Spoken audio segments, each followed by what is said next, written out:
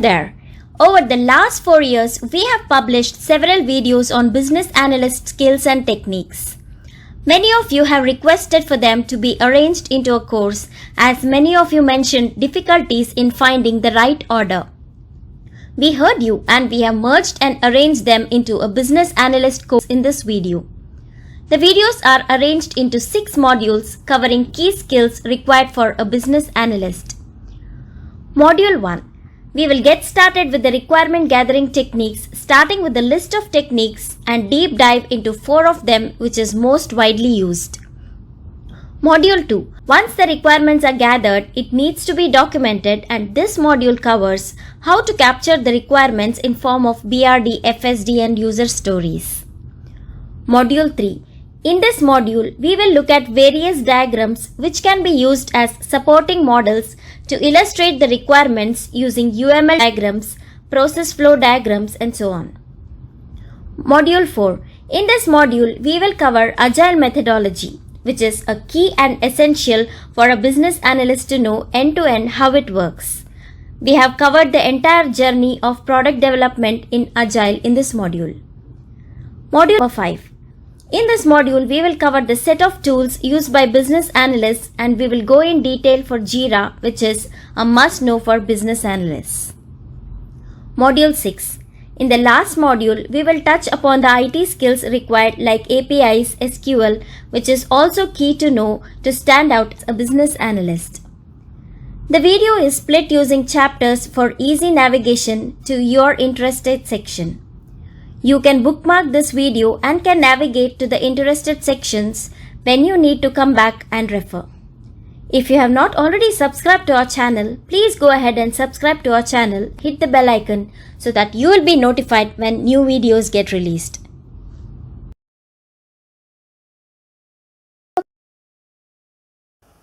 Hello there. How can you really know what your client wants? It is essential. But it is not always easy to find out without the proper technique. Elicitation is the process of getting information from your stakeholders about their needs. But how well elicitation works depends on what techniques you apply and how successfully. There is no one winning formula. You have to decide what method best suits your client's culture, work style, and business. The good news is that there are many elicitation techniques to try. There are 3 different types of methods: collaborative, research-based, and experiments. You can use them in many ways, from combining elicitation techniques to using just one. Technique number 1, document analysis. Analyzing business documents is a popular elicitation technique. Documents can include manuals, reports, and plans. It is a method that can give you information on the current state of the business and any processes it is using. And you can identify gaps in the processes and where solutions need to be applied. When you are analyzing the business documents, have a way to verify documents. Also have a way to collate information like a spreadsheet. Like a good resume, this method is more likely to work if records are up to date and verifiable. This method takes time, and you may face obstacles such as specific documentation not being made available to you. However, it can give you essential details for further elicitation sessions. Technique number 2, mind mapping.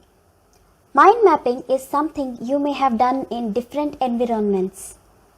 It is a collaborative approach you can do with the clients. It is a great way to bounce ideas off each other in a relaxed and visual way. There are also many mind map applications if you want to use technology for this method.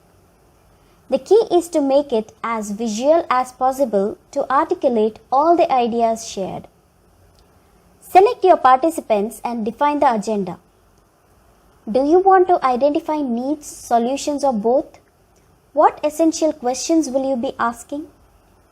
Questions can be general, such as what needs are not being met to identify problem areas. Questions can also be specific to needs such as what can be done to prevent this problem in the future. Make sure each participant has equal time to share ideas and feel valued. This elicitation technique works best with small groups of a maximum of 6 to 8. However, you could make it a team activity where groups mind map together then present to the rest of the teams. If you do this, create a final list of ideas at the end. Participants can give any last feedback or voice any of their needs that you did not record. Technique number 3, focus groups. Governments and businesses continue to use focus groups for many reasons. A report found globally $2.2 billion was spent on them in a year. Focus groups involve participants discussing a specific idea or problem. There is usually an impartial moderator who assists you. You can have pre-planned questions, but it is an open discussion. You can determine attitudes, needs, and ideas through this method. Technique number 4, interviews. Interviews are the most common option for elicitation. You can use them in different business markets without a problem. And you can also build strong relationships with the stakeholders you interview. Interviews are usually with an individual and planned. This way, you and the interviewee have time to prepare. Decide whether you want a structured interview with questions or an unstructured interview. An unstructured interview is more informal and more of a discussion. Take notes or record to remember everything that the interviewee shares. The information can help shape your requirement documents and other processes. Technique number 5, observation. As they say, action speaks louder than words. Stakeholders or users might not even consciously know what their needs are. Observation is a way for you to identify needs and understand the business processes. People often act differently when they know they are being observed. Let participants know in advance to ease any anxiety. Share the goals of the observation and reassure them that you are not judging them. Also, decide if it is an active observation or a passive one. Active observation is when you ask questions and try tasks. Passive observation is when you remain silent and do not participate. Technique number 6, interface analysis. You can use interface analysis when combining elicitation methods. You look at the components between systems and how well they communicate. There could be risks to the project if communication is not efficient. You can look at how humans interact with the interfaces. You can also look at how external applications or hardware interact together. You can create a diagram of how the data interacts to visualize the process. You can then work out what applications need to be integrated into the new system. Interface analysis makes sure the system meets standards and requirements. You have to have access to all the components for this elicitation method to work. Technique number 7, questionnaires and surveys. You can use questionnaires to survey a large group. You can cover a lot of information in a short amount of time. But prepare to remind stakeholders to complete the forms. Make sure the questions are direct without ambiguity. You can ask open-ended questions where the respondents can write the answers in their own words. It is harder to quantify these answers, but you can gain more insight. Or you can provide answers to choose from. This is close-ended. Different business markets will require questions depending on systems and the needs. You can quantify responses and provide statistical feedback. Technique number 8, requirements workshop. A requirements workshop is a formal option for elicitation. You bring stakeholders and users together to discuss ideas. It is a process-driven way to discover, clarify, and consider requirements. Carefully select attendees and recruit a scribe to record everything. There should be a neutral facilitator to guide the workshop and keep it on track. Usually workshops are only for a day or two. You may also hear the term Joint Application Development (JAD). This gets stakeholders, the project team, and users together in a workshop setting. The difference is that all participants determine the requirements, not just analysts. Workshops are an efficient way to obtain information and establish strong connections. Technique number 9, prototyping. Prototyping is one of the experimental elimination techniques. You create mock-ups of products to identify the requirements. You can also prototype after you try other elicitation techniques. You provide the client with the product demos. It is common for analysts to uncover missing requirements, or you can use mock-ups to clarify unspecified requests. Prototypes are a good way for clients to visualize products such as systems or parts of the systems. It is a process to affirm ideas and start putting them into reality. Prototyping requires time and investment. Often, flaws will be identified and clients can request any changes, but it is also a great way to elicit ideas from them. Technique number 10, process modeling. Process modeling is when you analyze and discuss the company's business processes. Methods are broken down into manageable steps for stakeholders to discuss. It is one of the collaborative elicitation techniques, but you can analyze beforehand to identify the processes that need to be discussed. You can look at manual and automatic systems, but the more complex the system, the more work it may take to explain it. So carefully select who will be involved. Create a visual diagram or description of the process. You can put people into groups to explain processes they are most familiar with too. You can also organize a group name where they walk through the process if appropriate.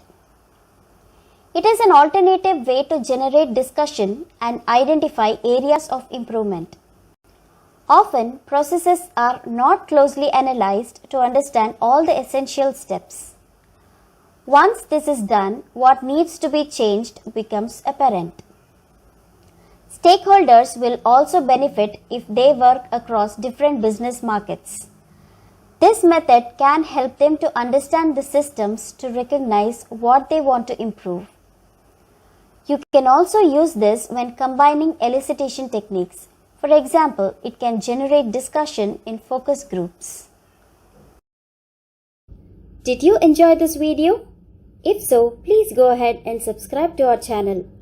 We post videos regularly on business analysis techniques, tools, and tutorials. Like and share the video.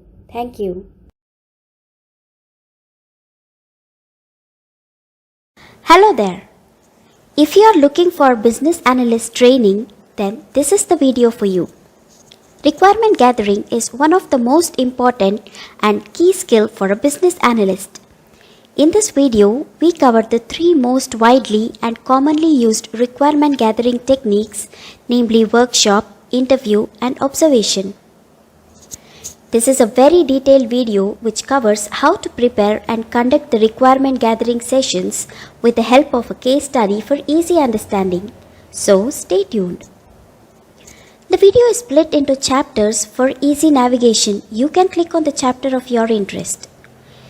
If you have not already subscribed to our channel, please go ahead and subscribe to our channel and hit the bell icon. We have lots to cover, so let's get started.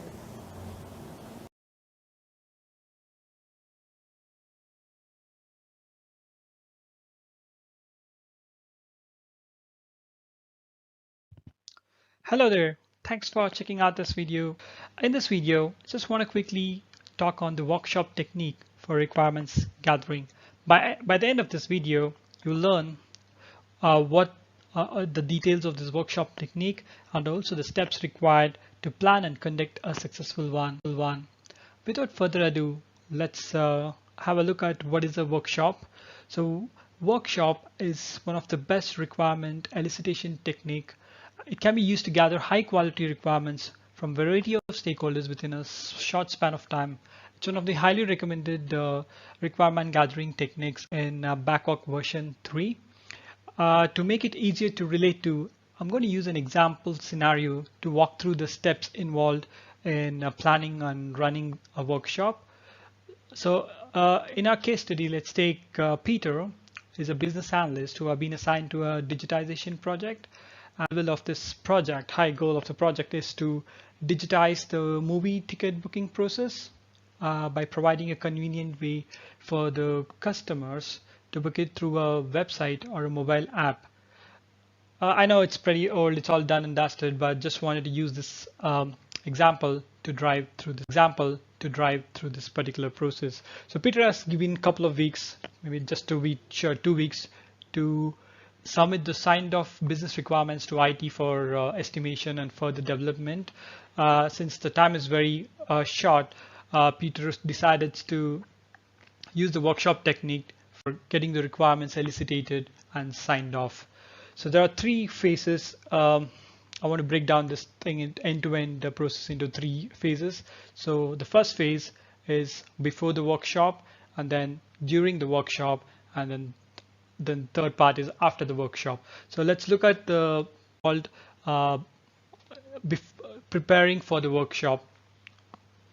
Let's get on it. Yeah. So the first step is Peter needs to identify the purpose and also desired outcome. He needs to clearly articulate what is required from this particular workshop.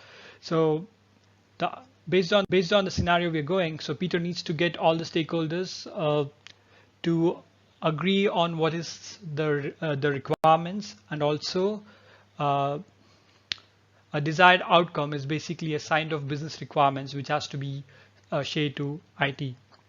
So the next step is for Peter to identify all the key stakeholders. Luckily, Peter had a discussion with the sponsor of this project, and he was able to provide Peter with the process flow of this end-to-end process. It helped him to basically identify the stakeholders.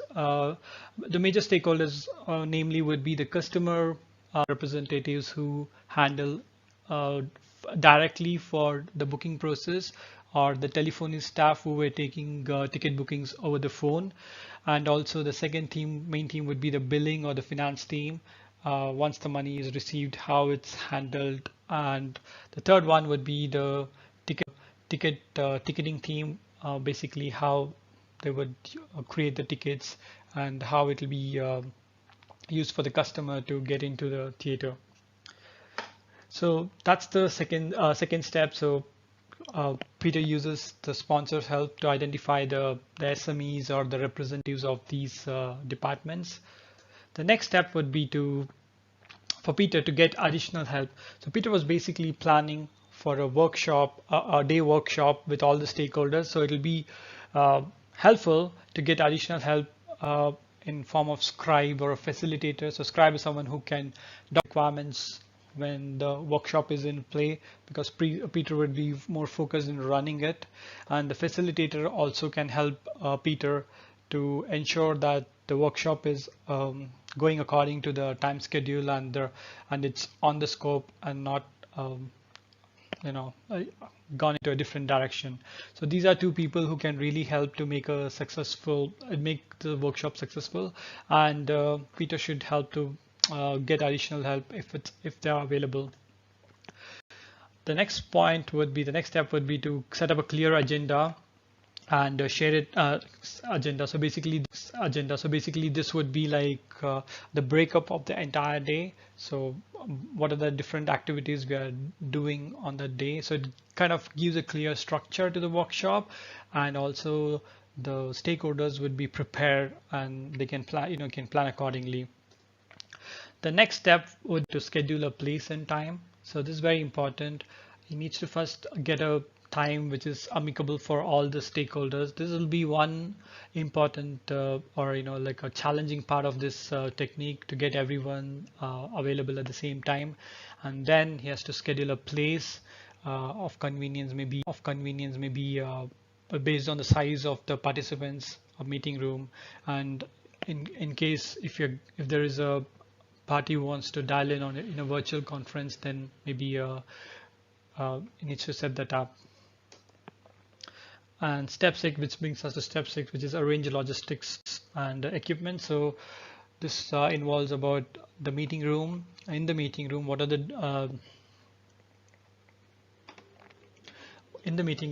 the things required, like for example a whiteboard and a projector, a marker, notepads and pen, water bottles, and maybe a option for lunch and coffee break, etc. The last step of this before workshop phase is to share the agenda and prerequisite reading documents to the stakeholders, so that they are prepared when they come to the workshop.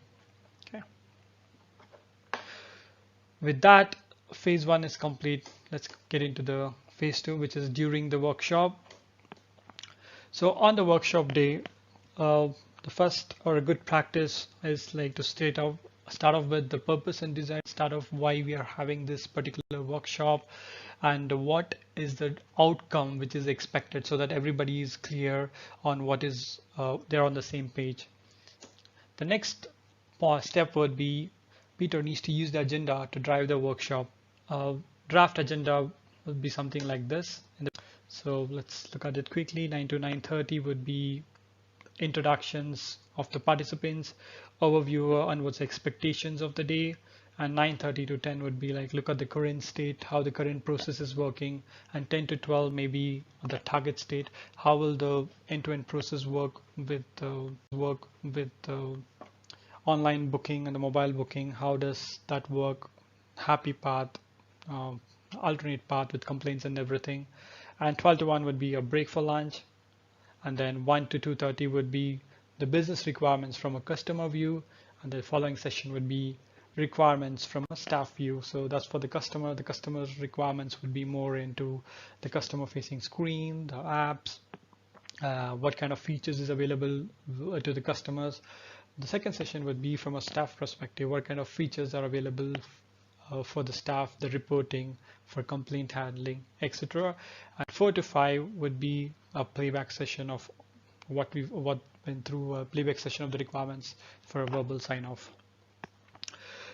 So this is where the scribe comes into handy throughout the when the workshop is progressing, one activity to another. Scribe to document all the requirements which has been discussed. It's a very important role.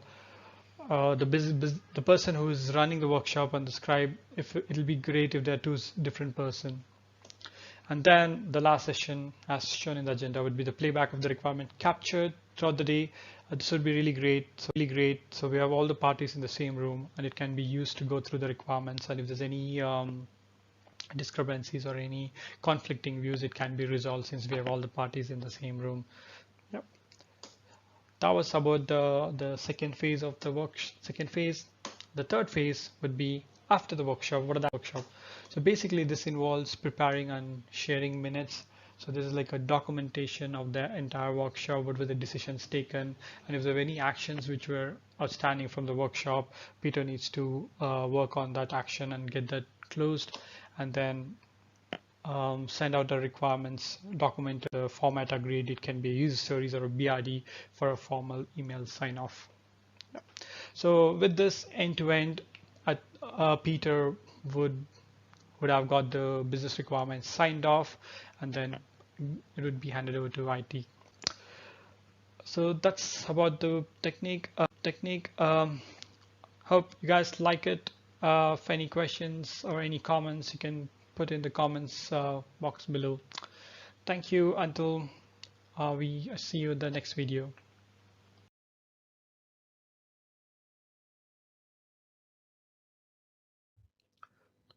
Hello there. If you're new to business analysis or looking to switch to a career in business analysis and wondering how a requirement gathering interview is conducted, then this is a video for you. Interview is one of the most commonly used requirement gathering technique across the globe. In this video, you're going to listen to a sample interview session between business analyst and a business owner to gather high-level requirements for an online application. This will give you a view and a feel of how usually the interview sessions are conducted, which will help you to plan and conduct one for you in the near future. Okay, so let's get started.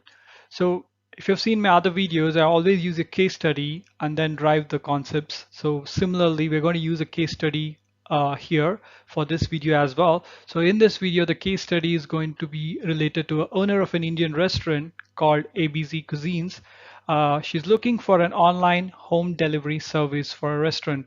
Her restaurant is doing well in fine dining and she wants to get this home delivery system started, particularly online through a website or a mobile app to expand her revenues. Raj is the business analyst who's part of the consulting firm who's hired to set this up. So he's going to use the interview technique to gather the high-level business requirements from her. Before we get into the details of the interview process can be divided into broadly 3 phases. Number 1, before the interview. Number 2, during the interview. Number 3, after the interview. So these are all 3 phases and there are a list of steps under each of them which needs to be performed to ensure that you get the maximum benefit out of one interview session, which we are going to discuss in the subsequent slides. Okay, let's start to look at the steps involved in before the interview phase. So there are 4 key steps. Step number 1, determine a goal or outcome of the interview session. So in your mind, you should be very clear what is the expected outcome or goal out of the session. So if you look at our case study, Raj, the business analyst, is trying to gather the high-level business requirements for the proposed online home delivery service. So the outcome he's trying to get out of the session would be the list of requirements 1, 2, 3, 4, and so on. Step number 2, identify the participants of the interview. So this is one of the things which a project manager or a sponsor would be able to help the business analyst in ideal project scenario. So we should identify the list of key participants or key people. It can be SMEs or the business stakeholders who would be able to help to contribute to the goal or outcome of the interview session. So in this example case study, Raj is going to meet up with the owner of the restaurant, Anisha, who has this idea of this online home delivery service, and so she is the best person to get the requirements firsthand. Step number 3, make a list of questions to ask. So there are 2 types of interviews which can be done: unstructured interviews and structured interviews. Unstructured is where you just block some time and get into the session and just go with the flow.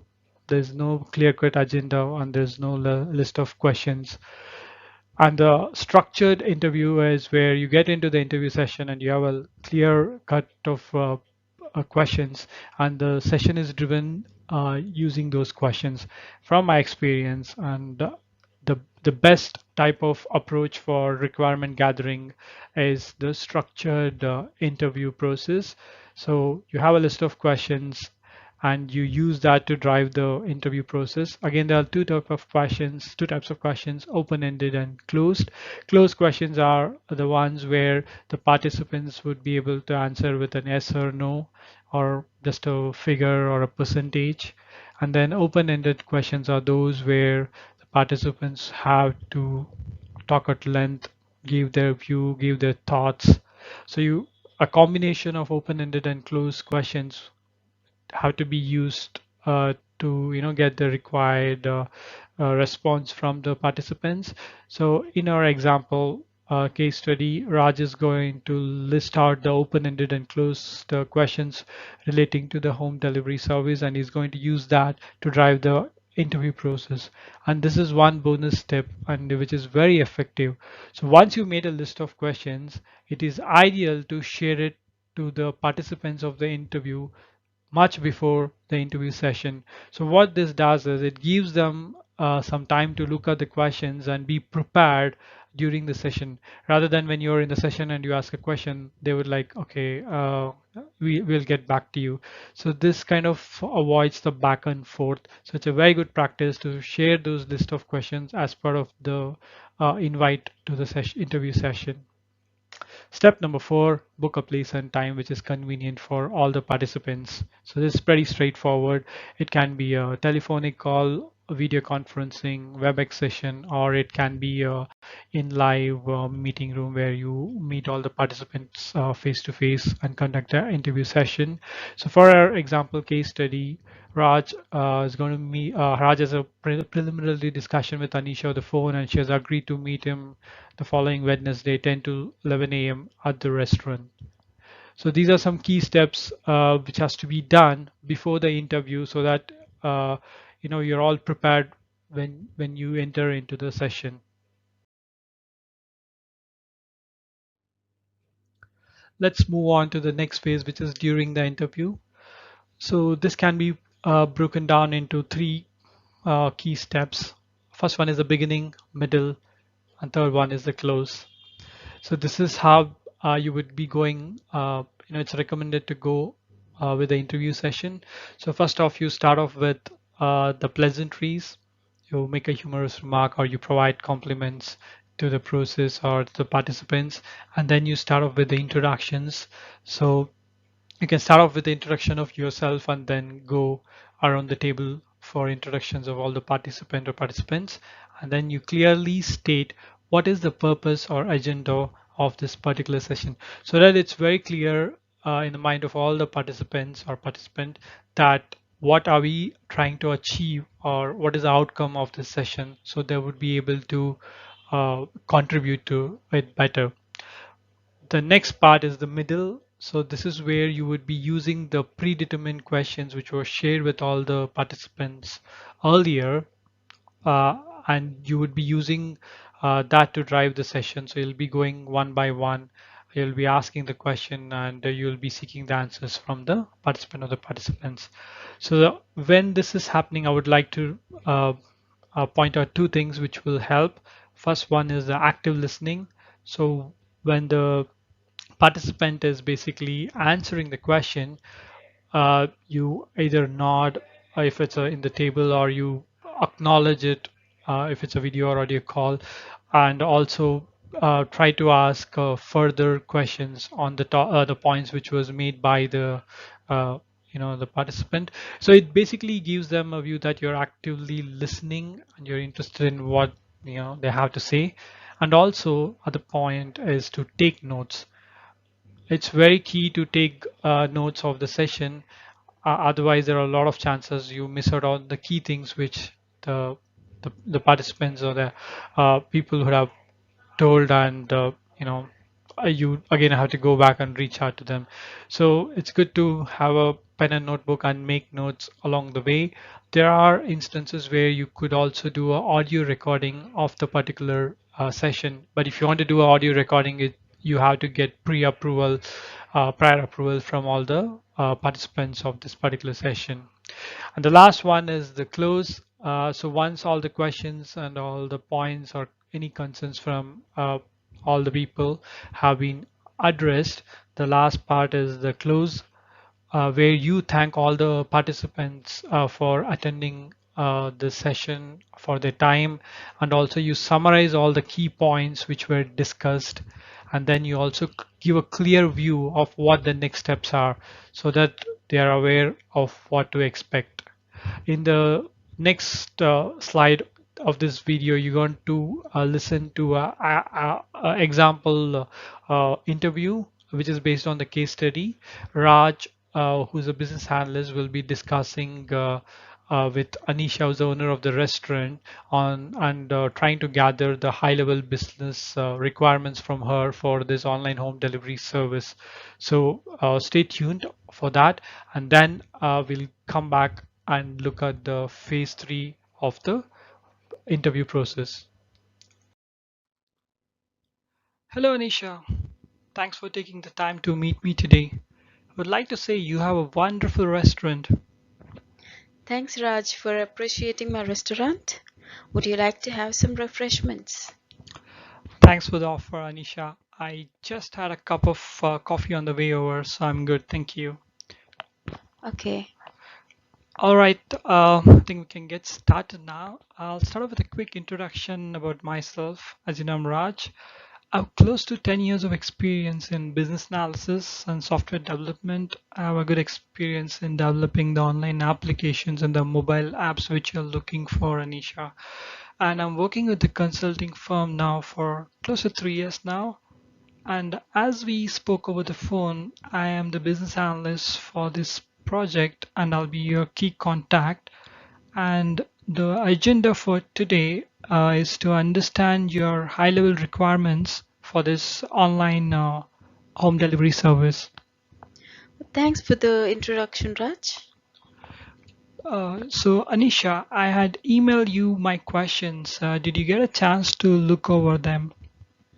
Yeah, I'm glad that you sent me the questions in advance. I got some time to look at them and think about what I really want. Glad you found it helpful. Then we'll get started with the first question. So, could you provide a quick background about your restaurant and also the reason why you're looking for this home delivery, online home delivery service now? Sure. To begin with, I started this restaurant 5 years back. As of now, we have 4 branches across the city. My restaurant has always interested people who are interested in Indian cuisines. Now we have started catering for lunch and dinner for the office going crowd through phone booking.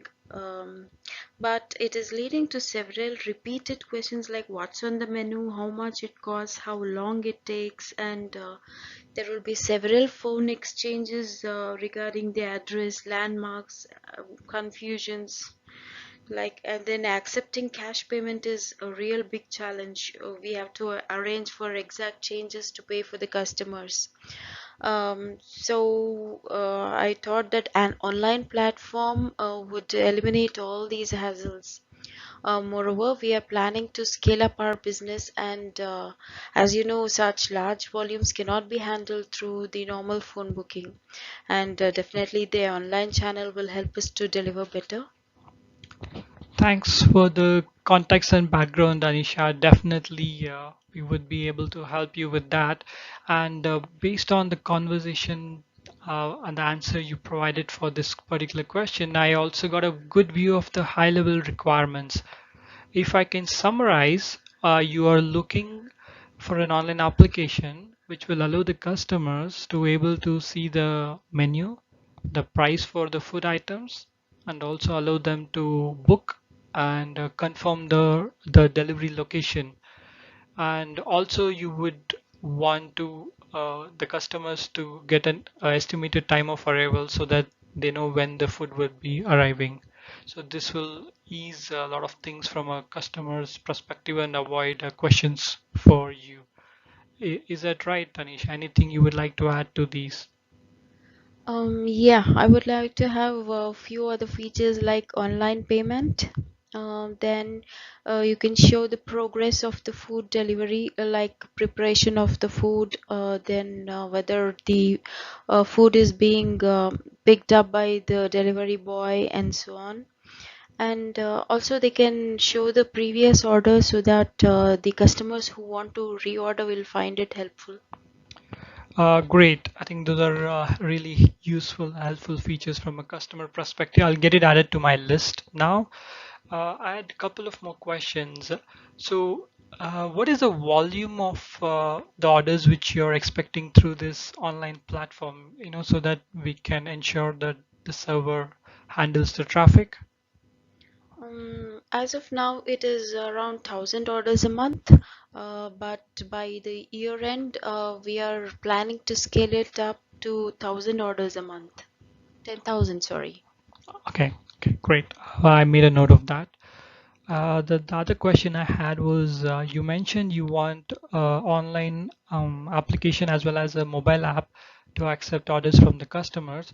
So I was just looking from a prioritization perspective. Do you want both of them to go live together, or can we have the website first and then we can roll out the mobile app, or vice versa?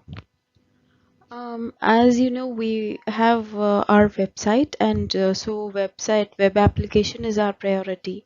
And once we are comfortable using that, I mean, when the customers are comfortable using that, we can slowly start building the mobile application.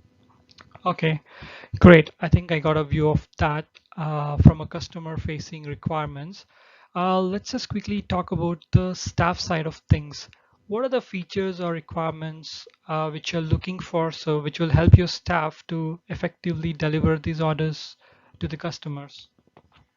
Yeah, we would like to have a staff portal which will be managed by our managers on site, and the manager should be able to get a pop-up whenever a customer orders their food. And once the food is ready, the delivery boy should be able to see the address of the customer, and he should be able to locate the address and navigate conveniently. Okay, got it. Great. I think we can work with that. And is it all right, Anisha, if you can just let me to have a look at your back-end operations and also a walkthrough of how the things work currently for this phone booking, like how do you deliver orders using the phone, so that I can try to model it accordingly on the similar lines and also can try to address any pain points which the team might have now. Sure, I can arrange for a walkthrough with my manager. Is it fine? Yeah, that would be great. Thank you. Perfect. I think those were the questions which I had over my list, so I've covered all of them. Is there any other things you want to discuss or you want to highlight at this moment, Anisha? As of now, there is nothing. I'm looking forward to it. Uh, Okay. Fine, Anisha. So just to summarize, we discussed the customer-facing requirements and the staff side requirements for this online application, and also your manager would be giving a walkthrough of the operations, what how it's operating now. And post that, what I will do is I'll go back to the office. We'll come up with a prototype of this website application and also mobile app, which will give you a view of the screen navigation, the look and feel. And then I'll come back here to go over them for your review. And also if there's any additional detailed requirements, I can get that added. So once you're happy with it, then I'll send it across to our IT team to start the development. Is it all right, Anisha? yeah, that's perfectly fine, Raj. Sending my manager in. Okay, thanks, Anisha. Thanks for your time. Hope you found the interview clip useful. Coming to the last phase of the interview process, which is after the interview, this is a pretty straightforward step. It's a single step process, which is share for confirmation. So in this step, what you're going to do is you're going to organize all the requirements which was gathered in the interview session, and then you're going to share it with the participant or participants for their confirmation, so that if there's anything which was missed out, it can be added, and if it was anything captured incorrectly, it can be rectified now itself rather than finding out in like couple of weeks into development. So this is a very key step to ensure that the requirements are captured correctly and there's nothing missed out from the interview process. So in our example, Raj would make a list of all the business requirements, which is the staff facing and also, so the customer facing and also the staff requirements to Anisha, just for confirmation so that he has captured everything which was discussed in the session. That covers the interview process. So what we have done here is just created a cheat sheet, which you can use it for all your next requirement gathering interview sessions. So it summarizes what we just spoke about in this video. It has the three phases: before, during, and after the interview, and all the steps for each of those process, which is to determine the goal, identify the participants, make a list of questions, book a place and time, and during the interview, beginning, middle, closing, and after the interview, share for confirmation. So this is provided as a link in the description below. So you can click and download the PDF version of it, and you can use this as a cheat sheet for planning the interview, conducting, and also confirming the results of the interview process.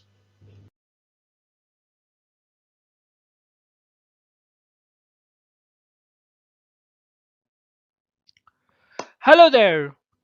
Welcome to yet another video from the Prefix BA YouTube channel. In this week's video, we're going to cover a technique called observation. Observation is a requirement gathering technique used to elicitate information and requirements by viewing and understanding the activities performed. This is also known as job shadowing, and you'll be able to get high quality information because you're getting it firsthand and you're able to see what is happening, who is doing it, and what is the environment under which that activity is performed. It's widely used in mapping the current state process or the as is flow, and also this is widely used in the process improvements initiatives.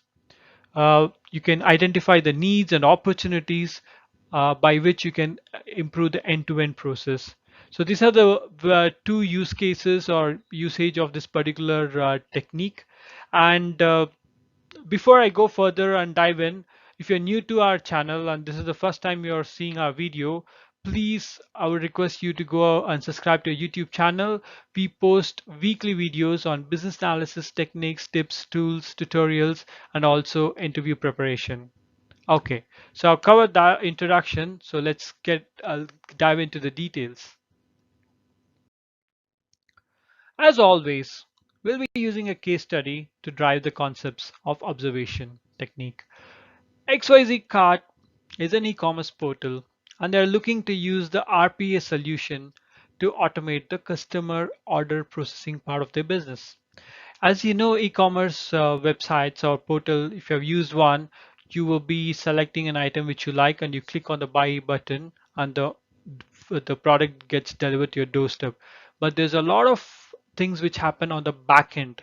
For example, the portal pro providing an order details to the actual seller, seller packaging the product, the portal, e-commerce portal picking it up and delivering it to your doorstep. So there are a lot of backend activities which happen, and XYZ Cart, they're looking to use the RPA solutions. RPA is the robotic process automation. There are a variety of tools ranging from Blue Prism, Automation Anywhere, UiPath, and what these tools will do for the business is they will try to automate repetitive tasks, simple tasks, tedious tasks, which can be done by the RPA's tools, and the staff can be used to, deal with the higher value items, decision making things. So the thing about RPA is in an end-to-end business process flow, not everything can be automated. So there are only few parts which can be automated and few parts has to be yet be done by a person. So Rahul is a business analyst who's part of a consulting firm who is hired to check the feasibility of implementing an RPA solution to the XYZ part, uh, XYZ part of the their business on the customer order processing part. So in order to do that, the first step in the process is basically to understand the current state flow or the as is flow.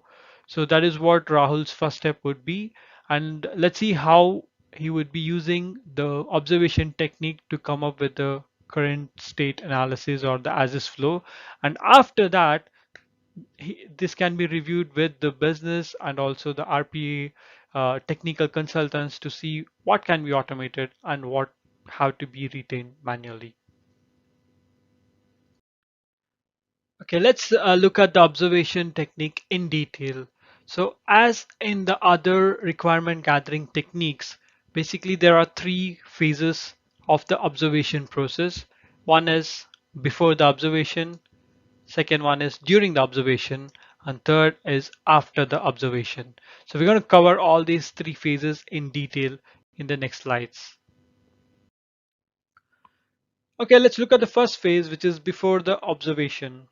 So it can be broadly, categorized into three steps. Step number one is determine the purpose. So in our case study, Rahul is going to conduct the observation session in order to document the current process. So in order for the RPA solution feasibility study to be done and to implement it, the first step is to understand what is the current state and what is the as is process flow. So that is the whole outcome towards which Rahul is working, and this has to be communicated clearly to the stakeholders and can be documented. So at the end of the session where you have spent a considerable time of energy and also the people's time, so we all know what we are working towards to.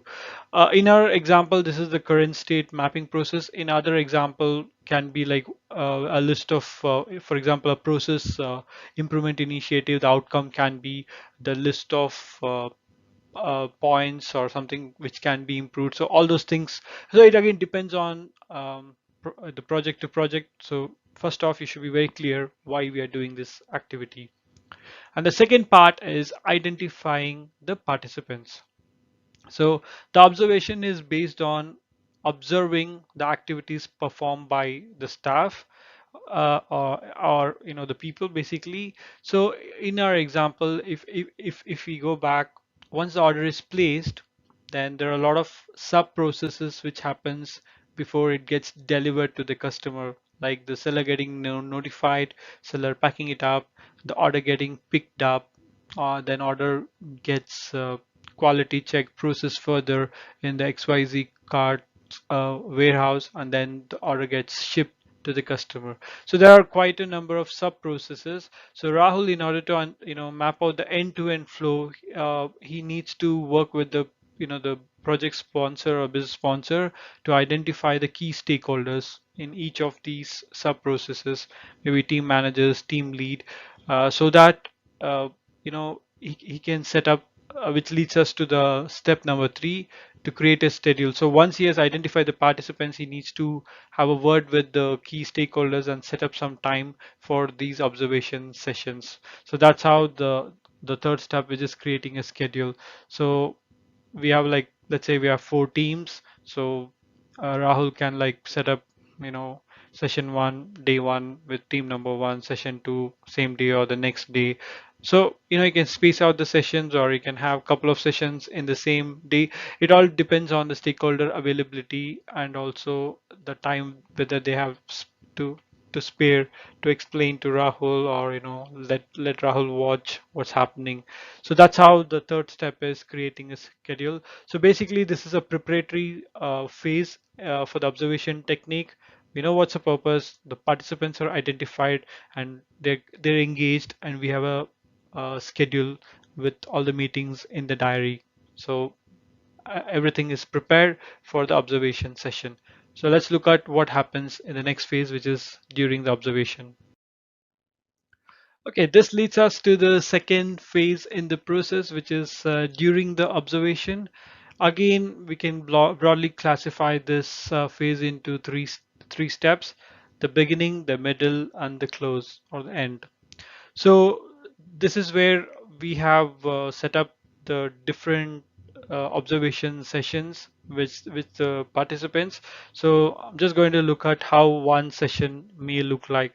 So the first part would be the beginning. So you would be arriving at that particular place. You would be meeting the team lead, team manager, and also you will be meeting the team member or the staff whom you would be observing. So there'll be pleasantries, and then you would give your introduction, uh, where you're from, what you're doing, and also briefly explain them the purpose and agenda, so that they're clear. So one of the thing, when you're doing this technique, the operations staff would always be like worried, or they'll be oh, why is it being done? Is it to check the performance, or is my job at risk? So there are a lot of things which will run into their mind. In order to get good information from them, you have to put them at ease. So you need to kind of provide a picture why exactly you're doing it, so that, for in this example, Rahul can explain that you're trying to implement the RPA thing so that the menial task, tedious task can be done by the bot, RPA bot, and the staff can be moved into higher value roles, or involving decision making. So these are some things which have to be clearly communicated to the staff so that they are at ease, and we can have a good session. So that part's the beginning for, step one. And then the step two is the middle. So all of the introduction is done. We explain the purpose. Then you would be, taken to the desk of that particular team member. So let's say this is a workstation where the shipment is received from the seller, and there is like quality checking and also packaging happening in the XYZ cards, one of the warehouse. So that is a part. So here this process involves the staff showing for one case, or maybe couple of cases if you want to check it out. So you would be sitting there next to the staff and then making notes like, okay, what is step one, what's happening, how does the order, or how does the package arrive, where does it arrive, what are the checks done on the package. So basically you'll be making a list of steps, making notes, and also what type of data is received, what are the things the staff will enter, data points like, and also what are the tools they use. And also you would be noting down what is the timing. So if there are a lot of steps in the process, you can just make a note. Step one, takes 2 minutes. Step two takes 3 minutes. Step four. So the reason this timing is very important is when you're doing the feasibility analysis, and let's say step number five takes 10 minutes and you're able to automate using RPA, that gives you a great deal of information for your business case. And it's easy to get the funding and move the project further. So if you're cutting like 10 minutes in a step, so if you multiply by the number of FTEs and the volumes, so that kind of helps you in the business case. So noting down timings is also one key thing. And then there are two types of observation technique. One is called the active, the other one is passive. Active is like when the staff is doing some activity and you have some doubt, you have a question, you ask it then and there, like, why are you doing this particular step? What is the reason, or what information are you entering? So asking them probing question, for you to get a clear picture in your mind why they are doing it. So that is the active observation technique. And if you're not going with the active, let's say you're going with the passive, then all you're doing in the step to the middle part is just observing and making the notes, the steps, the data tools, timings, etc., etc. Yeah. And then it brings us to the last part, which is the last step on this phase, which is the close. So here you would be once, thanking the participants if you're using the active one. So they've walked through their part of the process end to end. You made all the notes, you've asked all the questions, so you're happy with it. You understand what the current state process is. So Rahul would be then thanking the participants for the like the time and sharing the knowledge. But let's say if a passive observation technique was adopted by Rahul, then he wouldn't have asked any question during the middle, and then he would be storing all the questions at the end, and he'll be asking one by one, why do you do that? Why do you do that? Etc. etc. And once all the questions are clarified, then he would be thanking the participants for the time and also sharing the knowledge. So once this is done, then briefly Rahul will be touching on the next steps. Okay, so I've got all the details. So what I'm going to do is I'm going to put everything together neatly and send it to you for your review and confirmation. So just giving the staff or the team manager, team lead, what's going to happen next. So that also needs to be covered so that they're aware there's an action pending on on their side in the near future so that it can be planned accordingly. So again, these are the three steps in the during the observation process. So let's look at what happens at the last phase, which is after the observation. This brings us to the phase number 3, which is after the observation. So as stated at the last step in the previous phase, where you would be briefing the staff or the team manager, team lead, that you will be sending some materials of your observation, the data, the process flow, tools and timings, etc., for them to review and confirm and validate. So that is what exactly you will be doing in this third phase, which is after the observation. You'll be putting it together in a process flow, end-to-end, Visio, Aries, or whatever, end-to-end process flow, documenting all the steps, who is doing what, and also the Rahul would be putting the timings which he has captured for each step, and also the tools used in the each step, all the notes which will be like compiled, maybe some presentation to provide some more business context. All of the things which he has compiled would be put together in a nice package and sent to the team for their validation, with whom he had the observation session. So this is very key because the team has to confirm that whatever process, the current process which the Rahul had captured, is exactly what is happening on the floor, because that is when the real outcome. If we go back to our earlier in the video, we saw the outcome of this exercise was to get the current state process flow, and with the step 3 we ensure that whatever is captured is actually the reality, is what's actually happening on the floor. So this would be repeated for all the sessions end to end, and once Rahul gets everything compiled together and validated by all the different sub teams, then you would have the end-to-end business process flow, or which is the as is flow, uh, which was the outcome of this exercise, and then the process flow will be used for the RPA idea feasibility, and also see which all the tasks can be automated using an RPA bot, and which of the tasks has to be maintained still with the staff. Okay, that brings us to the end of this video. Before I let you go, I'll just quickly summarize what we have discussed so far. So it's basically the observation technique which we discussed as part of this week's video. And we have 3 phases to the observation: before, during, and after. So before the observation phase, number 1 is more of a preparatory step. You identify the purpose, you identify the participants, and you create a schedule with them for the observation sessions. And phase number 2, which is during the observation, the beginning, you greet them, you tell them why we are doing this, and in the middle you observe, make notes, and then in the close thank them for it. And again, if based on the type of technique, you would have been asked the questions to them during the middle or at the end, and tell them the next steps. And which brings us to the phase 3, which is after the observation. So it'll be sharing with them all the things you have captured as part of the observation for their validation, and so that whatever you have captured is actually the truth, and what happens ideally on the floor. So this is a quick summary of what we have discussed so far.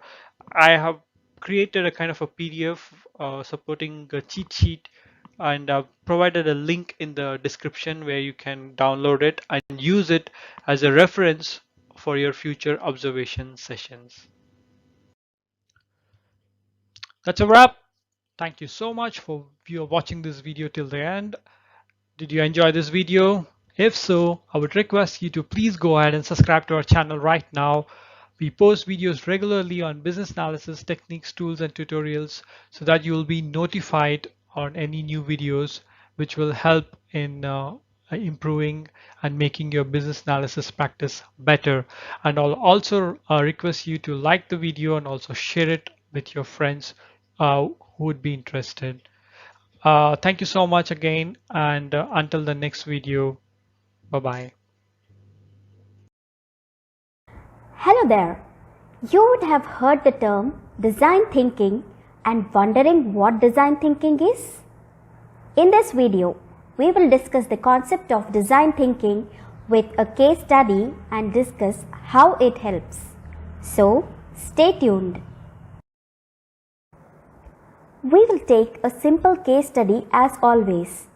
We will consider our favorite restaurant called the Vegan Gardens looking for an online home delivery service. James is the business analyst part of the consulting firm who is hired to set this up. Let us see how he uses the design thinking technique. James meets the restaurant owner Jane, who has the idea for an online home delivery service. She starts off with a big list of requirements. We need a mobile app for both Android and iOS. We need an online web portal working with all the browsers, and the list went on. Jane also told she had limited budget and wanted to reuse the profit from the home delivery service to make this app better. In a traditional manner, as a business analyst, James would just document the requirements in a detailed manner and prioritize them based on what Jane wants. Post building this, we may find out that the customers are not even using the features developed, as it is not what they were looking for, resulting in a huge waste of the IT spend. Does this scenario sound familiar? I bet you would have worked on such requirements which were never used. Basically, we build and waste IT spend on the things nobody needs.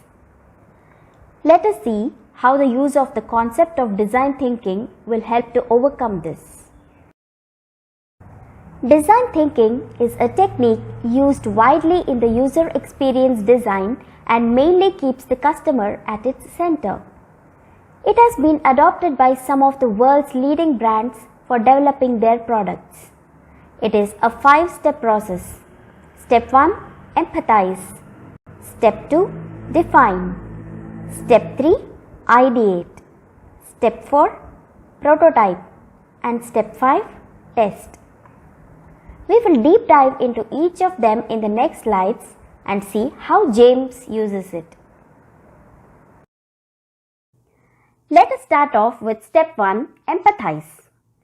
James recommends Jane, the restaurant owner, that instead of starting off the IT development of the stated requirements, he requests her to arrange a few sessions with their regular customers to understand how this app would help them and what problem it solves for them. The first stage, as the name suggests, is to empathize. That is, to really understand from the customer's view what their problems are even before we think about the solution. We can use our requirement elicitation techniques like focus groups, interviews, observations for this stage. We have playlists covering these techniques. If you have not already checked it out, you can go ahead and check it out. We have included the links in the description below. Okay, coming back to our case study. James is going to use the interview technique. James has interview sessions with few of the customers and tries to understand whether there is a need for the online delivery and how it solves their problem. Customers explain that they come over to this restaurant as it is a healthy vegetarian option. Many a times they are not able to come all the way to the restaurant if their schedule is very hectic. Also, evening and weekends, the restaurant is quite far off from the place people stay and hence they are not able to make it all the way here. James asks whether they have tried the phone ordering. The customers inform that the phone takes way more time waiting and ordering, and also their difficulty in explaining the location for the delivery and also the collection process. Instead, they want an online ordering system which helps them to place the order and make the delivery process easy. So this validates James' business need of an online home delivery system. Further discussions emphasize the ease of ordering with just a few clicks. They did not care about the web application at all. All they cared was the mobile app which they can use to order with few clicks on their mobile. This alone would save thousands of dollars on the IT spend on developing a web application. Also, another problem came out in the discussion was that usually they are so engrossed in work, and it would be great if healthy food was delivered routinely for lunch without them needing to order every single day. This was a great pain point not even Jane was aware of, as the subscriptions like this will be a great addition to the revenue and also solves a big problem for the customers. Speaking to the real customers gave a view of their real problems, and without these conversations, we would have no clue what the real customers want. Following up with the exercise, James gathered further insights by sending an email survey to the restaurant's customers. One key finding was 65% of the restaurant's customers who responded to the survey were using an Android phone. With this step, James learned key information about the customers, their problems, and their needs. Based on the learnings, we move to next step, step 2, define. This step in design thinking process is for definition of the problem statement. James uses the insights gathered from step 1 based on interactions with the customers to define the problem statements. Unable to visit the restaurant for lunch during the busy workdays. Unable to order food for dinner or over the weekend as the restaurant is far off. Phone ordering system is not easy to use, time consuming, and the whole delivery process is cumbersome, that is guiding the delivery boy to their place over the phone. So caught up in work, they don't remember to order and end up choosing the food at the cafeteria as they don't have time to wait. James defined these above mentioned problem statements, and these will be used in next step in the process. Now we have problem statements clearly defined, we can move on to step 3, ideate. In this step, James will discuss with the team and come up with the solutions. James arranges brainstorming sessions with the key stakeholders from the restaurant to discuss the solutions to these problem statements. It was very clear from the problem statements that the customers need an online delivery system, and it is very clear they don't want to use the current phone ordering process. They need this ordering and delivery process to be as simple and easy as possible with just few clicks on their mobile. It was clear the customers don't need a website and an app would do, and 65% are Android users. Hence, James recommends that the solution can be to begin with an Android mobile app and then later can be expanded to iOS mobile app. Also, he recommended redirecting the customers to the mobile app if they click order online on their website. All the stakeholders agreed with the solution. There is no way James would have been able to persuade Jane and others if he did not have the insights from step 1. They all agreed and narrowed down the solution to begin with an Android app. Then James started discussing the problems related to messy phone ordering system, and he suggested the online ordering to be very easy and convenient. Below were the solutions recommended by the stakeholders. Categorizing of food menu like breakfast, lunch and dinner. Categorization of food based on the types like salads, burgers, etc. for the ease of selecting for the customers. Location identification using phone's GPS so they don't have to type or guide the delivery person to their address, which was a major pain point for the customers not ordering food. Payment integration with leading mobile wallets, mobile banking for ease of the customer payments. Another feature is to repeat the order, as most of the people ordered the same combination over and over again. This one-click reorder will save a huge chunk of time for the customers. Having a subscription lunch pack, where the menu is handpicked by the chef and delivered every day to the customer during their lunchtime, which was another problem identified, and it was a great idea. And bunch of more ideas. At the end of the brainstorming session, Jane was happy with the ideas and asked James to immediately start development. James recommended that before we start development, we have 2 more key steps which will help to validate that these solutions are what the customers really want. From step 3, we have good solutions to problems reported by the customers. Before rushing to development, James moves on to step number 4, prototype. Prototype is a dummy model which shows how the solution would look like. James engages his user experience team and works with them for mock-up prototype for the mobile app with the discussed solutions. Prototype need not be an actual working model. It just needs to be good enough to explain to the customer how the solution would be. It can be fancy screens or even diagrams drawn on paper which shows the customers how the solution would work. James got the basic screen mockups from the UX team and he created a storyboard which showed the basic flow of logging in, browsing, ordering, setting up the location, payment and order collection, and also the subscription pack ordering. It was a series of screens and James can use the screens and the storyboard to explain the end-to-end process to the customers. Coming to the last step in the process, step 5, test. Based on prototype developed in step 4, the mock-up screens and storyboard showing the end-to-end navigation flow, James again meets the customers whom he had engaged earlier and shows them the prototype.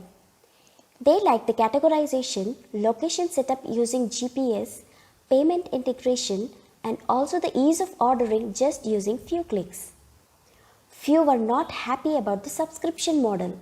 They wanted flexibility to choose the menu or change if required and also cancel if they have other plans for that day. Also, they absolutely loved the reordering option which will allow them to reorder the item with a single click.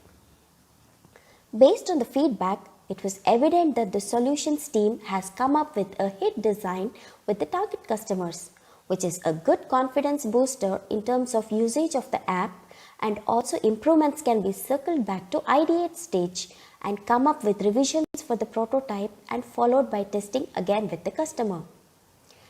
There can be multiple iterations, and once the customers are happy with the prototype, we can go ahead with the actual development of the mobile app, thus giving a validation that the developed solution is actually what the customer wants and it solves their problem. These features can be logged as epics and user stories to the product backlog and then can be delivered using the Agile methodology. We have a playlist covering the Agile methodology and I will be providing the link in the description if you want to check it out. Alternatively, one can still come up with BRD or FRD documents and develop the app using the waterfall model. It's recap time. Design thinking is a powerful technique for customer-centric design, and validating the solution is actually what the customer wants and it solves their problems. It is a 5-step process. Step 1, empathize. Understand the real problems of the end users or the customers. Step 2, define. Define the problem statement clearly based on the insights from the customers. Step 3, ideate. Once the problem statements are clearly defined, brainstorm for the best possible solutions. Step 4, prototype. Once the solutions are identified, then go ahead and build a prototype. It can be as simple as a paper prototype, or you can use UX screens and storyboards. Step 5, test. Once you have the prototype, show it to the customers for their feedback on whether it actually solves their problem and this is what they want. Once the customers are happy, then go ahead and log the features as requirements and start with the development either using Agile or Waterfall. Did you enjoy the video? If so, please go ahead and subscribe to our channel if you have not already done so. Also, click on the like button to show your support and also help us to share this video with your friends who may find this useful. See you in the next video. To write Business Requirement Document or BRD, Functional Requirements Document or FRD, and User Stories. You can refer to BRD and FRD guides in case you are following the waterfall model and User Stories in case you are following Agile. All the 3 guides have been made chapter-wise for ease of use in case you want to directly look into the guide you want to refer to. Stay tuned. If you have not already subscribed to our channel, hit the subscribe button and the bell icon to get notified about all our new videos on business analysis. Hello there. This is one of the most requested video, Guide to Write a Business Requirements Document or BRD. You can use this video as a guide to write your next business requirements document. We will cover what a BRD is and all the sections that BRD must contain with a simple case study. So stay tuned. If you have not already subscribed to our channel, please hit the subscribe button and the bell icon to get notified about all our new videos on business analysis. Okay, let's start with an explanation of what a BRD is. A business requirements document is the starting point for any project. It is the customer's voice, whether that's an internal customer within the organization or an external customer. The business requirements document outlines the customer's needs and expectations. It doesn't specify how a project will be carried out. That gets outlined in the functional requirements document. But it does explain why the project is needed and what the customer hopes to see once the project is complete. Next, let us understand why a BRD is required. A business requirements document is about setting expectations. If the customer can establish their expectations from the very start, the entire project team will have a single point of reference to refer to throughout the project. In other words, it answers the question, did the project deliver what the customer expected? It also provides clarity to a project. It is beneficial to everyone involved in a project to write this down and get the customer to sign off on it. A well-written requirements document will help you avoid a crisis later on in a project when teams have disagreements on what they need to be building or why. Finally, a requirements document assists the entire project team and the customer in aligning around a big common goal. Everyone will be, quite literally, working on the same page. What should a business requirements document include?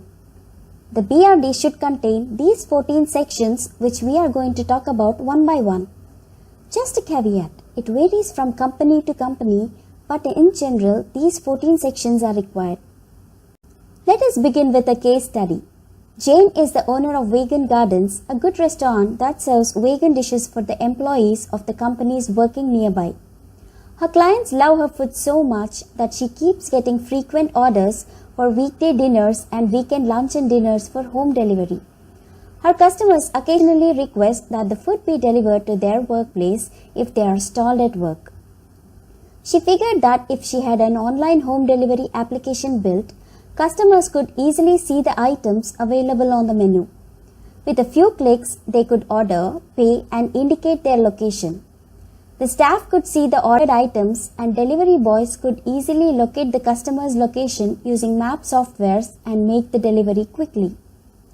This is a fantastic additional revenue generator for Jane and also provides customers with great customer convenience to satisfy their needs. Let us quickly discuss the 14 sections of the BRD with this example. Section 1. Author, Change Control and Approvers.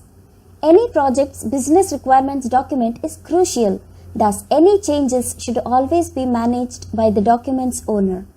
So the first section of the document should outline the name of the author, change control. This lists the dates, authors and details of any changes made to this document. You can use this data to keep track of any modifications made during the life of the requirements document. The approvers. The persons who will approve and sign this document, this is typically the customer team. In our case study, Adam Wells is the business analyst working on the project with Jane. He is creating the BRD document post the requirement elicitation sessions with Jane and her team. The person to approve would be Jane post review of the BRD. Section 2. Executive Summary. A business requirements document can be lengthy in large projects. Some project stakeholders benefit from being able to see the requirements at a glance. That is the purpose of the executive summary. The executive summary should be the first section of the document a reader sees as it will summarize the remainder of the requirements document. In our case study, this section should contain a summary of home delivery applications requirements like customers being able to see the menu, order and make payment within a few clicks and so on. Section 3 Glossary. In more technical or specialized projects, it is tempting to use industry jargons for its ease. But these documents will often be read by a variety of people from different backgrounds and levels of expertise. Use accessible language whenever possible, and if you must use jargons or acronyms, include a glossary near the beginning of the document. As you can see from the sample table provided in the slide, it has 3 terms which can explain the readers of the document what it means. Section 4 Business Goals. Do not confuse business goals with project objectives. Business goals are an interpretation of how the project will fit into the larger needs of the company. The business goals should also be consistent with the company's overall strategy. In our case study, the business goals will be allowing customers to order online from the comfort of their own homes and providing quick deliveries. This would lead to our next goal of providing a positive customer experience. Because of the first 2 objectives, the third and the most important business goal is to increase revenue through this additional channel. Section 5 Project Overview and Objective.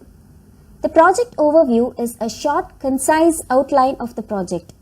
It will cover the project background and the most significant project features. Project objectives are a summary of what the team intends to achieve with this project. It is a useful reference point throughout the project. You can use these objectives to create measurable success criteria. In our case study, project objectives are creation of an online application for the customers to view the menu, order and pay. Creation of staff portal to view the order details and guide in food delivery. Section 6 Project Scope. Outlining the project scope is crucial. What the company will include and exclude from the project's goals. In other words, by outlining this, you can prevent scope creep in the future. In our case study, the project scope would call for the delivery of 2 important things. Customers can explore the food options, place online orders and pay using a customer-facing application. On the staff side, a staff portal is available for managing the received orders and their delivery. It is also essential to highlight the scope exclusions. It was decided that in the event of problems, the payment refund would be handled manually outside of the application. Section 7 Success Criteria. Success criteria is everything you are going to track to see if the project has achieved its goals. If at all possible, base your success criteria on calculable measures. That will make it easier to monitor the project success. In our case study, in line with our business goals which we discussed in the earlier slide, there can be 3 key success criteria.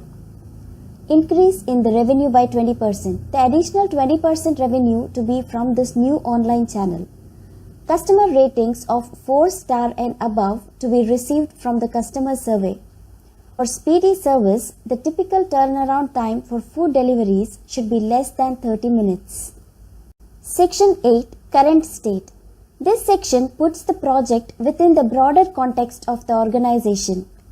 Talk to key stakeholders and specialists in the project team. You will be able to see how these business requirements fit into the overall business framework with the aid of their experience and knowledge. In our case study, Jane is not having an option for online delivery. The same can be stated and mentioned. But if Jane had some form of home delivery, that has to be documented in this section. Section 9 Target State. The target state outlines where the organization hopes to be in the future after the project is complete. As with the current state, it will put these targets within the broader business context. The document's target state provides an additional chance to describe how the project will have a positive impact on many facets of the business after it is finished. Process flows that show how customers and staff interact with the new web and mobile applications can be documented in our case study. We have a video on process mapping. You can see the link in description below to learn more on process mapping. Section 10 RAID RAID. This part gives credence to the thoughts and planning that went into the requirements document. Use this part to demonstrate your due diligence before laying out any criteria in the requirements document. Split this into 4 sections: issues, risks, dependencies, and assumptions. It will assist you in developing a more thorough comprehension of some of the issues and risks that the project faces. Section 11 Major Requirements. The list of requirements will be the most significant part of your document, so split this into sections and headings if you can. Be sure to include the priority when outlining each requirement. That will help the project planning later on in case the project manager splits the work into project milestones. It will also help prioritize the work order if there are resourcing conflicts. In our case study, I have listed 4 business requirements. The usual numbering of business requirements is BR followed by the number sequence like BR1, BR2 and so on. As you can see from the slide, 4 business requirements are listed as an example. BR1. Customers should be able to see the food items available for home delivery. BR2. Customers should be able to select and order the items they need. BR3. Customers should be able to modify their orders before submission. BR4. Customers should be able to make online payment for their orders. The remaining requirements can be written on the same lines. Section 12 Business Rules. This is a list of statements that the project requirements must follow. They are the constraints that the business requirements are bound by. Outlining these ensures that the project is fully compliant once complete. In our example, I have listed 2 sample business rules. Rule number 1. Customer cannot modify the order once it is submitted. Rule number 2. Customer has to make online payment for orders greater than $100 as part of risk mitigation. In our case, the customer does not pay cash on delivery. Section 13 Reference Documentation. Often business requirements have a history. Maybe some new bespoke software is needed because the old one has problems, for example. You should list any historical documents that are relevant to the business requirements in this section. In our example, Jane had prepared a business case document for this initiative, providing more details on it. That can be included in BRD for further reading. Section 14 Project Schedule and Budget. This section does not outline the full project plan. That will come later. The purpose of this document is to outline time and cost constraints for the project. In other words, what the key milestones are, which can be specific dates, months or years depending on the size and scope of the project, and the full budget of the project with an optional contingency budget if possible. This is an optional section. It is included in most of the companies and others manage it as a part of the project plan. Let us look at a sample waterfall project's schedule and budget section. Design will take a month. Development will take 2 months. Testing will take a month. Go live is in the month of May. This slide will provide a summary of the 14 sections. 1. Author, approver and change control. 2. Executive summary. 3. Glossary. 4. Business goals. 5. Project overview and objectives. 6. Project scope. 7. Success criteria. 8. Current state. 9. Target state. 10. Risks, assumptions, issues and dependencies. 11. List of requirements and priorities. 12. Business rules. 13. Reference documentation. 14. Project schedule and budget. Go ahead and give a like to the video or super thanks if you enjoyed this video. Share it with your friends until next time. Hello there. This is one of the most requested video, Guide to Write a Functional Requirements Document or FRD. This video can help you write your next functional requirements document. With a simple case study, we will discuss what FRD is and all of the sections that a FRD must contain. So stay tuned. If you have not already subscribed to our channel, hit Hit the subscribe button and the bell icon to get notified about all our new videos on business analysis. This is a continuation of our earlier video on writing BRD, which you can view by clicking the link in the description below. Okay, let's start with an explanation of what a FRD is. The Functional Requirements Document FRD is a detailed guide that explains how the software works and its useful features to a software user. This document should provide a clear vision of what the business wants to achieve and how your product or service will help them achieve it. The FRD enables business analysts and stakeholders to ensure that the software meets the needs and expectations of the users. In your FRD, describe how users interact with the system and anything on the screen. It also explains what happens when there is an error and how the users can recover from it. The FRD then describes what the system is supposed to do and how users can use it to make their jobs easier. Next, let's understand why a FRD is required. Functional Requirements Document creates a mutual understanding of how the system should operate between various stakeholders. Users who are knowledgeable about how the system operates are required to provide feedback for the document. They can then offer insightful feedback to assist other users in managing the product. The FRD is utilized by other groups in other areas of the company. Management, marketing, sales, customer service, support, and the application development team can all be considered among them. The document addresses these groups differently and takes into account how it reads so that it is easier to understand. What should a functional requirements document include? The FRD should contain these 10 sections which we are going to talk about one by one. Just a caveat, it varies from company to company, but in general, these 10 sections are required. Let us begin with a case study. Jane is the owner of Vegan Gardens, a good restaurant that serves vegan dishes for the employees of the companies working nearby. Her clients love her food so much that she keeps getting frequent orders for weekday dinners and weekend lunch and dinners for home delivery. Her customers occasionally request that the food be delivered to their workplace if they are stalled at work. She figured that if she had an online home delivery application built, customers could easily see the items available on the menu. With a few clicks, they could order, pay, and indicate their location. The staff could see the ordered items and delivery boys could easily locate the customer's location using map softwares and make the delivery quickly. This is a fantastic additional revenue driver for Jane and also provides customers with great customer convenience to satisfy their needs. Let us quickly discuss the 10 sections of the FRD with this example. We had used the same case study for BRD in our previous video. You can check that out if you have not done so using the link in the description below. Section 1. Author, Change Control, and Approvers.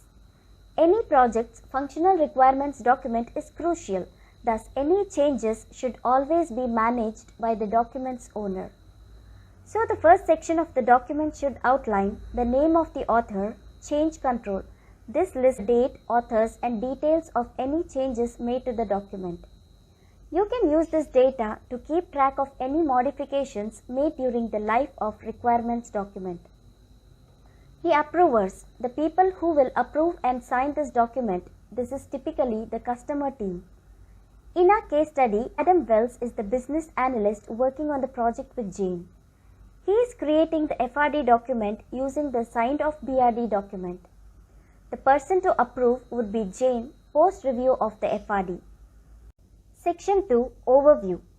The objective of the document is to make the end users aware of its significance, importance, and benefits. The overview must highlight the crucial goals it must achieve while appealing to the end users or people with little to no understanding. This component of our case study has to include a summary of the requirements for a home delivery application, such as the need for the customers to be able to view the menu, place an order, and pay with only a few clicks, and so on. Section 3. Glossary. A glossary near the start of an FRD acts as a referral guide for complex terms. The glossary should have an exhaustive list of abbreviations, acronyms, or industry-specific terminology used in the FRD. It will help to ensure that both the team and the readers can understand what each term means. As you can see from the sample table provided in the slide, it has 3 terms which can explain the readers of the document what it means. Section 4. Scope. Outlining the project scope is crucial. You can avoid scope creep in the future by specifying this. The scope of our case study would require the delivery of application functionality connected to 2 crucial things. Customers can browse the menu items, order food online, and pay utilizing a service-oriented application. A staff portal is available for controlling orders received and their delivery on the staff side. The scope exclusions or out-of-scope objects must also be made clear. In the event of issues, it was determined that the money refund would be processed manually outside of the application and that no system function would be necessary. Section 5. List of functional requirements. The requirements list will be the most important part of your document, so divide it into sections and headings if possible. The list explains each feature and function that will be included in the system, including what they do and how they operate. Functional requirements document should always align with your business requirements document. Let us take one of the business requirements from the BRD and write functional requirements for it in our case study. Functional requirements are denoted by numbers such as FR1, FR2 and so on. Let us look at BR1. Customers should be able to see the food items that are available for home delivery. We can use these 2 sample functional requirements for this business requirement. FR1. The system shall display the food items that are available for home delivery organized by category. FR2. When the user clicks on the image or more details button, the system should display more information about the specific item. For each of these functional requirements, you can elaborate on the details of the requirement as well as supporting models, which we will cover in the following slide. Section 6. Supporting models. To provide more details, supporting models can be embedded in the FRD, which will help the stakeholders to understand the functional requirements better.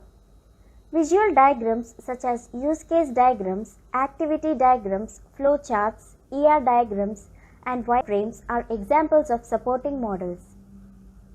In our case study, functional requirement number 1 is that the system should display the food items available for home delivery grouped by categories. We can include a wireframe to assist developers in visualizing the content, image, text, buttons, etc. that should be displayed. We can also add a tabular sheet to provide the mapping between food items and the different categories. We can also use an entity relationship diagram to design the backend tables and to store the information that will be displayed on screen. For each functional requirements, we can add supporting models to elaborate the requirements and provide stakeholders with different perspectives on the requirement. Section 7. Non-functional requirements.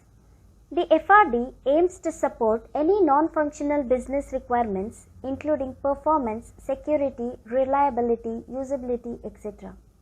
These requirements, which are critical for implementing the system or product, may require additional details to meet any needs. We can use these 2 NFRs in our case study. NFR 1. The system should respond to users' input within 2 seconds. This is a performance-based NFR. NFR 2. During a month, the system should be available 99% of the time. This is a reliability-related NFR. Section 8. RAID rate. This part gives credence to the thoughts and planning that went into the requirements document. Use this part to demonstrate your due diligence before laying out any criteria in the requirements document. Split this into 4 sections: issues, risks, dependencies, and assumptions. It will assist you in developing a more thorough comprehension of some of the issues and risks that the project faces. Section 9: Validation. The validation section is optional but can help a functional requirements document. It lists the various test criteria to ensure that the system is functional and is working as intended. Validation is beneficial in ensuring that the business use cases are working as expected. The following are 2 sample business scenarios based on our case study that the QA team must validate as part of their testing. Number 1. Customer cannot modify the order once it has been submitted. Number 2. Customer has to make an online payment for orders greater than $100. Section 10. Reference documentation. The references section includes a list of any documents, web pages, or resources related to the FRD. This section helps to ensure that the user understands what it includes and how it is intended to be used and implemented. In our example, this section could include links to the documents such as Business Requirements Document and Requirement Traceability Matrix (RTM) created by the business analyst Adam for further reading. Time to summarize. This slide will provide a summary of the 10 sections. 1. Author, approver, and change control. 2. Overview. 3. Glossary. 4. Scope. 5. List of functional requirements. 6. Supporting models. 7. List of non-functional requirements. 8. Risks, assumptions, issues, dependencies, RAID. 9. Validation. 10. References. If you enjoyed this video, please give it a like or contribute using the Super Thanks button. Please share it with your friends. Until the next time. Hello guys, welcome to yet another video from Prefect BA YouTube channel. In this video, we're going to discuss how to write a good user story. We're going to look at the key components which makes a good user story, and later we're going to use a case study and write out a sample user story. So we have a lot to cover, so let's get started. There are 3 key components of a good user story. Number 1, who, what, and why. Who requires it, what is required, and why is it required. So this provides a context for the user story. The second component is the acceptance criteria. So in order for a user story to be termed as delivered, the acceptance criteria needs to be satisfied. So this kind of helps the development team and also the testing team to work on their unit test cases and the QA test cases and ensures that the required functionality for a particular user story is delivered. Component number 3, supporting models. So these are some supporting documents or analysis models like screen mockups, process flow, screen navigation flow, data models, business rules. So these are some artifacts which can be added to the user story, which provides more context and more background and more information to the development team and also to the testing team. And this will really help if the team are not sitting together and they are like widely distributed. And these 3 components will really help the project team to understand the entire user story and help it to be delivered correctly. Okay, let's start to look at a case study and build out a sample user story, which will help to understand this concept better. So James is a BA who's working with a client called Vegan Gardens. So they're a restaurant and they're looking for a mobile app which will allow their customers to book a table. The features they are looking for are registration, login, table booking feature, confirmation message once the booking is confirmed, and also to display only the available time slots to the customer. So James is documenting these features using user stories. Let's take feature number 5, that is to display the available time slots to the customers and build a sample user story using the 3 components which we just discussed. So let's start to look at a user story example for the feature of showing the time slots to the customer only when a table is available. So let's build out the 3 components which we just spoke of. So the component number 1 is who, what, and why. And the template which can help to frame this is, it's a commonly used template across. It is as a who, I want what is required, so that why is required. So this is a basic kind of a template which can be used to capture this information. So let's see an example for this. So as a customer, I want to only see the time slots when a table is available so that I can make my reservations. So basically this explains that the customer using the mobile app should only see the time slots when a table is available so that they can make the reservation. If a time slot is not available, it's fully booked, then it should not be displayed to the customer. So that's what this user story kind of tackles, and this is what the who and what and why is being set up. So let's look at the second part, which is acceptance criteria. So the template which can be used for this is given, when, and then. So this is it's called a behavior driven development approach. So this basically kind of documents the acceptance criteria in the form of scenarios, so which gives clear-cut understanding of what is required to the both the dev and the testing team. So given is a context, what are the preconditions, when an event is what has happened, and then describes the outcome, what should happen in these conditions. So let's look at an example for this. So given I'm registered and logged on to the Vegan Garden mobile app. When I select book a table button and select the date and the number of guests, so that's the event, then I can only see the time slots when a table is available. Let's look at component number 3 of the user story, which is the supporting models. So as earlier spoke about, the more supporting models can be screen mockups, process maps, data models, business rules, anything which can help to support the user story with better understanding and more context and background, which are required. Again, it should be relevant for the development and also the IT teams, the testing team. So let's look at screen mockup navigation for this feature.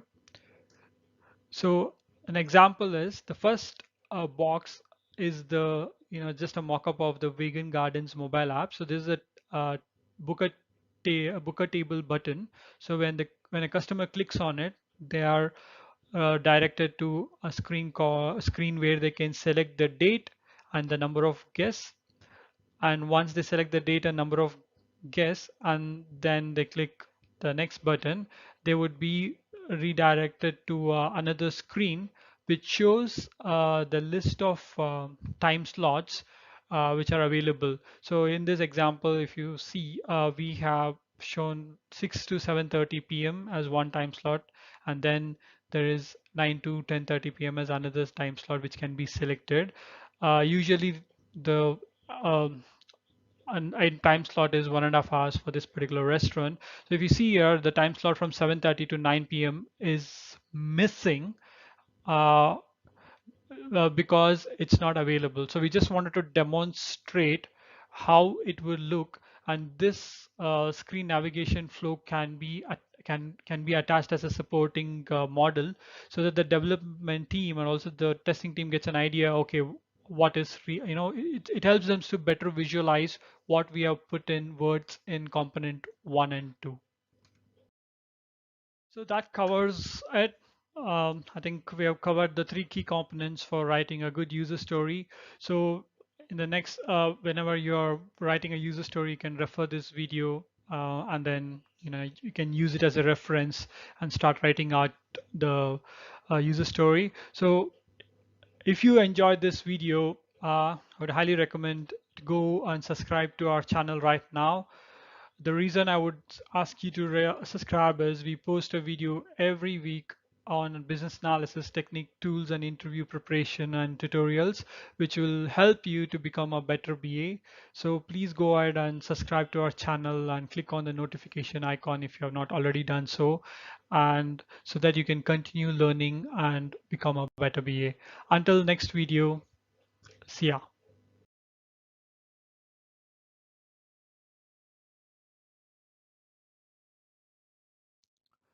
Hello there. Requirements prioritization.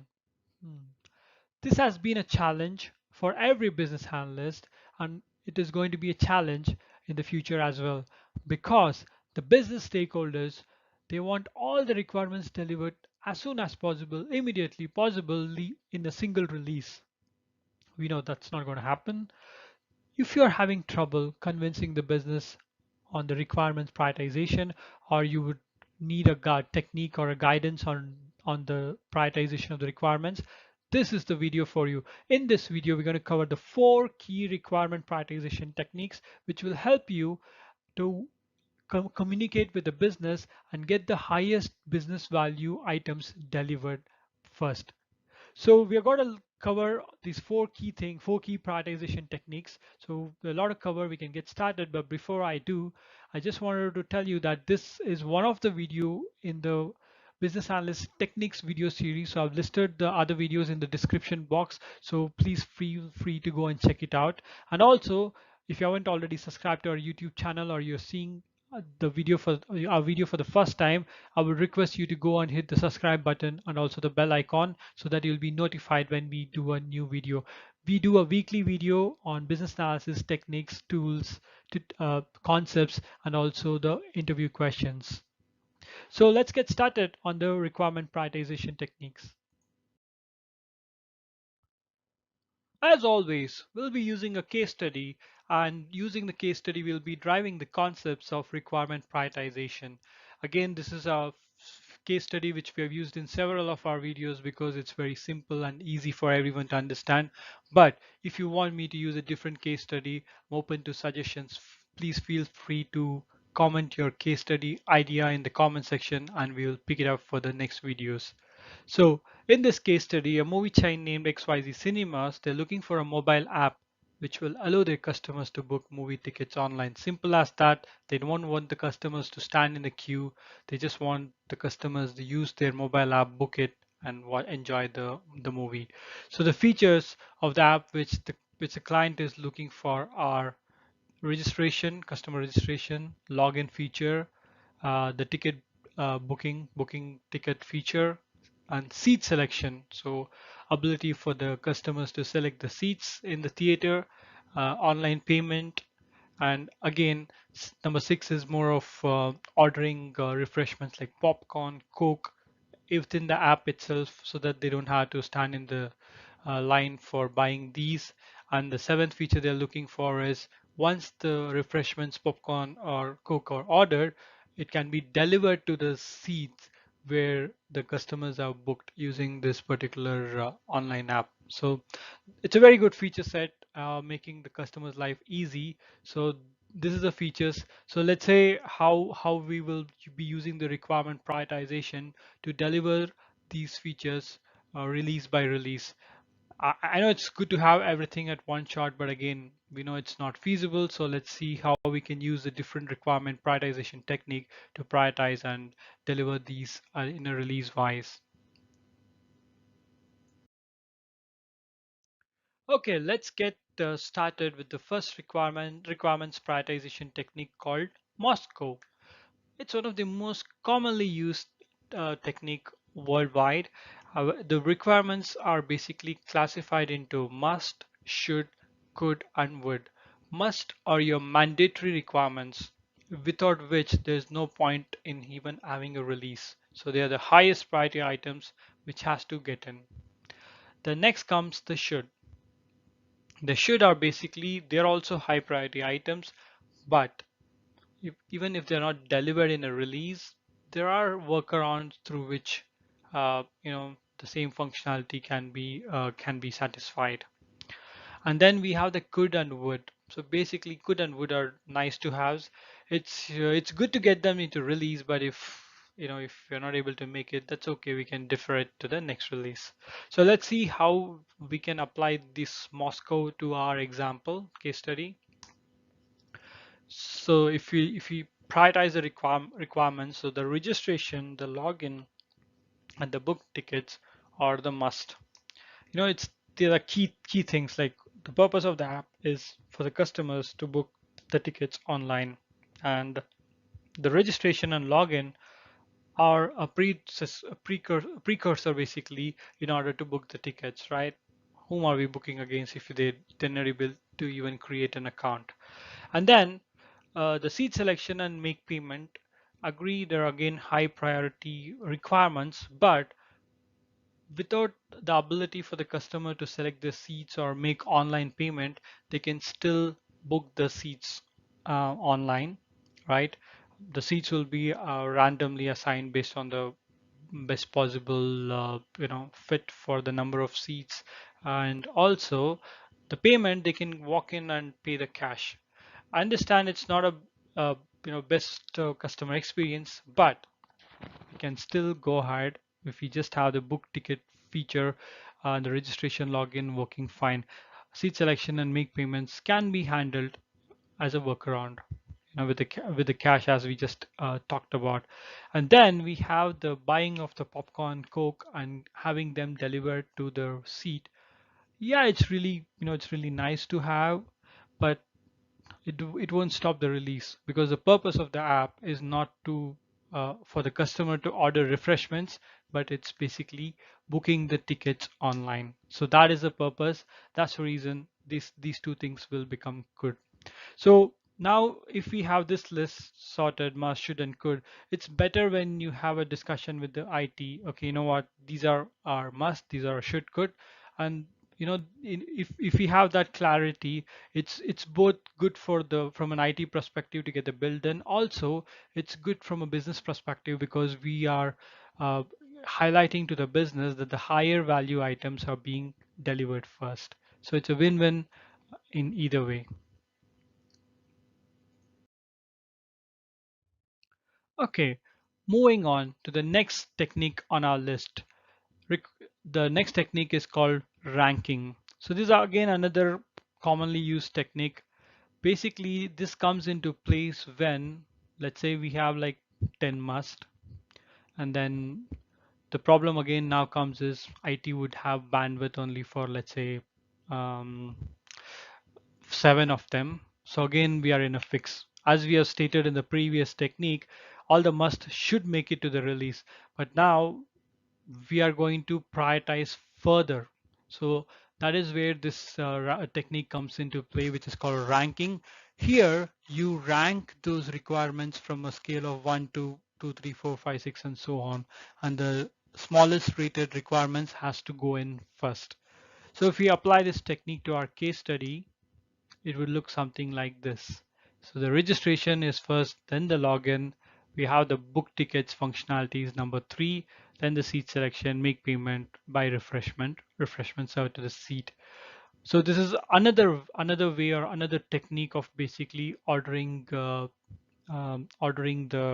requirements or the product backlog, because sometimes what will happen is if we go to the business and we still explain them, must, should, and could, they will again tell you, what, all these 10s are must. So it'll be again a bottleneck, it'll be a difficult situation. So in that scenario, you can use this technique. Okay, we understand these are must, let's try to rank them. When we rank them, there'll be much more clarity on the highest value or higher value items, so that again this clarity will help to get those higher value items delivered. Again, a very useful technique, and used again commonly worldwide. Okay, let's start to look at the requirement prioritization technique number 3, the Kano analysis. So again, this is a different view of looking at the requirements, and we're going to look at it exclusively from the customer's perspective, who's going to use the product. So here there are 3 factors. One is the basic factors, performance factors, and excitement factors. Basic factors are something like, if you don't have that feature in the app, then the customers are straight off disappointed. They won't even use the particular app or an application. And then we have the performance factors, so which are basically the drawing factor for the customers to use the application or the app.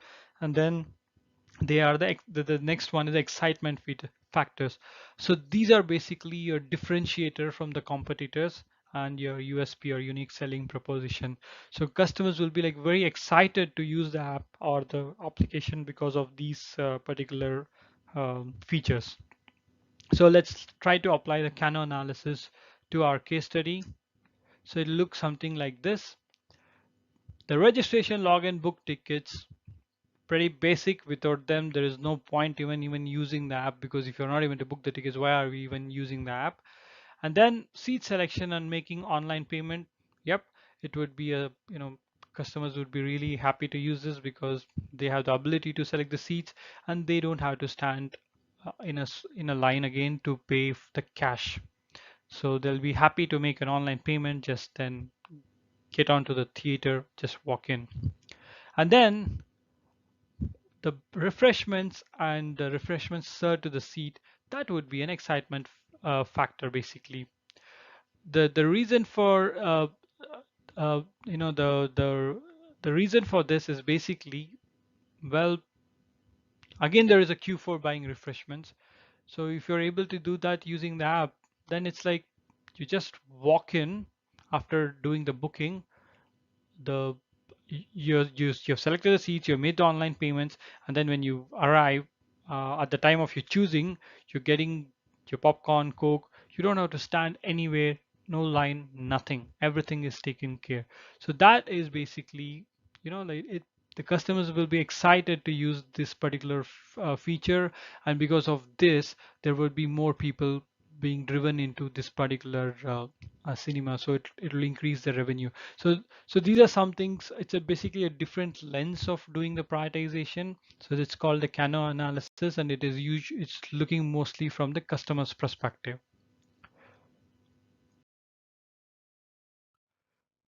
And the last technique we have on the list is called user story map. So basically, I've, I've covered thoroughly taking in another case study in one more video. I'm going to link it in the description box, so please go and check it out, where you will be shown how to build a story map from scratch and then to do the prioritization. So it's basically a visual representation of your entire product backlog from the the activity sequence of a user. So in our example would be the customer.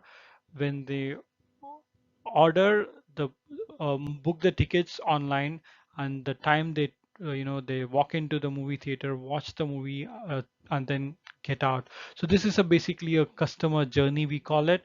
And there would be tasks below it. So those would be your, the user stories. So basically, if you put this in a map, like somewhat we show this is basically an example of online home delivery ordering service. So you will be able to visualize it better, and the business will be able to visualize it better, because they will be able to see the end-to-end picture rather than a sequential list. And then we can go again and check with the business. Okay, this is how it is. Can you please which would be the highest benefit we can put put put the requirements in. So the release one, as we see here, it's called the MVP, or the minimum viable product. So that is like without which you cannot even go in. And then similarly, the other requirements are prioritized to release 2, release 3. It's a similar to what we have seen in the previous techniques, but again, this is more visual and gives an end-to-end view for the business, which the other techniques won't give. So again, it's a very useful technique for them to understand and provide the the priorities. So you're basically assisting them to see the end-to-end picture, and which will be really appreciated. Yeah.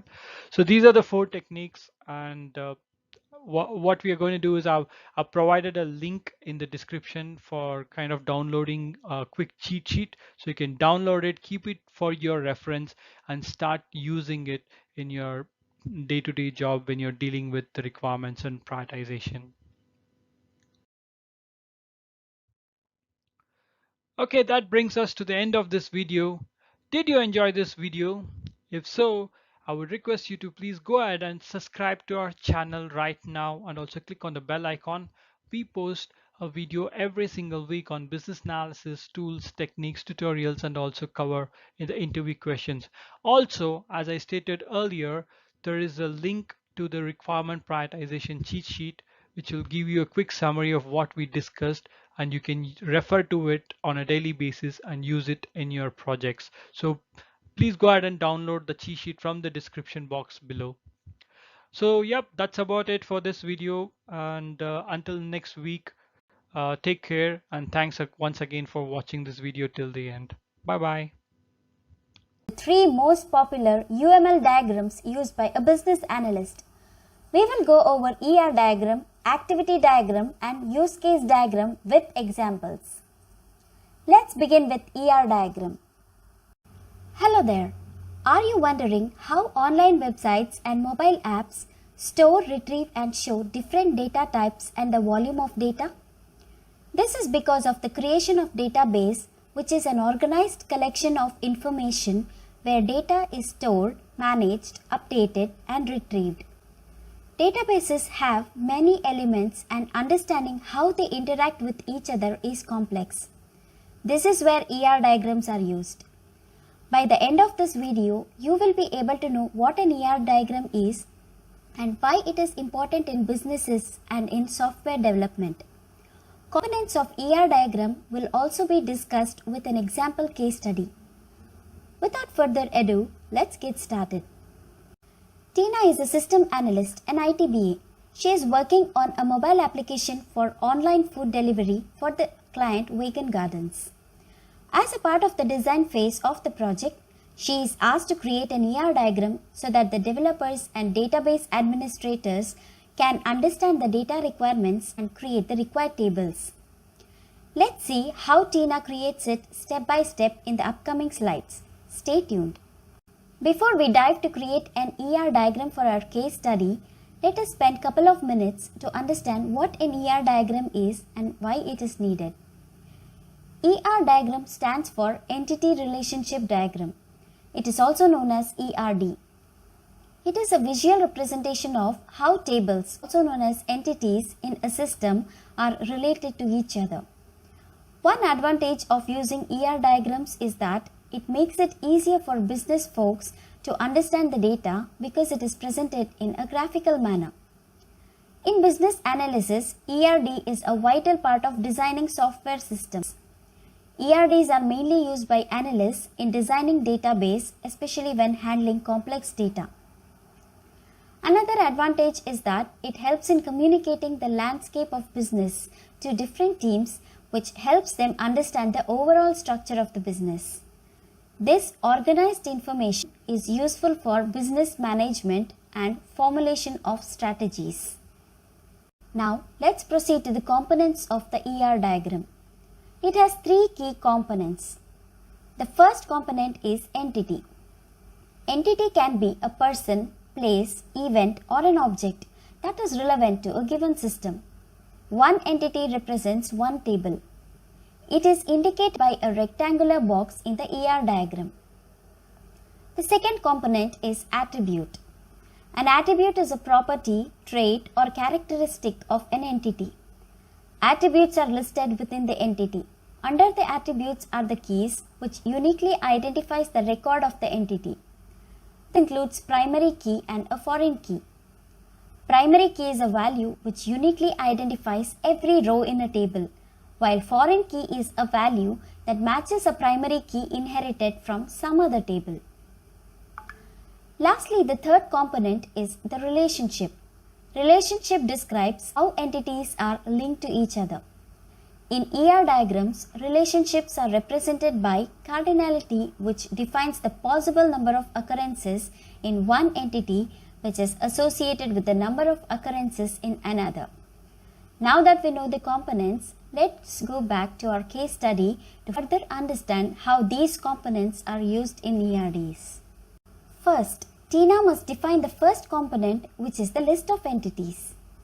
She has grouped the data into 4 entities. Each table is equivalent to one entity in a database. As mentioned earlier, the entities are represented by a rectangular shape with details of the data at the header.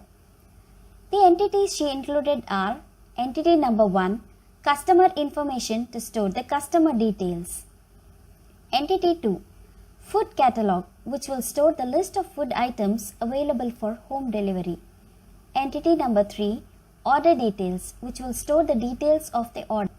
And entity number 4, the delivery details, which will store the details of the home delivery. Now that Tina already created the entities, the second step is to fill the attributes list for each entity. For the first entity, Tina lists the information related to the customer, that is their name, address, phone number, etc., and a uniquely generated customer ID is tagged as the primary key for the table. As stated earlier, primary key is a unique value for each row, and this will be used to identify the customer. For the second entity, list of food items available for home delivery, she includes a unique ID, that is food ID, its description and an image for the same. The primary key is the food ID for this table. The third entity is the order details. It stores the order ID and the order item number. If there are multiple items ordered, this will be an incremental number. Combination of both order ID and order item number form the primary key for this table. Then it has the customer ID of the customer who has ordered, food item details, quantity ordered, amount, and lastly a delivery tracking number for tracking the delivery of this order. In this table, you can also see 3 foreign keys which provide linkage to other tables. Customer ID is a link to customer information table, food ID is a link to food catalog table, and delivery tracking number is a link to delivery details table. Lastly, delivery details table, which contains the information related to delivery like who is doing delivery, delivery time, and the status, which would be updated once delivery is completed. Now we have defined the attributes. Let's move on to the last component. Component number 3, relationships.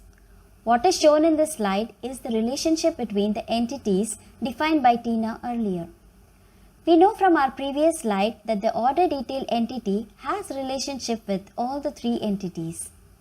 Now Tina has to document the type of relationship between each of them, which is component number 3. I will only touch upon 2 types of relationship which is most commonly used in the ER diagrams. Relationship type number 1, one-to-many. Let us look at the relationship between customer and order details. One customer can have many orders. Hence, the relationship is denoted by one-to-many symbol as shown in the diagram. Similarly, relationship between order details and food catalog is also one-to-many. That is, one order can consist of many food items. Now let's look at the second relationship type number 2, one-to-one. Between order details and delivery details, there can be a single delivery for a single order. That is, the delivery person would deliver the whole order and the relationship between these 2 entities is one-to-one only. This means that one order can have only one delivery tracking number. It is denoted by one-to-one symbol as shown in the ER diagram. Through the relationship of the entities presented, we can now visualize how these entities relate to each other. Now you can see how the ER diagram can visually show the DBA or developers how the data has to be stored and the relationships between each other. Finally, to summarize, ER diagram is composed of 3 components: entity, attribute, and relationship arranged in a graphical manner in a diagram to easily understand the data. Now that you know everything about ER diagrams, it is time for you to organize your data and make your own ER diagrams. Remember to enjoy the process too. You can use tools like diagram.io, Lucidchart, Glyphy, MS Visio and so on for drawing the ER diagrams.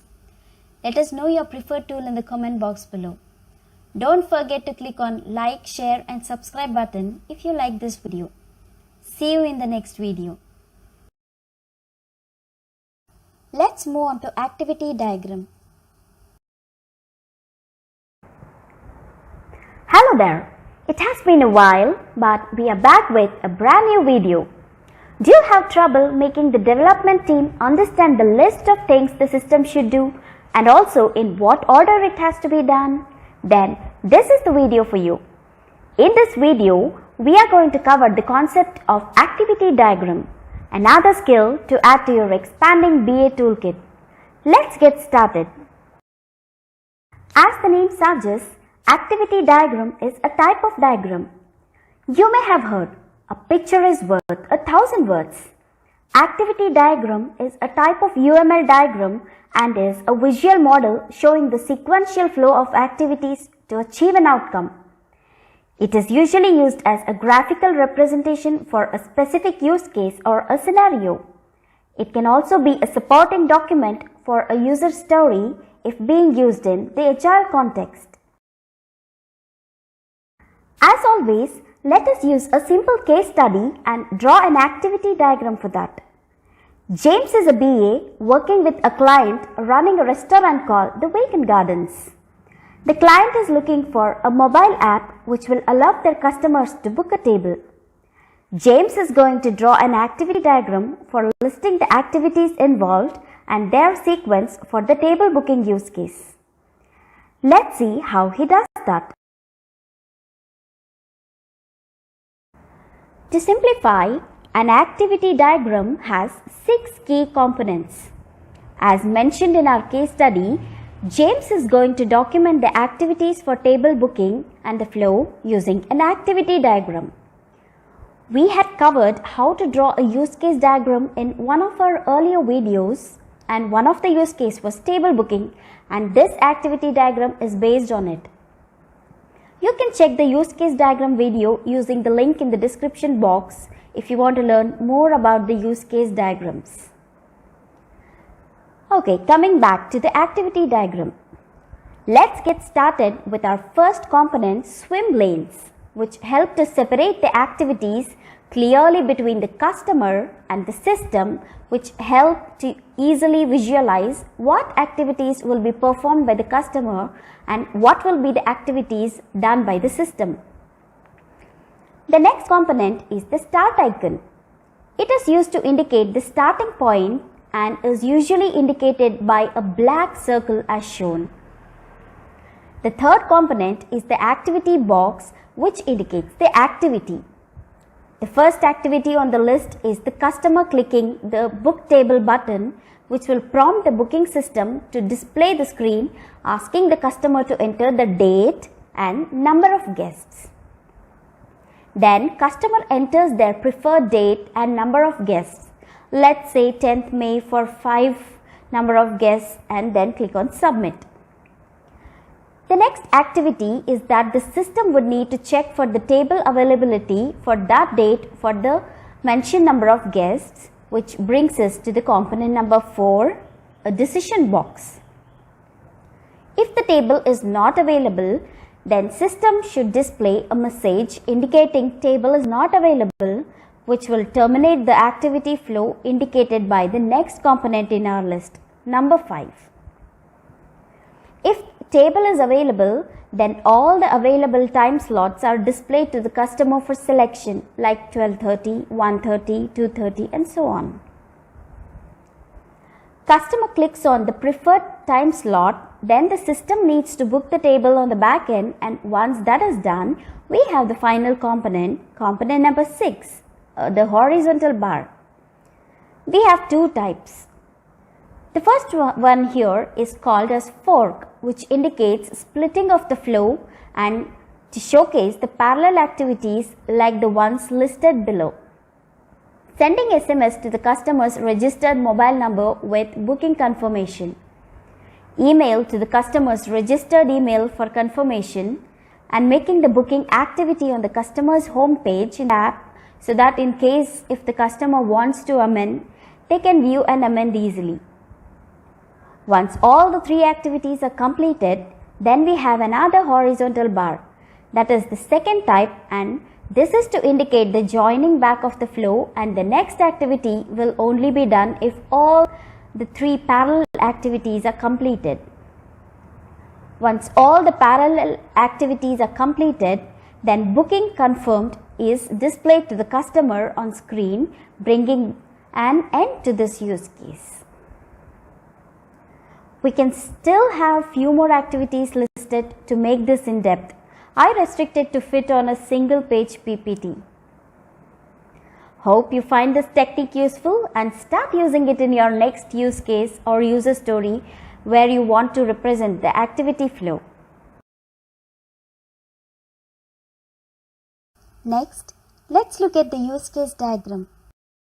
Welcome to the use case diagram tutorial. In this video, you will learn what is a use case diagram and its use. You will also learn the components which make a use case diagram, and we will go over those components one by one. Lastly, we'll build a use case diagram for a case study involving a table booking app. Now let's look at a use case diagram. It looks like what you see on the screen right now. The purpose of a use case diagram is to demonstrate the different ways that a user might interact with the system. It is helpful in documenting the functional requirements and will help the development team to build a solution in line with the business requirements. Does the diagram look complex to you? Let us break it down into components. Number one, actor. The actor represents the users who will be interacting with the system. The actors can be a person, organization, or another system. There are two types of actors: primary and secondary. Primary is the actor who triggers the use case. Secondary is the actor who participates in a reactionary way to complete the goal of a use case. Primary actor is indicated on the left side and secondary actor is indicated on the right side of the use case diagram. Component number two, system. System is a solution which you are developing. It can be a website, application, or a software component. It is represented by a rectangle with the name of the solution at the top. Number three, use case. It is depicted by an oval-shaped icon and describes what the system does. A use case has a unique name. The name describes the action taken by the actor. They are represented within the rectangle, the system that is, and forms the scope of the solution being developed. Number four, associations. These represent the relationship between the actors and the use cases. They are represented by a straight line as shown in the presentation.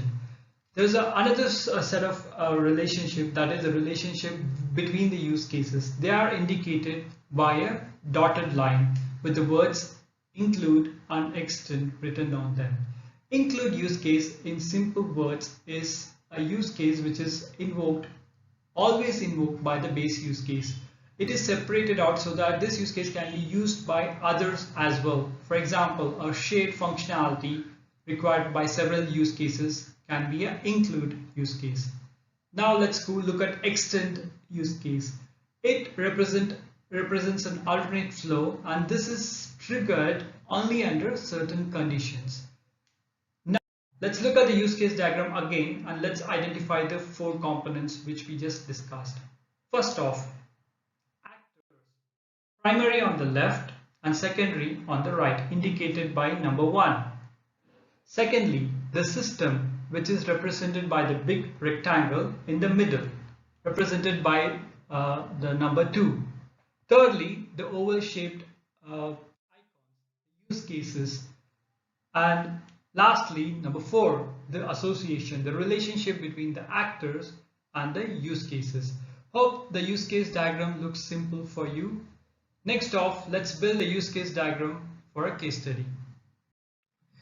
James is a BA working with a client running a restaurant called Vegan Gardens. is looking for a mobile app which will allow their customers to book a table. James is going to document the user interactions through a use case diagram for submission to development team. The restaurant owner are requested for the following features. The customer should be able to register, then they should be able to log in and book a table, and also he would like this app to check the availability before confirming the table to the customer and also display an error message if the table is unavailable. Now let's start off and build a use case diagram for this. First off, we start off with a big rectangle in the middle to indicate the solution, and let's name it table booking app because that's what this app does. Then secondly, we start off with the actor. The main focus in the solution is the customer who will be using this app to book tables.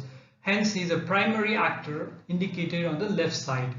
Then we start off with the third component, the oval shaped icons, namely the use cases. So the features of which were requested would be different use case. So let's start off with the first feature, which is the registered. Second one is a login. Third one is a book table. So these are the three basic features which the client has requested. And now let's link them to the actor with an association by a straight line. So this indicates that the customer is interacting with the solution to do these particular features. Now, once the customer has booked the table, the restaurant needs to be notified and the table needs to be blocked. This is represented by the restaurant as a secondary actor and adding an association, which is a straight line between the restaurant and the booker table use case. Now let's look at some additional features which the client has requested. So before confirming the table reservation, the app needs to check for a table availability using the restaurant system. Since this use case would be invoked every time when you book a table, so this relationship is a include relationships as indicated by a dotted line and the words include written on it. Also, if it's an include relationship, there is an arrow which was pointing towards the derived use case, which in this case is check availability. Let's say if the tables are not available for a particular day and time which the customer has selected, then an error message needs to be displayed. Since this use case is triggered only in a condition when the table is not available, this is indicated by an exclude relationship with the dotted lines and the word exclude written on it. And the exclude relationship is usually represented with an arrow facing the base use case, which is book a table. So with this diagram, the development team will be able to visualize the different features and the interactions, and they will be able to develop the app according to the requirements. Hello there! Business process mapping is a crucial skill for a business analyst. In this video, you're going to learn to map a business process flow using just 2 steps. And also, we're going to do it just using 5 key visual elements. So stay tuned. Let's quickly look into what is a business process flow and why is it being used. A picture is worth 1,000 words. I believe you would have heard this saying. A business process flow is a visual model showing the sequential flow of activities to achieve an outcome. It visually represents who does it, what is being done, what is the order, and what are the different scenarios involved. And it's all clearly painted out in a visual model. So anyone who can just look at the visual model would be able to understand what is going on in the process. And why is it used? It is a basis for any process analysis or improvements initiatives. All our Six Sigmas, lean methodologies, a business process flow is a basic artifact to get started off. And it's also used to capture the current state and define the target state in the business transformation activities or any project initiatives. And this can also be used to gather requirements from the stakeholders. As we do in all our videos, we use a case study to drive the concepts behind. And this is one of our favorite case studies because it's easily relatable to everyone, and that's the reason we keep on using it repeatedly. Our movie theater XYZ Cinemas is looking to build a digital channel for allowing the customers to book their movie tickets online. This is particularly to replace the current process of the customer standing in the line to book their tickets. And as part of this initiative, Victor, the business analyst on the project, is tasked to map the existing business process so that the current state or the as a state can be captured before progressing further. We're going to look at the target state in the next part of the video, but in this video we are going to use this case study to map the current state business process. As stated earlier in the video, we are going to use just two steps to map the business process flow. Step number one is observation and note taking. Observation is a requirement gathering technique where a business analyst sits and observes the business process. So there are two types of observation technique. One is active, another one is passive. Active is where a business analyst sits and tries to understand the business process and asks clarifying questions during the process. Passive is the business analyst just takes the notes, records all the steps, and at the end asks the clarifying questions and ensures everything like make everything make sense on the notes he has taken up. So in this case study, we had Victor, who is assigned to map the business process flow. So Victor makes an appointment to sit next to the staff at the ticket counter and observes so that he can understand what is the current business process. So these are the steps which Victor has listed down based on his observation, looking at a few customers who are making the booking. So the flow kind of goes like this. Step one, customer walks to the ticket counter, asks for the tickets for a particular movie show. Step number two, staff checks the system for availability, which can lead to a couple of scenarios. First one is if there's no tickets, then staff informs the customer that the tickets are not available. But if the tickets are available, then the staff clicks on a button which shows the available seats to the screen which is placed in front of the customer for their selection.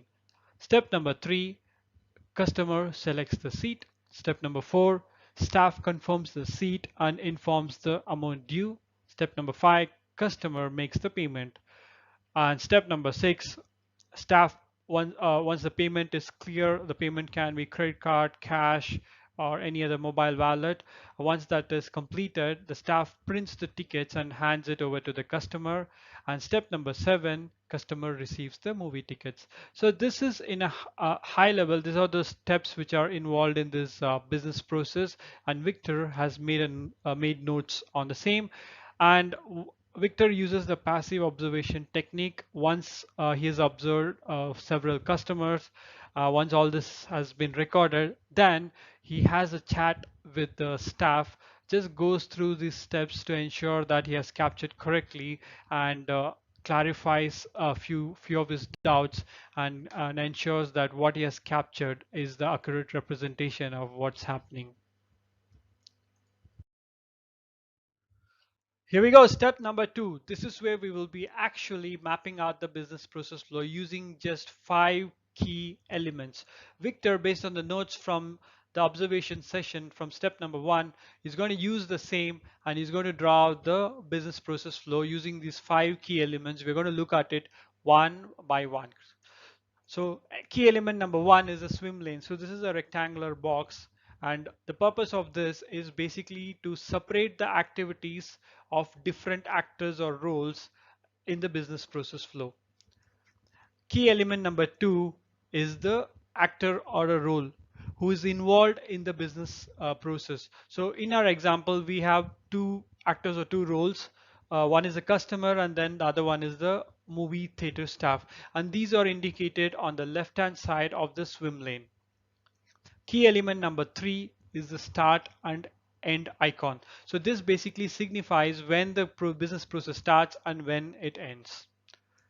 Key element number 4 is the activities. So these are basically the steps involved in the business process, and they are all again indicated by a rectangular box. So if you look at our examples and the notes from the observation session, this particular business process of movie ticket booking gets started when the customer walks into the ticket counter and asks for tickets for a movie show, which leads to the staff checking for availability on the system. And this brings us to the last and the fifth key element, which is the decision box. So this is a key thing in a business process flow, and the next steps are dependent on the decision, and there is a kind of a branch out in a business process flow based on what happens here. So let's see that let's say the tickets are not available, and this brings us to a unhappy path scenario where the staff would inform the customer that the tickets are not available, and this brings us to the end of this business process flow, and this is the unhappy path. Let's say the happy path where the tickets are indeed available. Then the staff clicks on a button and the available seats are shown to the customer for selection, which leads to the customer making a selection. And once the seats are selected, the staff confirms the seat and informs the amount due to the customer. The customer makes the payment, and once the payment is confirmed, the staff prints and hands the ticket over to the customer, and then the customer receives the movie ticket, which brings us to the end of the business process flow, which is the happy path.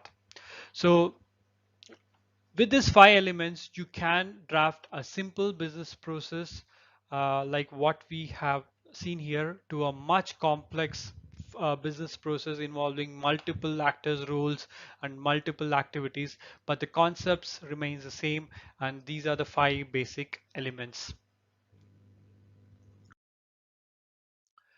As promised at the beginning of the video, we mapped our business process flow just using 2 simple steps. We use a case study, and as in the case study, Victor, the business analyst, started off with step 1 using the observation technique to capture the conversations and the interactions between the customer and the movie theater staff, and made notes and all the steps involved. And step 2 involved translating all those steps from the notes into a business process flow using just 5 key elements: the swim lane, actor role, activity, start, end, and then the decision box element. So these are the 5 key elements which can be used to map a simple to a complex business process flow.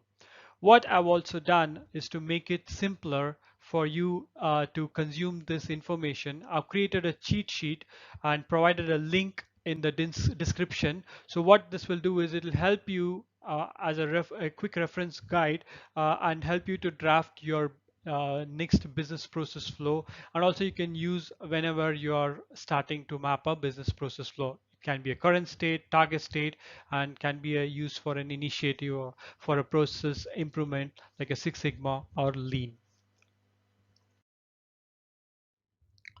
Did you enjoy this video? If so, then I would request 2 actions from you.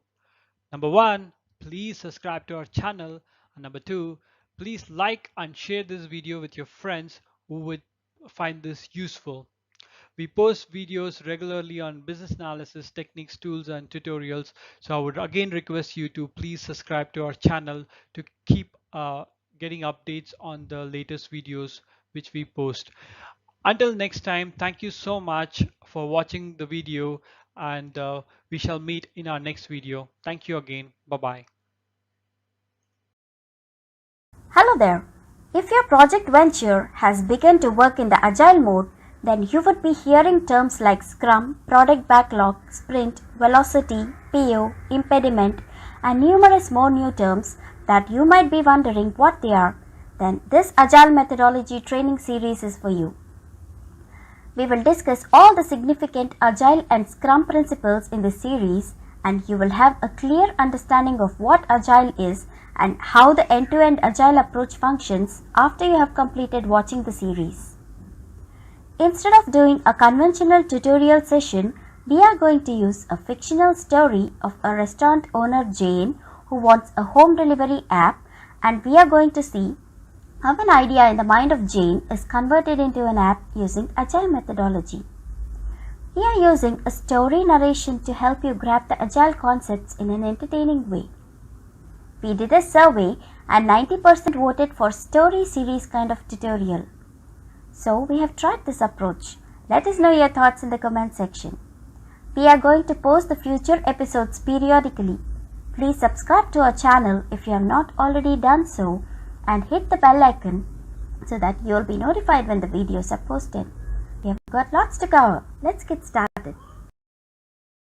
Jane is the owner of Vegan Gardens, a successful restaurant that serves vegan dishes. She has several branches, all strategically situated near the financial district, IT hubs, and her restaurant mostly caters to these workers for lunch and occasional dinners if they work late. Her clients love her food so much that she keeps getting frequent requests for weekday dinners and weekends for home delivery. Sometimes, if they are stuck at work, her clients also want the food to be delivered to their office.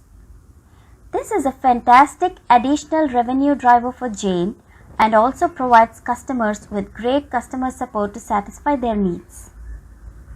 Jane thinks about these requests. The existing kitchen staff can also comfortably accommodate additional 20 to 30% orders. Therefore, Jane hires a few delivery boys and starts taking orders by phone. She gets a decent number of orders, but for both her team and the customers, the whole process was very cumbersome. Wrong items were sent several times. Customers had to wait over the phone for giving orders as she had fewer telephone lines. It also took too much time to order because the customers were not sure about what was available on the menu for the day. Delivery was late many a times as the delivery boys needed time to search the houses. Sometimes customers had to take up numerous calls to clarify their home address. For her, it was not scalable and it was a mess. She figured that if she had a mobile home delivery app built, then it would help her address all these issues. Customers didn't have to wait. They could easily see the items available on the menu. With a few clicks, they could order and indicate their location via phone GPS. The staff could see the ordered items properly, ensuring the delivery of the correct items. Delivery boys could also easily locate the customers' houses using the map softwares, adhering timely delivery. Online payments could also be done easily. She ran past this idea with her team and they were enthusiastic. Jane searches for a reputed company that could help her create the mobile app and finds WebWeave Software Solutions, which was apt for her requirements. The last time she hired a company to build an online reservation web app was a complete disaster because after 6 months of effort, they created something that did not meet her requirements. So this time, she made an in-depth research with the company to make sure it was good from all the aspects. It had very good reviews from many well-known customers.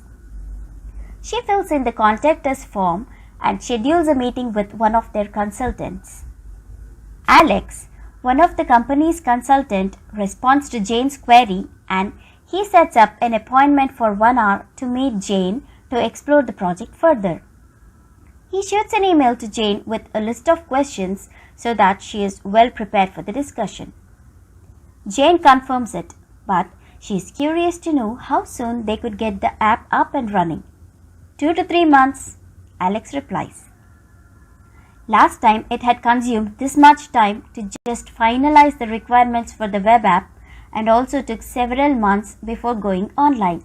So she was pleasantly surprised to know the time frame for the go live of the app and looked forward to it. Alex meets Jane on the scheduled time and day at her office. After a short friendly chat over a cup of coffee, they go through a couple of questions that Alex had sent over the email. Jane explains the business reasons and her vision for the app. She then pauses for a moment in the middle of the discussions and asks Alex how they could create an app that could go live in 3 months when her previous online project had consumed the same time just for finalizing the requirements. Jane says that she is very curious to understand this part. Alex then powers his laptop and informs Jane that he can explain it with his presentation and she would be able to understand better. Alex shows the slide to Jane and starts explaining. This is the traditional software development model. It is called the waterfall method. It has 5 phases: requirements, design, build, test, and deployment. In the requirements phase, there will be several sessions with the business team members to gather and document the requirements. The documentation in this method is extensive and the business requirements would be captured in BRD, that's the business requirement document, followed by capture of functional and non-functional requirements in the FRD, that's the functional requirement document. These documents would go to hundreds of pages and is the most time-consuming part of the project. Let's say if there are 15 features for an application, all the requirements of all the 15 will be detailed out, documented, reviewed, and approved by the business. It would consume 25 to 30% of the entire project timeline. So, if we keep 6 months project timeline, this phase alone can go up to 2 months. I think this is what you had experienced. Alex asks Jane and Jane nods. Alex continues and says it would have taken another 3 months before you saw the application in the test environment, and Jane nods to that as well. Alex continues to provide a quick overview on what happens behind the scenes. After the requirements are approved, this is followed by the design phase. This is where technical architects, solution designers come together and propose the designs and technical solutions for all your requirements. To finalize the designs and solutions, it can take 2 weeks to a month. Then comes the build phase. This is the stage where the software is actually developed. Software developers write their programs, create the required screen and features, and so on. It can take up to 30% of the project timeline for the development process. We can claim 2 months. Once development is complete, we hop onto the testing phase, which has 2 levels of testing. It can take up to 10 to 15% of the project time. We can say a month. We begin with system integration testing, which is done by the testers and the QA team. Once it passes SIT, then it will be available for UAT, which is the user acceptance testing. This is the stage where we can see the actual screens and the functionalities. That is about 3 months after the approval of the requirements. Jane nods, and at that point of time, if you had told them that it was not what you had envisioned and needed improvements or changes, they would have said that they cannot accommodate any changes. It is because the change will again have to go over the entire life cycle of design, build, test, and they would have informed you to raise a change request. Jane agrees and said that they decided to go live with what had been built because they had no extra budget. Jane then asked how his team would be able to overcome these challenges and if they were using a better software technology. Alex smiled and informed that there was no technology, but the change was in the software development methodology and it was called Agile. Jane was interested in learning more about it. Alex moved over to the next slide to continue. Alex shows the slide to Jane and continues explaining. This is Agile methodology. It is an iterative development model. Here too, we will have the elicitation sessions, but they are documented in terms of epics and user stories. Very light documentation so that we can cut down time to half, as Agile principle recommends interaction between team members to extensive documentation. Also, not all the requirements need to be detailed out. Only the requirements which are of top priority are to be detailed out. Alex continues. Let's assume out of the 15 features, only 7 are absolutely necessary for the customers to start using the home delivery app, then detailing and refinement of just those 7 features are required to begin with. This is also termed as MVP, Minimum Viable Product. More on that in our next meetings. Also, the development happens in a 2-week cycle called sprint. If you look at the diagram, it has all the phases similar to waterfall, but the requirements are limited to only those which can be completed in 2 weeks. So let's say in the first sprint, 2 features have to be developed, then the focus would be to detail out the user stories related to those 2 features so that it can be designed, developed, tested and deployed. Also, the benefit in this model is that at the end of 2 weeks, you will be able to see the developed features and screens instead of waiting for months to get a glimpse of the product. If you want changes or improvements, they can be easily accommodated and can be picked up in the upcoming sprints. So let's say after 3 sprints, we have developed all the required 7 features for MVP and you are happy with those 7, then we can deploy only that set and it can be available for the customers.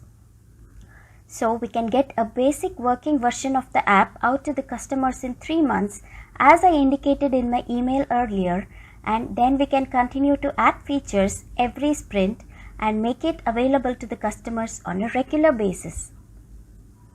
Jane's excitement seemed to grow and she replied, "I like this model better. Can't wait to get started." She beamed with joy. "What is the next step?" Jane asks. Alex replies, "Discovery phase." Hope you enjoyed this episode and you have learned the below concepts on why to use Agile. Let's summarize. It is an iterative model. This model can be used when the requirements are not clear, which is the case in most of the projects. It is flexible, requirement changes can be easily accommodated. Time to market is considerably less and upgrades are frequently delivered. It is less risky. Also, based on the feedback, course correction is easy. We will continue the story through the discovery phase. Wondering what a discovery phase is? Wait for the next episode. If you have not subscribed, please do so and click on the bell icon so that you will be notified when the next episode is out. Thank you. Hello there. Welcome to episode 2 of the Agile Methodology tutorial for Beginners series. If you have not checked out the first episode yet, please use the link in the description box or you can click on the card on the top right corner to check it out before you watch this episode. Story so far. Jane wanted a home delivery mobile app for her restaurant Vegan Gardens. Jane meets Alex, a consultant from WebWeave app development company, and Alex explains that they can have a basic working app in customers' hand within 3 months using Agile methodology. Jane is so thrilled with this proposal. Please subscribe to our channel if you have not done so already and also hit the bell icon so that you will be notified when the next episodes are posted. Let's continue our story. Jane was very pleased with Alex's proposal to use Agile methodology for development of her mobile app. She confirms WebWeave as her technology partner for development of the app. Alex works with Jane to complete the onboarding procedures like contracts, payment schedules, and so on. There are several Agile frameworks like Scrum, Kanban, Extreme Programming available. Alex and his team are going to follow the Scrum framework to develop the app. We will cover Scrum in detail in the upcoming episodes. Jane was delighted to get started after completion of the onboarding formalities and asks Alex, "What's next?" Alex responds, "Discovery phase." Jane says, "That sounds exciting," and asks if he could explain it further. Alex continues, "Discovery phase is the most important part of the software development life cycle. In this phase, we focus on understanding the business and customer needs in detail and capture them in the form of requirements." Jane nods. The discovery phase consists of 2 stages, continues Alex. First step in the discovery phase is to identify the stakeholders who are impacted or receive benefit from this change. Your team managers, key staff, and customers are few of these, to quote an example. Second step involves engagement of these stakeholders to understand their needs and gather their requirements. Thanks, Alex, for giving me a clear understanding of this, said Jane. Alex then asks Jane about the key stakeholders in her team whom he should engage to discuss further. This could include branch managers, key staff members, and also the current team who are handling the home delivery department. Jane then searches her files and then gives Alex a copy of her organization chart and states that it has the list of various division managers and team leaders from different departments and would give the details he needed. Alex thanks Jane and tells her that she has missed another set of key stakeholders. Jane confirms that the chart should cover all of her catering chain. Alex replies, "Your customers." Jane smiles back, "Yeah, you're right, almost forgot." Alex continues, "Can we meet a few of your regular customers and speak with them to know their expectations from this mobile app, just to confirm if our thought process is in line with their needs?" Jane replies that she has most of her customers on a mailing list and she can also check with a few regular customers for their time. Alex said that this had offered him an awesome starting point. He also wanted to think about the strategy for the involvement of those stakeholders and then discuss it with her. Alex returns to office and drafts the engagement proposal and shares with Jane. A full-day workshop on Monday. Survey to customers on Tuesday, and this will be based on Monday's session. Focus group meeting with the customers on Friday. Jane agrees to the plan. Alex arranges a full-day workshop in the office of WebWeave. He books a big conference room for 20 people and arranges facilities such as whiteboards, projectors, adequate seating, and so on. Refreshments such as lunch, coffee, and snacks were also planned.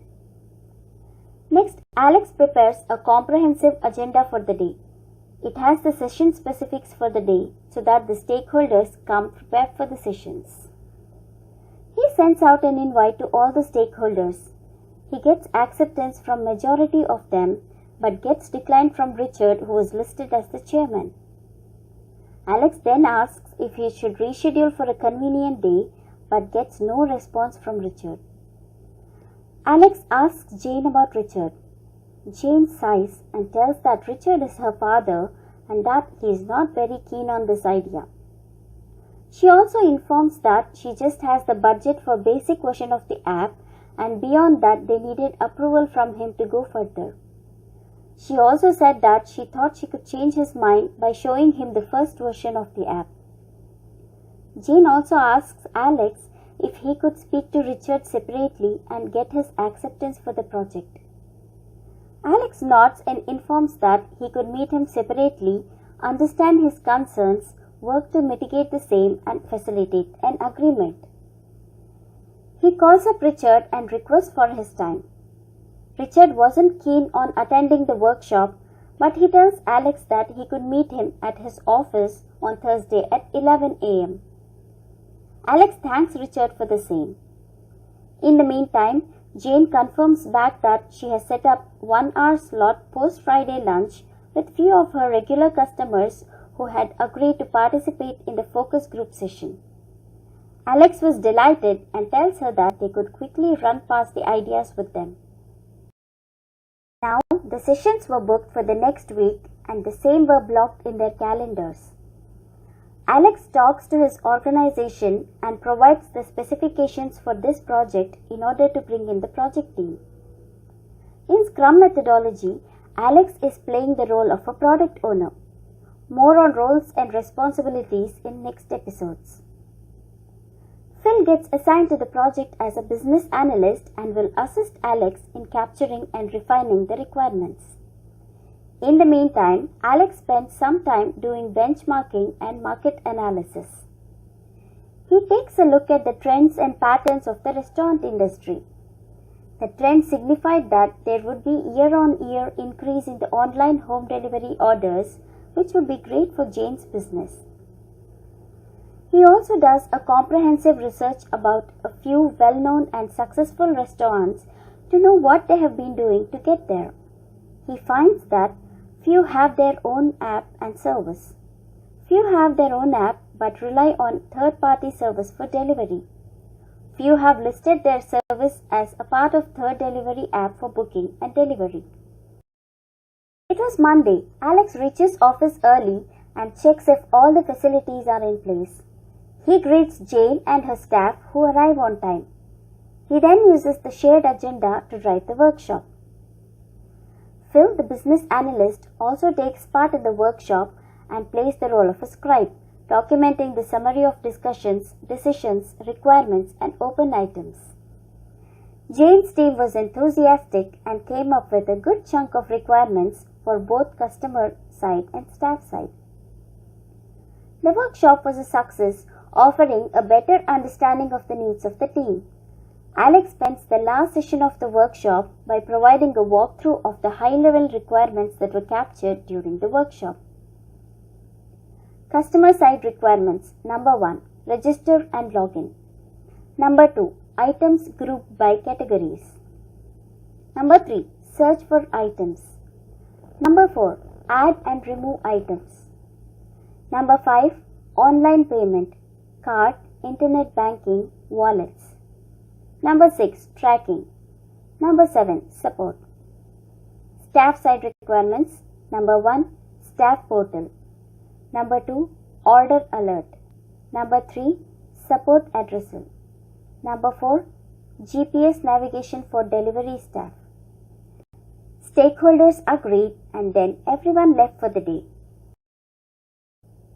The following day, Alex works with Phil to come up with the survey questions based on the features logged from the previous day's workshop. Questions were based along the lines below. Would they order online? How many times would they order in a week? Whether they prefer the mobile app to the web app? The operating system of their phones. Whether they would like to make online payments, and so on. Alex had spoken to Jane to get the respondents a discount voucher code to promote the survey submission. Jane had agreed to give them 15% off on their next order at Vegan Gardens, as this data was very valuable and would save her thousands of dollars later. Alex uses a survey software to send an online survey to the email of the customers. He sets Thursday as the deadline to complete the survey. As planned, Alex goes to Richard's office on Wednesday. Richard greets him and they begin a conversation. Alex asks Richard the reason for not liking the home delivery mobile app idea. Richard says dining is an experience and to experience it, customers need to come to the restaurant. If home delivery service is available, then customers will stop coming to the restaurant. Alex uses active learning technique, acknowledges his concerns, and takes notes about the discussions. Alex shows the industry study reports to Richard and mentions that many people prefer to dine at home and hence the revenue would decrease over a period of time if home delivery was not offered. He also mentions about the competitors who were already into it. He also suggests that they could start delivering in the areas in which they did not have a branch. Alex says, however, I agree with you that dining is an experience and people who want the experience will still come for it. Richard was convinced. However, he wanted the actual data for his restaurant. Alex mentions that they would be initially deploying it to one of their branches, do a split testing, and come back with the results before rolling out to the other branches. Richard was happy with this approach. Alex shakes hands with Richard and makes his way back to the office. Alex and Phil, as planned, head to Vegan Gardens for the focus group session on Friday. In the workshop, which was held earlier that week with Jane's team, customer-facing requirements were identified. However, getting them validated by the actual customers and identifying any of their additional needs is very crucial to ensure that a right product is built. Focus group is one such technique to achieve this. Alex selects few open-ended questions from the survey which was sent to the customers earlier. During the session, Alex uses them to get the customer's opinion and also checks if they have any additional needs. Phil makes a note of the participants' feedback. Once all the items in the questionnaire were completed, Alex thanked the participants for their help. Focus group was also insightful. Couple of new requirements came up, like recurring feature where customers would be getting lunch or dinner on a daily basis. They also wanted live chat to be available in the app to address issues in real time. Post the focus group session, Phil compiles the reports based on the insights received and shares the same with the key stakeholders. On Friday evening, Alex and Phil download the responses from the survey software and start their analysis. One key info emerged from the customer's response. 65% of the customers who had responded had Android phones. This would be helpful in prioritization. Friday evening, Alex had a phone call with Jane to summarize the findings so far. Jane was overwhelmed with the progress. "What are our next steps?" she asks. Alex responds, "Sprint Zero." Jane was curious to know what Sprint Zero was all about. Let's summarize the learnings from this episode. Number 1. Discovery phase is all about identifying the needs and requirements of the impacted stakeholders. Number 2. First step in this phase is to identify the stakeholders. Both internal and external stakeholders should be identified. Some of the ways to identify the impacted stakeholders are by speaking to the sponsor of the project, having a look at the organizational charts, process flows, and so on. Number 3. Engagement. There are varieties of ways to engage the stakeholders based on the scenarios. We touched upon few techniques in this video like workshop with the internal team, focus groups with customers, interview with difficult stakeholders, and survey for collecting details from huge volume of stakeholders. Number 4. If you miss a stakeholder, it would be a catastrophe for the project go live, and hence we should ensure that we have identified all the stakeholders who will be impacted and engage them. Also, like Richard, there will always be difficult stakeholders who are not happy with the idea, and therefore speaking to them alone and trying to address their concerns with data and other supporting materials is the best way to go ahead. We have a detailed how-to training videos on these topics. The links have been included in the description below for your reference. Check it out. Watch out for our next episode to learn about Sprint Zero. Until then, bye and happy learning. Hello there. Welcome to episode 3 of the Agile methodology tutorial for the beginner series. If you have not checked out the first and the second episodes yet, please use the links in the description box, or you can click the card on the top right corner to check it out before you watch this episode. Story so far. Jane wanted a home delivery mobile app for her restaurant Vegan Gardens. Jane meets Alex, a consultant from WebWeave app development company, and Alex explains that they can have a basic working app in the customer's hand within 3 months using Agile methodology. Jane is so thrilled and signs up as a client.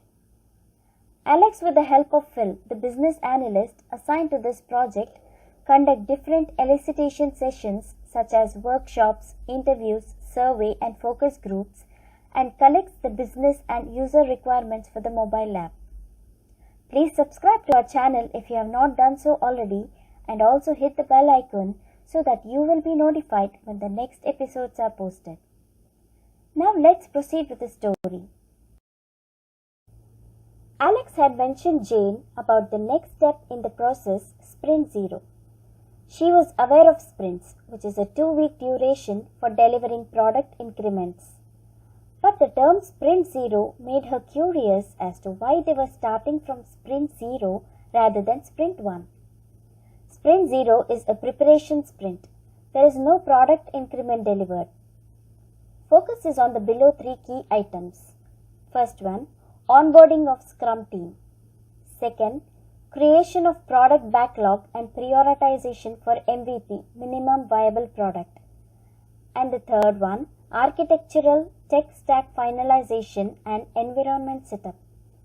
We will go deep into each of these topics as the story progresses.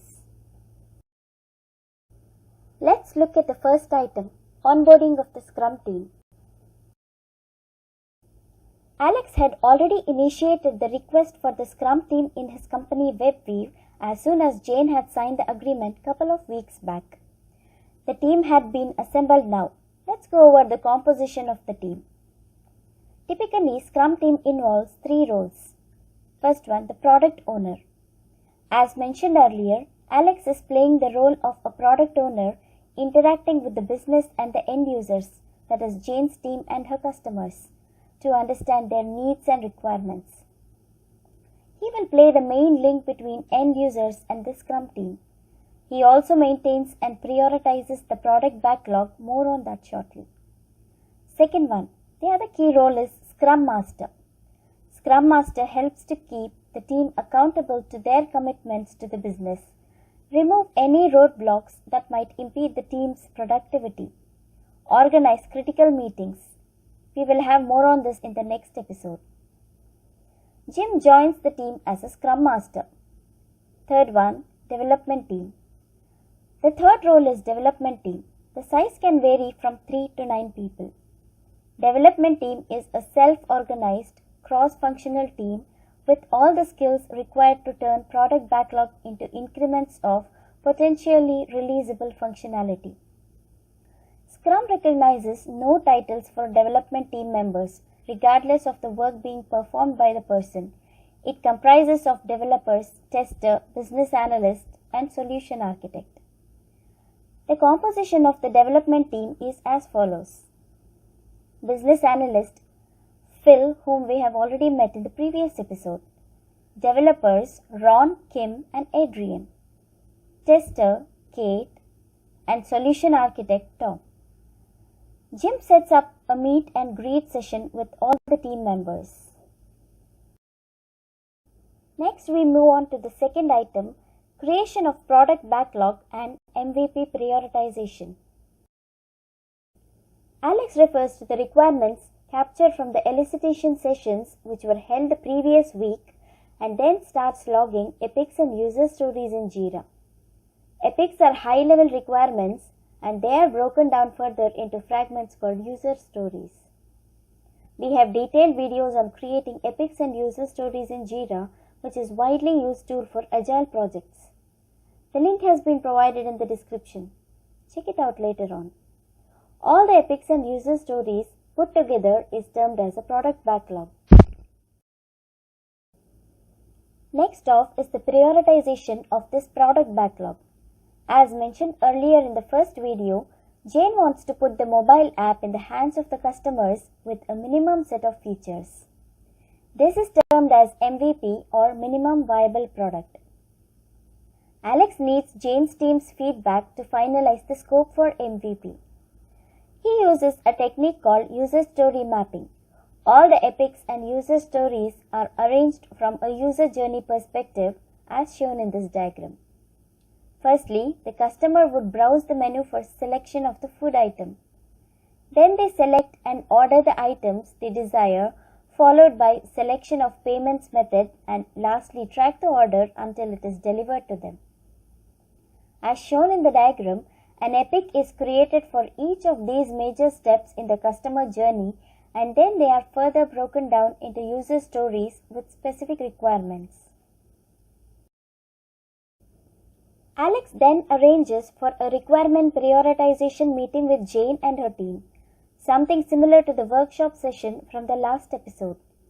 In the session, Alex walks through the epics and user stories and asks Jane and her team for the necessary features for the MVP. It was agreed during the session that the MVP would have 9 user stories and that the mobile app would be limited to the Android version only, as Alex had learned earlier from the survey that 65% of the users had Android phones. Alex thanks Jane and her team. We have a detailed video on the user story mapping. I have provided the link in the description. Check it out. Alex then asks Phil, the business analyst, to expand the stories and add supporting documents and acceptance criteria. Again, we have detailed videos on this. Refer to the description below. Jim sets up a refinement session with the Scrum team.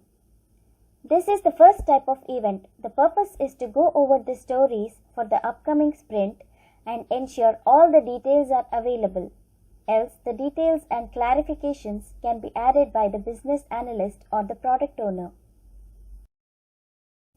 Let's move on to the last item, architectural envisioning and tech stack finalization. The tech stack is finalized by the solution architect. It consists of front-end technologies that are used to develop the interface that interacts with the end users. Back-end, this involves your server hosting, databases, programming language, business logic, and so on. For this Android app, Tom selects Android UI for front-end and Kotlin as the programming language. Developers Kim, Ron, and Adrian work on getting the environment set up with the help of infrastructure team. Different environments are created for development, testing, pre-prod, and production.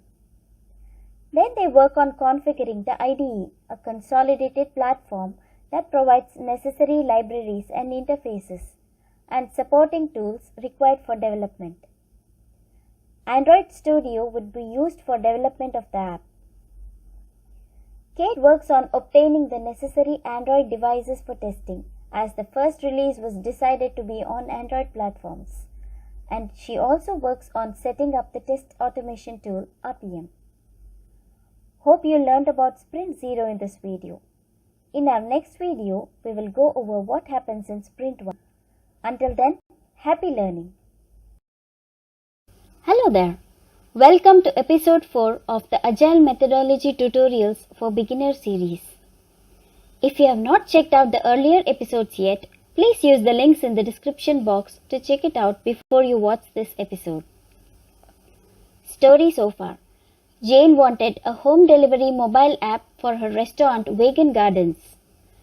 Jane works with WebWeave, an app development company, to get this app developed using Agile methodology.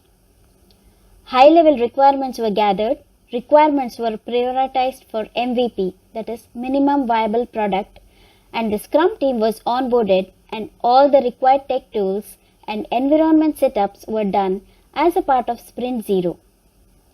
Now we continue the story with Sprint 1. Please subscribe to our channel if you have not done so already and also hit the bell icon so that you will be notified when the next episodes are posted. Sprint 1 is when the actual development work begins. Each sprint in Agile Scrum consists of the below 5 events or ceremonies: Sprint Refinement, Sprint Planning, Daily Scrum, Sprint Demo, and Sprint Retrospective. We will go over these events one by one, covering what happens during each of them. This slide should give you a visual representation of when each of these events will happen during the sprint. As we discussed earlier, sprint is a 2 weeks time box, excluding the weekends. A regular sprint typically consists of 10 working days, as you see in the slide. The schedule goes as follows. Sprint planning happens on the first day of the sprint. Daily Scrum happens on a daily basis. Sprint refinement, which we touched upon in the previous episode, happens during the second week of the sprint. Sprint demo and sprint retrospective happens on the last day of the sprint. We will go over each of these events one by one, covering what happens during each of them in the upcoming slides. Stay tuned. Let's start off with the first event, sprint planning. Before we deep dive, I just want to take you back to the previous episode where story refinement was done as part of Sprint 0 and user stories related to registration, login, and user browse by categories were refined. Alex and Phil did a story walkthrough and the team asked questions, clarifications were provided, and further details were also added to the user stories. Now let's come back to sprint planning. Let's start off with purpose. The purpose of sprint planning is to craft the sprint goal and draft a plan to achieve it. Attendees, PO, the product owner, Scrum team, and the Scrum Master. This event would be set up by the Scrum Master. The input for this event is the refined stories of the product backlog, which we just discussed. The stories refined in Sprint 0 would be picked up for the planning. These stories are again brought into team's focus. Alex provides the business context and Phil walks through the details in the user story and requests for the Scrum team to provide the estimated story points for completion of the user story. Story points in Agile are in Fibonacci series 0, 1, 1, 2, 3, 5, 8, 13 and so on. And for a story, maximum story points would be 13. If it is more than 13, then the story should be broken down into two series. You may ask, what is a story point? Is it man days or hours? Well, no. One story point is a smallest unit of work taken by the team to complete a task, and it varies from one Scrum team to another. The estimation happens using a planning poker game. As soon as the product owner walks through the stories, each of the Scrum team member will estimate and have the card ready, and once everyone is ready, they reveal their estimated story points and the team discuss and agree to a common estimate. Once the refined stories are estimated, the team discusses on how much they can commit for the 2-week sprint. The combined story point is called velocity, and this becomes one of the parameters for next sprint planning. The team then divides the stories and assigns them to each team member, and they begin to work. The estimation happens using a planning poker game. As soon as the PO and BA walk through the story, each team member will estimate and have the card ready. Once everyone has estimated, they will reveal the story points they have estimated, and the team will discuss and agree on a common estimate. In our story, once Alex and Phil completed the walkthrough for registration, the team started estimating. As you can see, the estimates provided varied from 5 to 13. Now the team will discuss among themselves and come to a common agreement on the story points. Kate informs that there are lots of devices on which she needs to test and hence better go with 13, and the team agrees to that. The process was repeated for the remaining 2 stories, in which Jim the Scrum Master asked the team if they were okay with the delivery of those stories during the sprint, and the team responded positively. The cumulative story points 34 is known as velocity, and it will be used to plan the next sprint, with the team agreeing to take more or less depending on their experience. Each developer assigned one task in their name, and the required subtasks for design, development, testing, documentation would be created for each story, and the team gets to work on it. This concludes the sprint planning event. Let's move on to the next event, Daily Scrum. The Scrum Master organizes the Daily Scrum, which takes place every morning. It is a short 15 to 30 minutes event. The goal of this event is to assess progress towards the sprint goal and to address any blockers or impediments. Attendees are Scrum Master, Scrum team, and PO is optional. In each of the daily Scrum, each Scrum team talks about the 3 points: what they did yesterday, What is the plan for today? Impediments, if any. Everyone provided the updates and informed that they were not facing any impediments except Ron, who was having an issue with the technical aspect of the story for creating the browse functionality.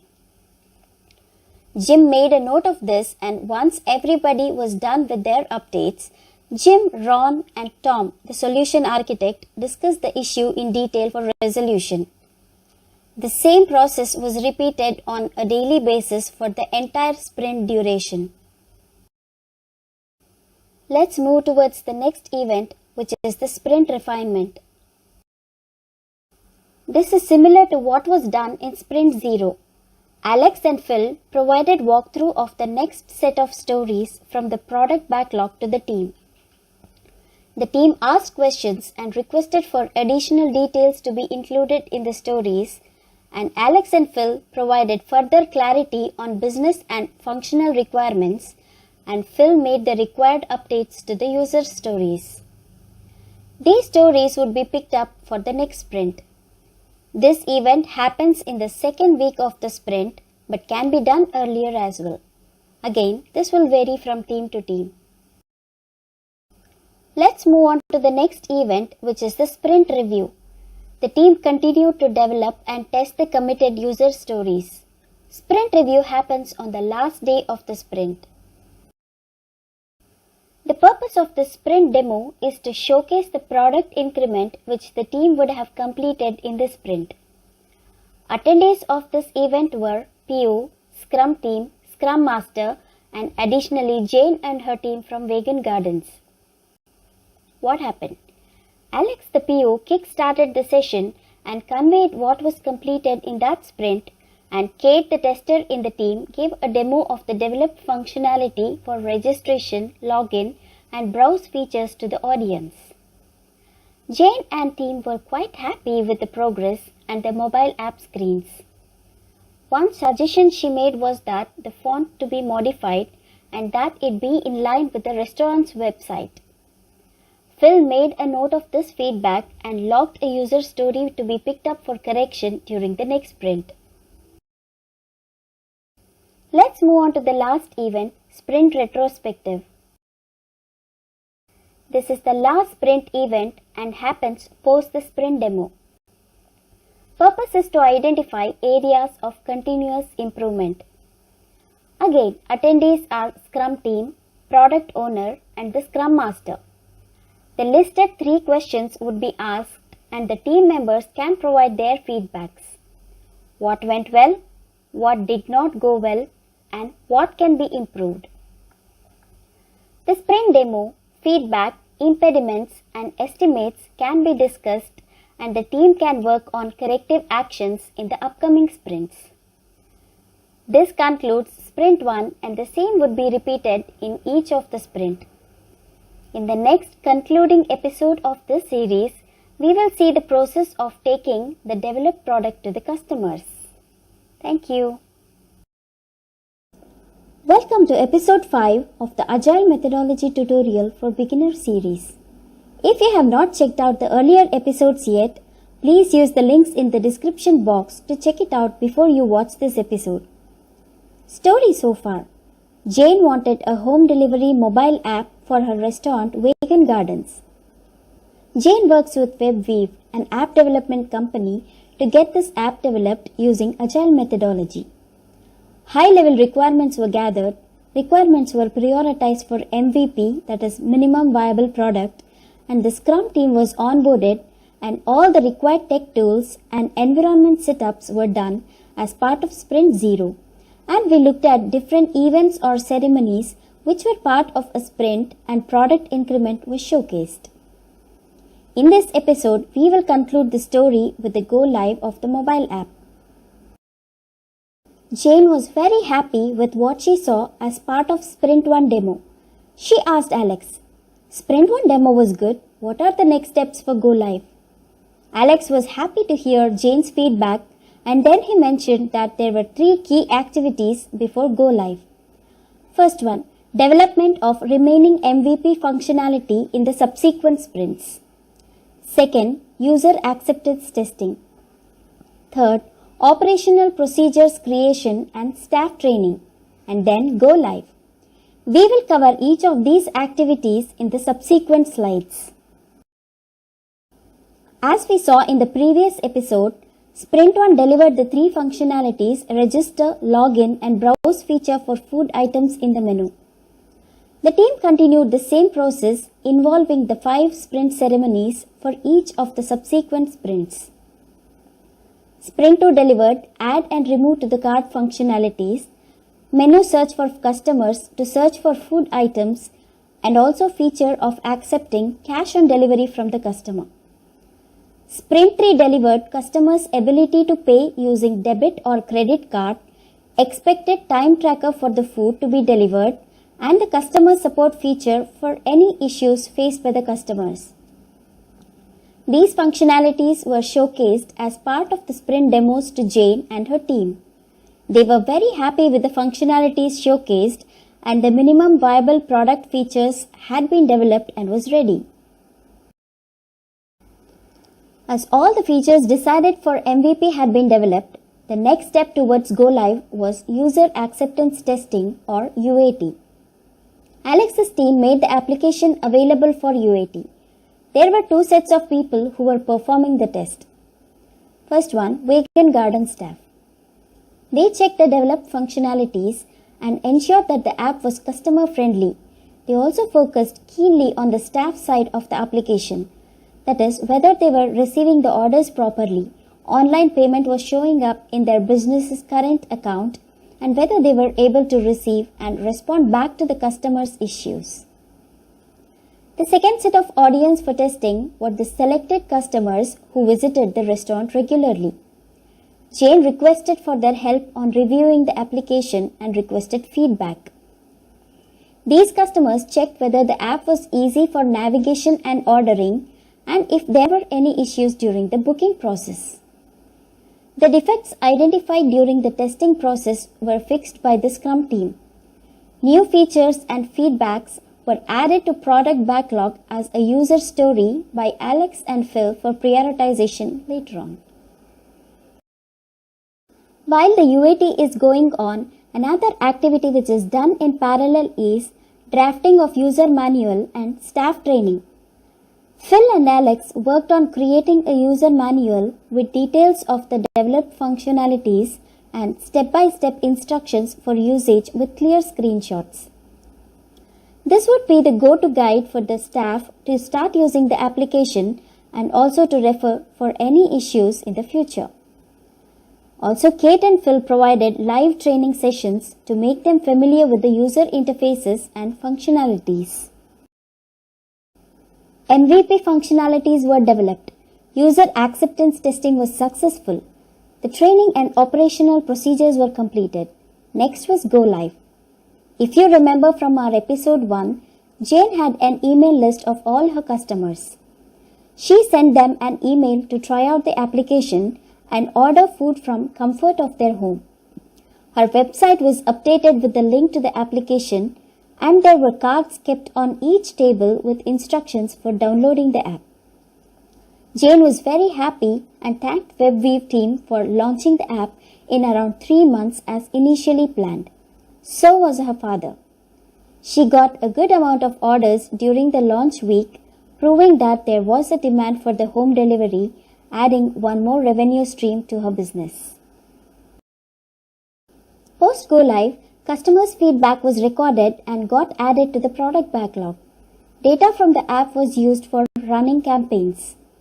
WebWeave Scrum team was business as usual and they improved the product sprint after sprint. This concludes our Agile training series for beginners.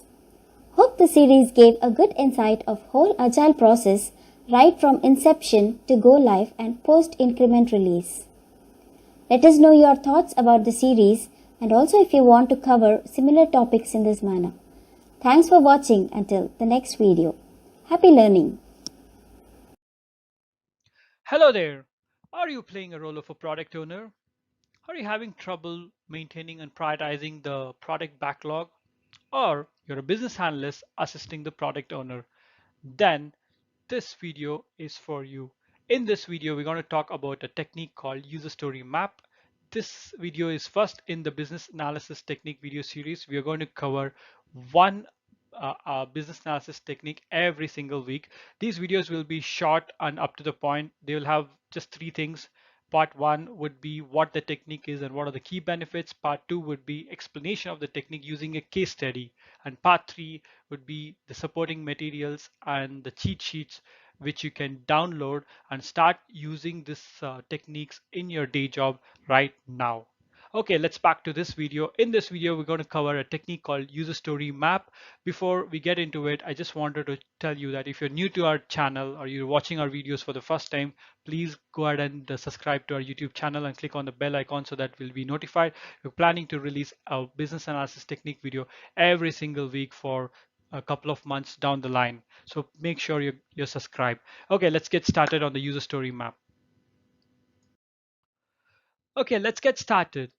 User story mapping was invented by Jeff Patton. He talks about this extensively in his book, User Story Mapping. I provided a link below in the description box. You can go and check it out for deeper understanding of this particular technique. The key benefits from this technique, how I see it, is it has a visual representation of an entire product backlog. So usually what we have seen is the product backlog would be maintained in an Excel spreadsheet. It will be having epics and list of user stories listed to it and the series of epics, but that doesn't give you an end-to-end view, but this technique does. So this product backlog can be represented from an end-to-end view from a customer's perspective. And this will help in requirement prioritization because you will be able to see the end-to-end view and you would be able to identify which requirement or which feature would make much more sense to the customer and make their life better. And also, again, I feel this can also be one of a requirement used as a requirement gathering technique. So you can start off with the business stakeholders using this technique to gather high quality requirements on what they want the product to be. So we'll cover a lot of those in details using the case study next. Okay, let's look at the case study. So there's a restaurant called ABC Cuisines. They're looking for an online home delivery service for their restaurant. So basically, they just want their customers to order food through an online channel, and it can be delivered to their homes. So Raj is the business analyst, is part of a consulting firm, and he's hired up to set this up. So he's going to use the user story mapping technique first off to gather the business requirement and then use the same thing for maintaining the product backlog and the release prioritization. So let's see how he does that. Okay, now let's take a look how Raj builds the user story map.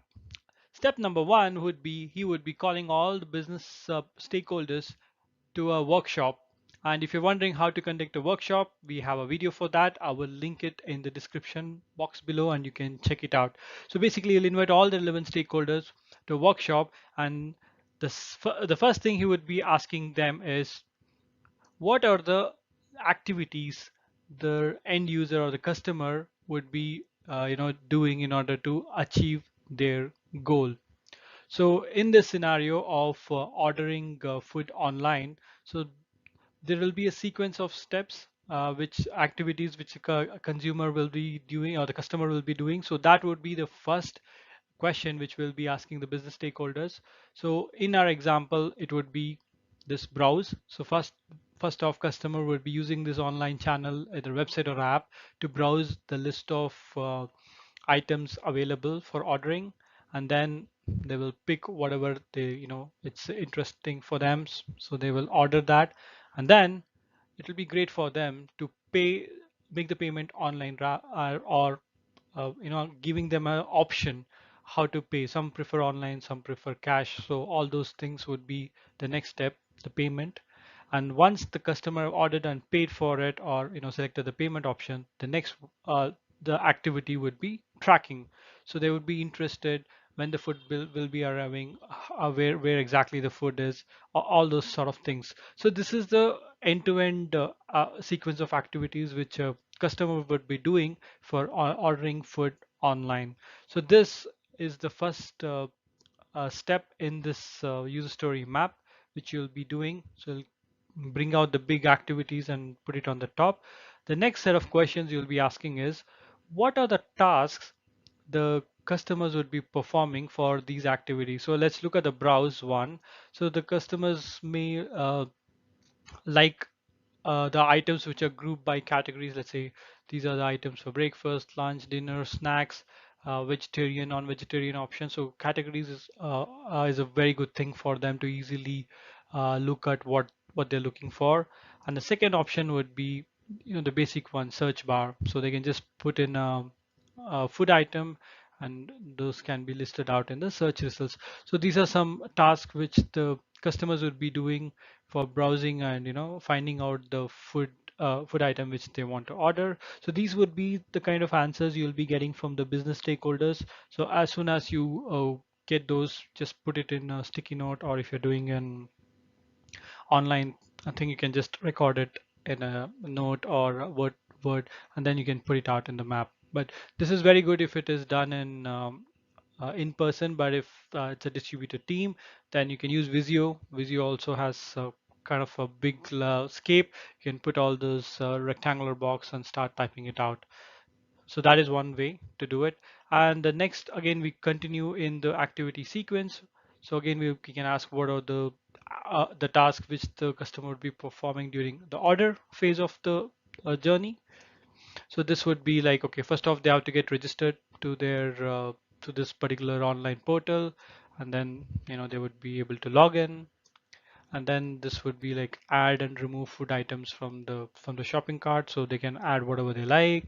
And so for example, if they don't like one thing they've ordered, or it was ordered by mistake, there should be an ability for them to remove from the cart. And also it'll be great for the customer if we can just duplicate the previous order, because most of the people just order the same thing. So it'll save them a lot of time if there is an option they can just click on, and whatever they ordered earlier can be reordered. So those are the tasks which will be under the order uh, phase of this end-to-end customer activity sequence. And the next one is pay. So in under pay, yeah, payment can be made by customer using cash. So there should be an option for the in the online channel to allow customer to pay by cash. And the other one was some customers prefer to pay online itself, so they might like using the debit or credit card. Some might like to use their internet banking portal to pay, and some might use the payment wallets, Amazon Pay, PayPal, etc., etc. So there's a lot of payment wallets available now, by now Apple Pay. All those things can be used. So the online channel should be allowing the customers to make payment through these channels. And the last uh, activity for the customer will be tracking. And here, the first thing after they've ordered, it will be like the ETA. The customers will be really interested to know when the food will be arriving. So if you say after the order, it'll be 30 minutes, 45 minutes, that'll be a good indication for the customers to understand when it will be arriving. And it'll be, they can, be prepare for it. For example, if they want to step out and come back in time. So all those things can be managed. So ETA is a good thing to display to the customer. And also support. So the other thing is, if there's any problem with the online order and they want to talk to someone, so the support functionality should be able to connect to a live person who's manning a live chat console. So it can be a chat, or maybe someone they can speak to in case of issues with the order. So that is one key functionality of the task which the customer would be doing if there's a problem with the order. So that's really key. And the other one is order progress. So ETA is a good thing, but it would be great to let the customer know that their food is prepared, it's on the way. So again, just like an intermediate status, so the customers are informed. Another really cool feature is live tracking. So let's say the delivery person has left the hotel with the package, so they can know where exactly they are using the maps. And so again, this will also help them to keep track of their the food delivery. So all of this is basically the requirements. So these are the activities and these are the tasks which the customers who want to, what the customers would be doing. So if you're going to use this in an agile, fit it into an agile methodology, all the activities, the browse, order, pay, and track would become your epics. and all the tasks would become your user stories, and all the user stories will be relevant, it will be tagged accordingly to the epics. For example, group by category, search by keyword. These are the tasks performed for the browse functionality, so all those relevant user stories will be tagged to that particular epic. Similarly, cash payment, debit card, credit card payment, internet banking payment wallets, those will be tagged to the the epic related to payment. So that's how you can fit it in. So if you look at this now, you have an end-to-end, this is basically nothing but a graphical or a visual representation of your product backlog. So everything is there. It's easy, visual. I know this is a simple example, but if you go with a complex example, the principles and the concepts remain the same.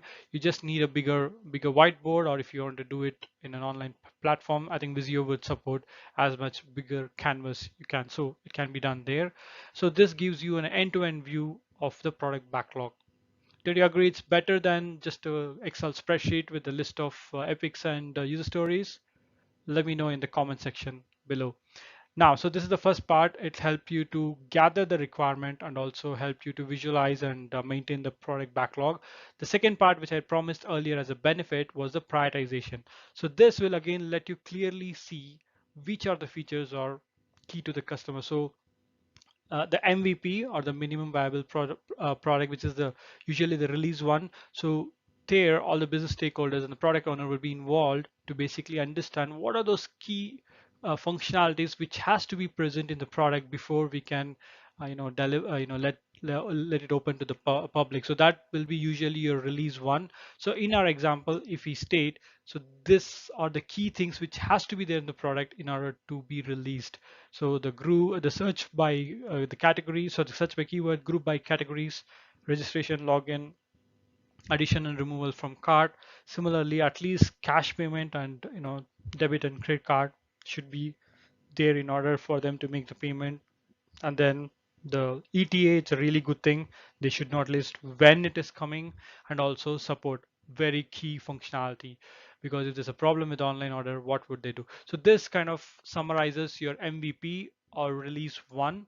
And now the remaining things can be reviewed and prioritized as we go on. So for example, let's keep the audit progress and internet banking as release two, because a lot of customers did uh, want to use their internet banking. So this will be based on the feedback from your release one, how the customers are interacting, and also what what do you think is a good thing, and what the business stakeholders think is a good functionality for the customers to have next. So that's how you keep on building it. Similarly, release 3 will deliver the duplicate previous order, integration with the payment wallets, live tracking, etc., and so forth. So you can go on building out the release roadmap as well using this particular technique. And again, it's easily there for anyone to see, and easily they're able to understand. It makes sense to the business stakeholders, the PO, and also to the development team testing. So everybody has a common understanding, and it's a really good technique. I would highly recommend you start using it in your role, and it will help you to gather the requirement easily, maintain the product backlog visually, and also in the release prioritization. Okay, that covers it. Did you find this technique useful? If so, I would request you can go ahead and download the user story map cheat sheet which you have created. It will summarize the step-by-step how to create a user story map, and also the example which we covered. So you can use it as a reference to start implementing this technique in your day job. That brings us to the end of this video. Did you enjoy this video? If so, please go ahead and subscribe to our channel if you're not already done so. And also, if you have any questions on this particular technique, leave a comment and we will try to answer it as soon as possible. And also, request you to provide your feedback on the next business analyst techniques you want to be covered as part of this weekly series. So based on your feedback and recommendation, we'll pick up those techniques. We'll do in a similar way. We'll cover a quick introduction, benefits, and then we'll take a case study and how to explain how to use the technique, and followed by thirdly the supporting materials, so that you can start using these techniques. So it's more of a practical approach on implementing a technique rather than just talking about the business analyst technique. So hope you really like this video. We would love to hear about more about from you on this from in the comment section. Thanks once again to watching this video till the end. I'll see you in the next one next week. Bye bye. Hello there. Do you have a business analyst interview coming up shortly? If so, this is one of the videos for you. In this video, we're going to look at the differences between use case and a user story. This is one of the key interview questions which is asked in the business analyst interview, and again a very tricky one. So there have been a lot of comments in our comment section asking for this particular question and to be expanded. So that's what we're going to do in this particular video. We're going to look at the differences and we're going to look it out with the lens of an example for better understanding. So we have a lot to cover. We can get started, but before I go there, if you're new to our channel, I would request you to please go ahead and subscribe to our YouTube channel. We post business analysis videos regularly on interview preparation, business analyst techniques, tutorials, and tools. Okay, let's get started now. Okay, let's get started with the differences. But before we do, I just want to touch upon the similarities. Both use case and user story are used to document the requirements, but there are different formats and ways to document the requirements. But again, the end goal is to document the requirements clearly so that the development team can develop it accordingly, and also the testing team can test it accordingly to the required document, and the outcome is what the business wanted. So that's the end goal. Both of them serves the same purpose, but there are differences in the way it's used. So let's look at it. So the first one, let's go with the use case. Use case is basically used in the waterfall methodology. So waterfall methodology, as you know, is the requirements are locked upfront. So this use case is used as part of that particular methodology, and the user story, I believe most of you will be aware, is used in the agile methodology.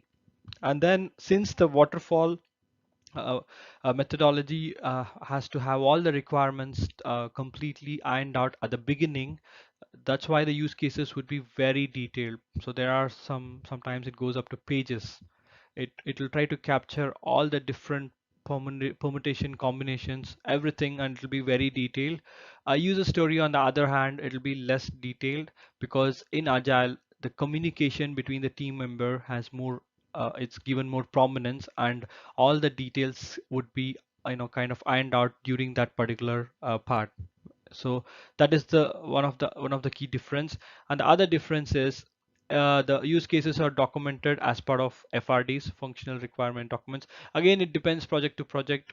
Some have as part of FRD, some have a different document called use case document only to look at the use cases. As well as the user story, they are basically logged onto JIRA. JIRA is the most commonly used tool for the agile methodology, so they'll be captured and logged as part of JIRA and tracked. And the fourth difference is, since the use case is very detailed, it is little time consuming to create one compared to a user story. Since it's less detail and the focus is more on the comms communication between the team members, it is relatively faster. So that's another key difference. And then the format, the fifth difference is the format. So the use case has the components as like what is the use case name, what is the description, what the use case is supposed to do, what are the preconditions, post condition, basic path, alternate paths, and exception paths. So we got to cover all those format details in the example. So stay tuned. In the user story format, it's again relatively simpler. It's like as a who, like who wants it, I want what is required, so that why, like why is it required. So it basically covers who, what, and why. And then we have the acceptance criteria, which is like the definition of done in agile methodology would say what you want the system to kind of achieve. So this is basically used by the testing team to ensure that all the required behaviors are developed and captured. So that is the acceptance criteria. And then we have the supporting models. Here is where we have mockups process flow. Again, all our tools to get the idea of the requirement to the development and testing team. So we're going to again cover off all these things in details in the example. But these are the 5 key differences. Again, it's from my view and my experience. These are the 5 differences. There may be slightly other ones or more, but again, I would say these are the key differences. So let's try to look at these both using example. So we'll take one feature of an example, create a use case for that, and also create a user story so that it'll give you a better view and you'll be able to understand these differences in a much better way. Okay, let's look at a case study. So James is a BA who's working on working with a client running a restaurant called Vegan Gardens. So they're looking for a mobile app which will allow their customer to book a table. So basically, it's just a option for the customers to book a table using the app instead of giving a call to the restaurant. So they want the business benefit is they want to reduce the inbound calls to the restaurant, and they want it to be digital and easily available for the customer to book a table with just a few clicks on their mobile phone. So the features they are looking for is like again basic registration, login, table booking feature, confirmation message once booking is confirmed in the system. So once they book the table, they should get a confirmation email, SMS, whatever it is, and then the the app should only display the available time slots to the customer. So let's say if they're booking one particular on a day and the number of guests, then the app should only show the time slots which are available to the customer in like the table which can accommodate the number of guests. So for our example to build a user story and use case, we're going to look at the feature number 5, display only available time slots to the customer so that they can book it. Okay, so it's a again, I know it's a very simplistic example, but I want to keep it simple so that everybody can relate to it and understand the concepts behind it. So let's first off go and create a user story for this particular feature, and then we'll build a use case next. Okay, first off, we'll look at a user story example for that particular feature. Okay, so this is the example. So the first part of the user story is the who, what, and why. So the template uses as a for who this user story would be benefited. I want what is required so that why is it required. So this is a template. You can use this to create a user story. It's an industry standard format. So let's take an example for the feature which we discussed. As a customer, I want to only see the time slots when a table is available so that I can make my reservations. Yeah, pretty simple. So the benefit goes to the customer. What they want is to see the time slots only when it is available so that they can make their reservations appropriately. So that's the first part of the user story. And then the second part is the acceptance criteria. So this is we call it behavior driven development. It's like BDD. Again, this stuff, this is clearly states what the system should do, in a terms which is understandable both by business development teams, IT team. It's like a common standard. So the format is given a context. What is the situation we are in, when an event, an event occurs, then an outcome. So what should happen? Yeah. So let's look at an example. Okay. Given I'm registered and logged onto the Vegan Garden mobile app. So this is like a prerequisite. This is from a customer perspective. They are already registered and logged onto the app. When I select book a table button and select the date and number of guests. So this is on the screen where the customer is selecting a book a table button and also selecting the date and the number of guests. Then I can only see the time slot when a table is available. So then is an outcome what the app should do. So it should only display the time slots when a table is available. So if you see, this particular acceptance criteria makes it pretty clear for everyone involved in the process of building this app. They know what exactly the behavior is. So this is what it'll help the development team to build it accordingly, and the testing team also to validate it correctly. Yeah. Okay.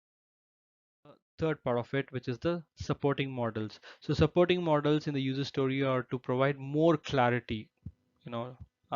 In this example, we are going to take a screen mock-up. So we're going to in the previous slide we described in words, and here we are going to show it in, in the visual format, so that it's easy for them to interpret. So the example is, as we state, Vegan Ardens is the app. Again, it's a simplistic design, because we're just focusing on the functionality which you're talking about. So Vegan Gardens is the app, book a table is a button. So when the customer clicks on it, it takes them to the next screen where they will be able to select the date and number of guests. So once they select this, and then it goes to the next screen where they will be able to see the time slots which are available for them to book. So average time duration for a slot is provided is 1.5 hours. So that's average. So that's how they're giving the time slot. So 6:30 to 7:30 p.m. it's available. 9 to 10:30 p.m. is available, but 7:30 to 9 p.m. is missing here because it's already booked. So it's not available for the customer selection. So this is a user story. So we covered the different parts of the user story. So in the next section, we're going to see how the same feature can be documented in the format of a use case. Okay, so let's try to look at the use case example now. Okay, let's try to see how we can document the same feature using an use case. So as I stated earlier in the beginning of the video, the format of a use case is use case name, description, who are the actors involved, precondition, post-condition, basic path, alternative path, exception path. So we're going to look at all these things for the feature where the customer should be able to see the time slots which are available when they're trying to book the app. Yep, only the time slots which are available. So let's look at an example. For the use case name is display of only available time slots for table booking. Description, a customer should be shown only the time slots which is available for table booking. So again, it reiterates it. Actors here, um, the, the customer is the actor here. The precondition is the customer should be registered or logged onto the mobile app. So you can kind of correlate to the user story. So this precondition was as part of the acceptance criteria about the given path where we were told that the customer is already registered and logged onto the mobile app. So that kind of comes in the precondition here. And the post condition is something what should happen after this activity has taken place. So this is something different. So here it's like once the booking is made, uh, what happens? So the customer should be getting an email confirmation with the book time slot. So this is something, it provides more context to the development team. Okay, so let's look at the different paths. So basically a path is, how do I say, it's an activity or it's an interaction between the system and the customer, and what are the different ways the interactions can take place. So the first one is called a basic path. So this kind of, the clearly spells out what is a customer action and what the system should respond. So this will give the development team a clear cut idea, okay, how they have to kind of develop the system. So the basic path, or it's also called as happy path. This is a scenario where it's like a straight through processing, where the customer would be able to use the minimal steps to achieve the intended goal. In this scenario, the goal is to get a table booked. So if you look at the basic path, so they'll click on book a table button on the app. System response should be, it should display the fields for entering the date, a number of guests, and then once this customer selects the date and number of guests, system should validate and only show the available time slots on the screen. And once this customer selects a time slot, customer receives a confirmation the table is booked with the date and times via email, SMS. So it's just it receives a confirmation. So if you see, this kind of correlates to our supporting model in the user story where we had used this in a pictorial mock-up.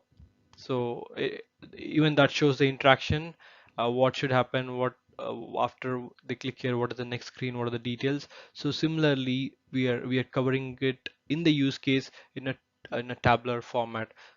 There is also an activity diagram which can be done, which will again showcase this in a swim lane format, but that is not mandatory, but it can also be added to provide more clarity. But this table, I would say, is sufficient enough for the development team to understand what exactly we are looking for. So that is a basic path. Now the alternate path. So let's say alternate path are again, like how do I say it? It's like the hoops the customer has to, do if their desired result is not, achieved immediately. So if an example for this is, same thing, customer would click on a table, book a button table. They should show the day. It should be shown the date and number of guests. Customer selects the date and number of guests, but for that date there is no table available with the the guests which are coming accompanying. Let's say they are booking a table for 10, so on that particular day they don't have a table. So a system should display an error message: sorry, table is not available for this date, please select a different date. Now text can be changed, but yeah, that's you get the idea. Then what the customer would do, okay, it's not available, let's say on Saturday, they might try to do it again on Sunday because they like the restaurant, they like the food here, all the people like the food there, so they all want to visit this restaurant itself. So they selected different date. So on that, let's say they select Sunday, then system would validate and will show the available slots on for Sunday, and then the customer selects a convenient time slot, and same thing, they will receive confirmation that the table is booked with the date and time. So if you see the difference, there is a slight variation in the path, so that's why it's called alternate path. But still, the customer was able to achieve the goal of getting a table booking. And then there's a last type of path called exception path. So in this path, what would happen here is the customer would not be achieving their intended goal. So the intended goal is to get a table booked, but here, let's say customer books on a, same thing, click on a table, select the date and number of guests, but they're getting that the table is not available, let's say for Saturday. But in this scenario, the customer on all their friends or whoever it is, they're available only on Saturday. So they have to meet on Saturday. So in this scenario, they are not going to book a table. So they may go to a different restaurant because they are available only on Saturday, and the tables are not available. So in this case, what the customer would do is they'll just click on exit button, and they would be exited from the app. So exception scenarios are basically where exception path, where the intended goal is not achieved, and the flow kind of ends abruptly, but the system should be able to handle that as well. Again, this is a very simplistic example, but when you're working on live projects, there'll be uh, different variations when the flow gets terminated or abruptly immediately. So all those things can be documented here. So if you see, it's very clear to the developer or to the tester what are the different scenarios, how the system should interact, and everything is here. So if we are to document these in the user story format, again we have to create different acceptance criteria, right? So we had only one I showed as an example, which was the basic path. All the other two, these also can be documented as an acceptance criteria, and then different mockups can be added, or they can be even split into different stories. All these things can be grouped into one epic, and there might be a different story for basic path, alternate path, and exception path. But there are different ways of doing it. But again, as I stated earlier, the intention is only to document the requirements clearly so that it can be developed and tested according to the intended business requirement.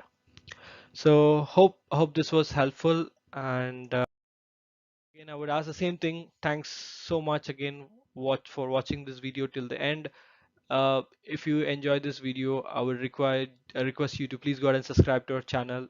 in case if you have not already done so, and also please click on the bell icon so that you'll be notified when we release new videos. And also please help to like, share, comment. Let us know if you want any other topic to be covered in deep dive fashion like what we did. So put it on the comment box, we'll pick it up.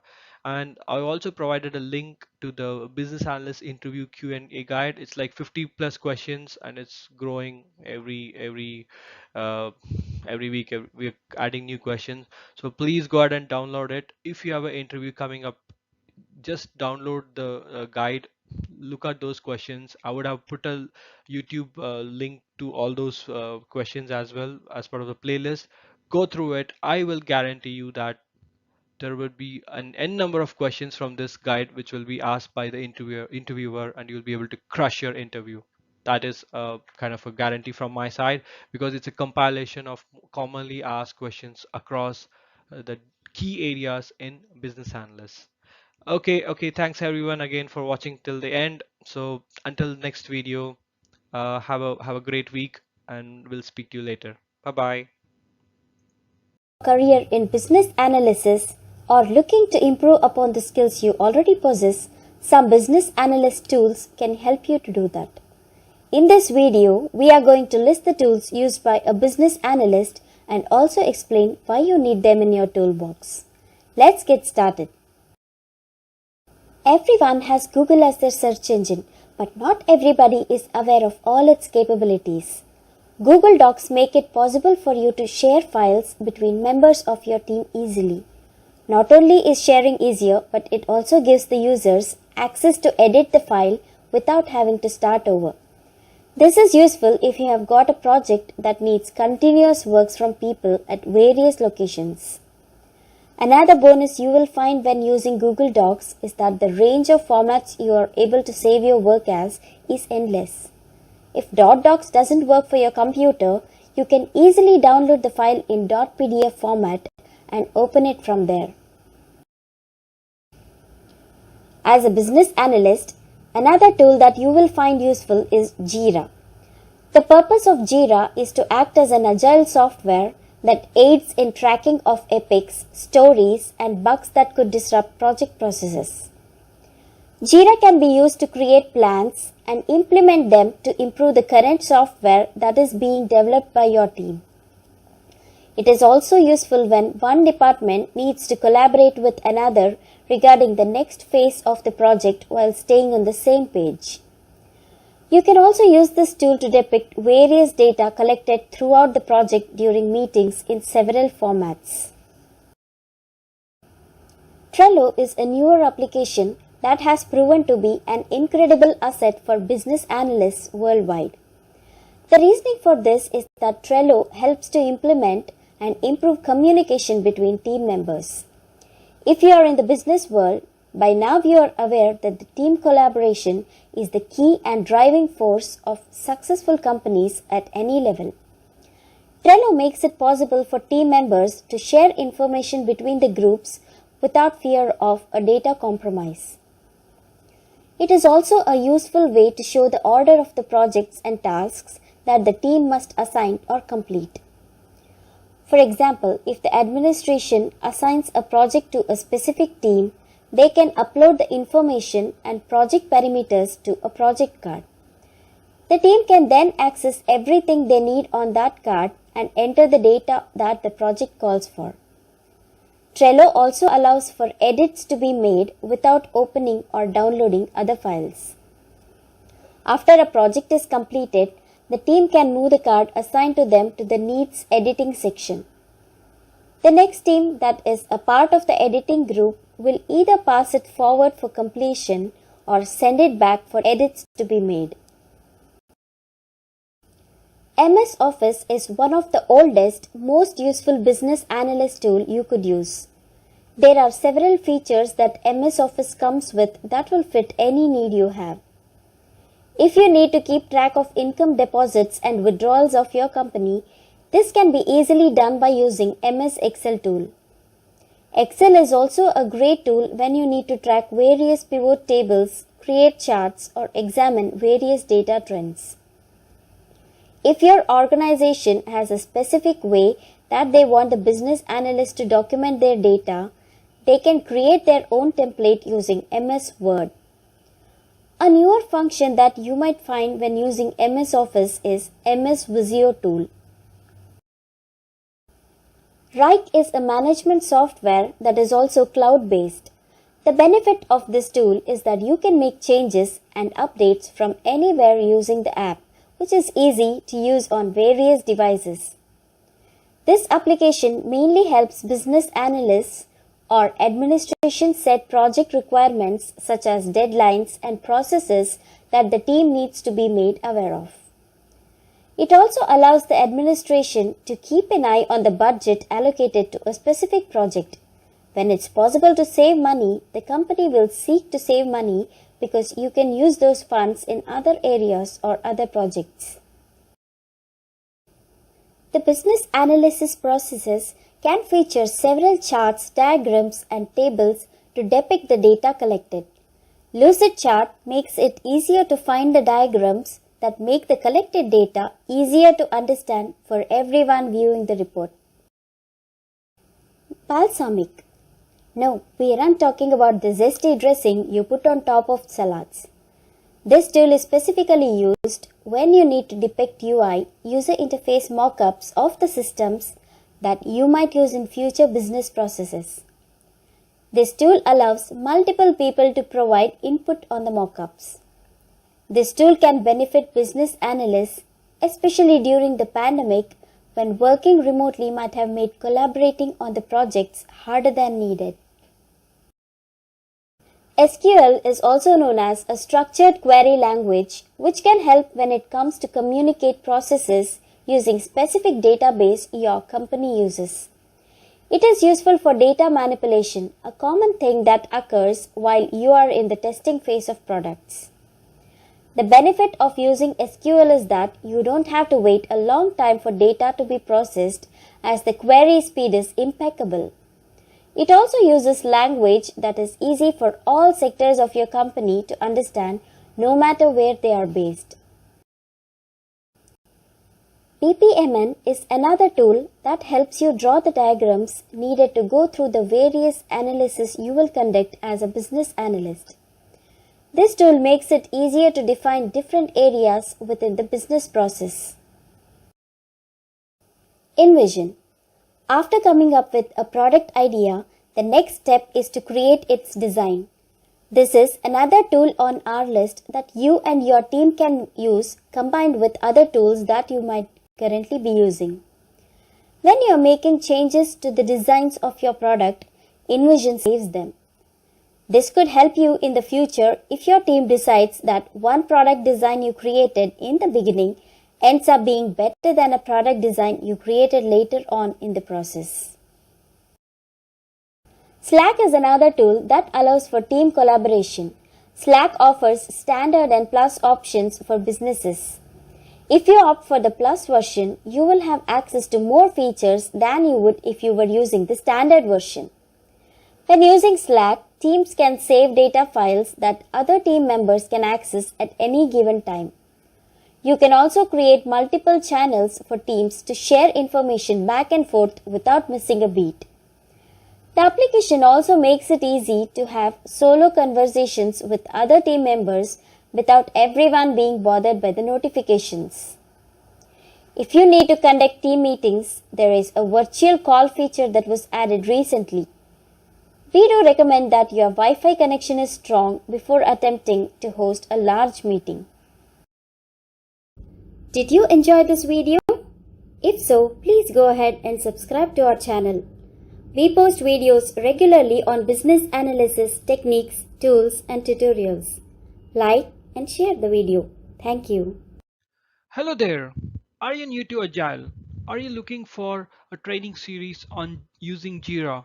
If so, then this video series is for you. In this video series, we're going to look at the JIRA tool and how it is being used for doing the Agile delivery, right from creation of project, creation of epics and user stories on the tool, assignment, the sprint life cycle, and to closure. So we're going to cover all of those in this particular training series.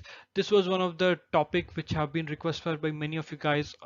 Subscribe to this channel via comments and also email. So thought we'll do this video series, and we're going to have a series of short videos covering different aspect of JIRA in the next few days. So they're going to be a video uploaded every other day to this particular channel and this playlist. So please stay tuned. As always, we will use a case study to drive the concepts behind. So again, in this videos series, we're going to use the case study from ABC Cuisines, a fictional restaurant, looking for an online home delivery service. So basically they're looking for an online solution for the customers to order food right at the comfort of their home. We had covered this as part of the user story mapping video. I'm going to provide a link to it. It talks about how again, Raj, the business analyst who was assigned to use the story mapping technique to come up with a list of epics and user stories in the form of a story map. So if you're not familiar, this is how the user story map looks like. Basically, it is a series of epics. It basically has the activity sequence right from to the left to the right. It actually has the steps which the user would be taking to achieve the objective. So here it will be they'll be able to browse the available foods and order it via this application, pay for it online, and then track it until they receive it. And then we went and how we broke down into these user stories which are below all for these activities. And then also we talked about how it will be grouped for releases: release 1, release 2, release 3. That is basically the highest value ticket goes up, get it delivered, and then the subsequent releases. So the objective of this particular video series is to translate this whole story map, the epics and user stories, onto the JIRA tool and how it gets delivered. So that is the whole objective. So if you have no experience using JIRA, if you're a new BA, or you want to become a BA and onto Agile space, then this video series will give you hands-on look at JIRA and how we do all the things in the particular tool. So please subscribe to the channel if you haven't already done so, and we're going to keep tuned to the channel. We're going to release a video every other day, which will cover the part of the JIRA in depth. Thanks once again for watching this video, and stay tuned for the rest of the video series. Hello there. Welcome to yet another video on the JIRA tutorial for Business Analyst video series. This is episode number 2. We're going to talk about the project setup. In episode 1, it was more of an overview. And if you're a new BA or anyone getting into Agile methodology, JIRA is a valuable tool. And in this video series, we're going to cover hands-on view of how to do stuff on JIRA. So in this episode, as I stated earlier, we're going to cover the project setup. And we're going to use this the case study for a restaurant called ABC Cuisines. They're looking for an online home delivery service. So just a quick recap.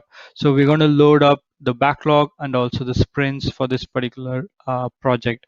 So how it actually happens in the projects is, in case if your company already has a JIRA license and there's already a project set up, then it's very simple. All you have to do is just send out a request to the admin of the JIRA and they will get you added on to the project. But that's how in companies who are familiar with Agile methodology works. But in case if your company or your role is new, or your company does not have any JIRA setup or access, then the first thing in this whole setup, what you have to do is create a project in the JIRA tool. So that's what we're going to look at on the browser. So just let me quickly swap to that JIRA dashboard. So in case if you don't have JIRA access, you can add out to the URL. I'll put a URL in the description box. There's a 7 days free trial. You can try out JIRA for yourself, right? So In the JIRA software, this is how your dashboard would look like. So this is a test account just for demonstration purposes. If we're going to create a project, so you have to come to the projects tab here in the JIRA software and then click on create project.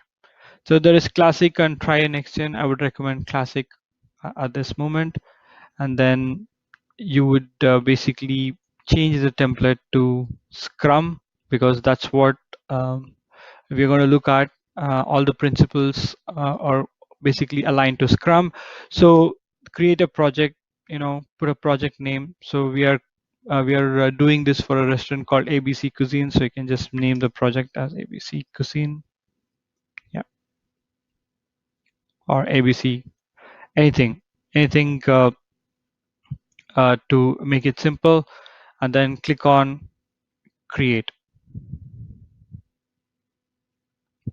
So what this will do is it'll create a project, and this project is kind of a workspace for everything related to the development work, the agile, the backlog, the sprints. All of those will be basically aligned under this particular project, which is called ABC.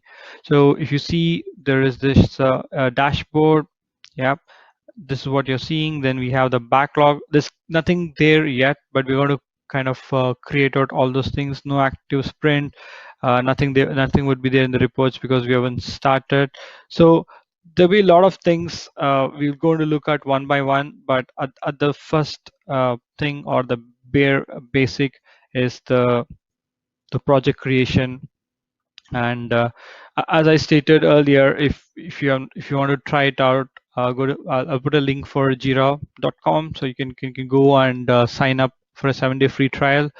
There's no credit card needed. You can just sign up and you can just try out JIRA for yourself. Yep. So if you want to go click on the projects tab here, it will show all the projects which has been created by you, and it will be there, and you can swap in case if you're handling multiple projects. But usually at a time, a business analyst works on a single project, and if it's, as I stated earlier, if the project's already created, all you have to do is send out an email to admin. They will add you up. If not, you need to create the project as we shown, and select the Scrum as a template type, so that it aligns to the Scrum Agile methodology. So that's about a short video on this, and we're going to continue the series. We're going to look at different aspects of that, but for this video I'll end it here, short and sweet. Just create a project, and the project is your workspace, which will contain everything related to that particular piece of work which you're doing. Until next video, see you. Bye bye. Hello there. Welcome to episode 3 of the JIRA tutorial for business analyst series. In this episode, we are going to look at the creation of epics in the JIRA tool. So as we have discussed earlier, we had come up with this user story map for the online delivery service for APC Cuisines. If you want to check out how we came up with this user story map, I'll provide a link in the description. You can check out the video on user story mapping.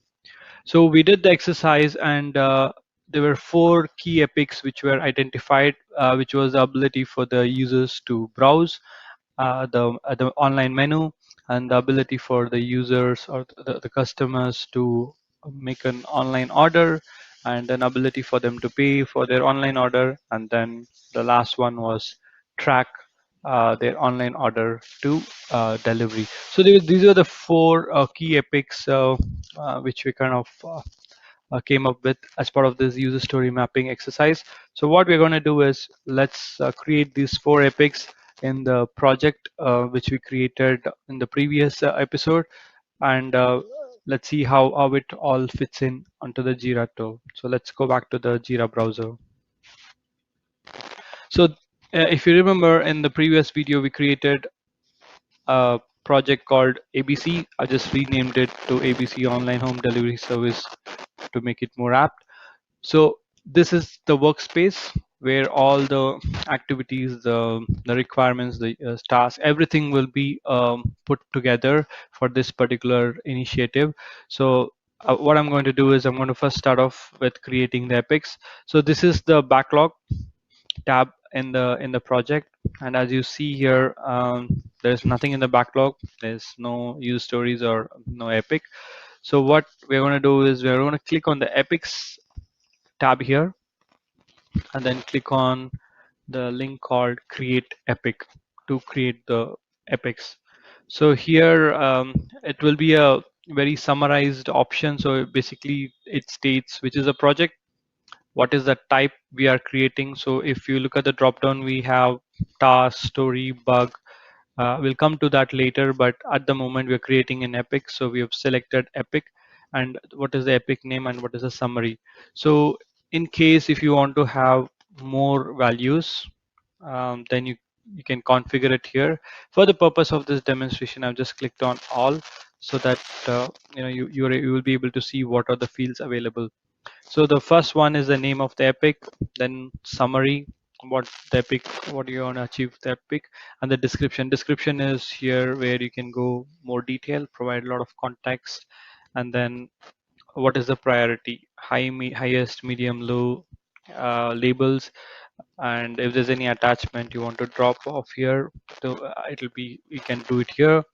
Then linked issue, if there's any linked user story, or if it's linking to, yeah, uh, any other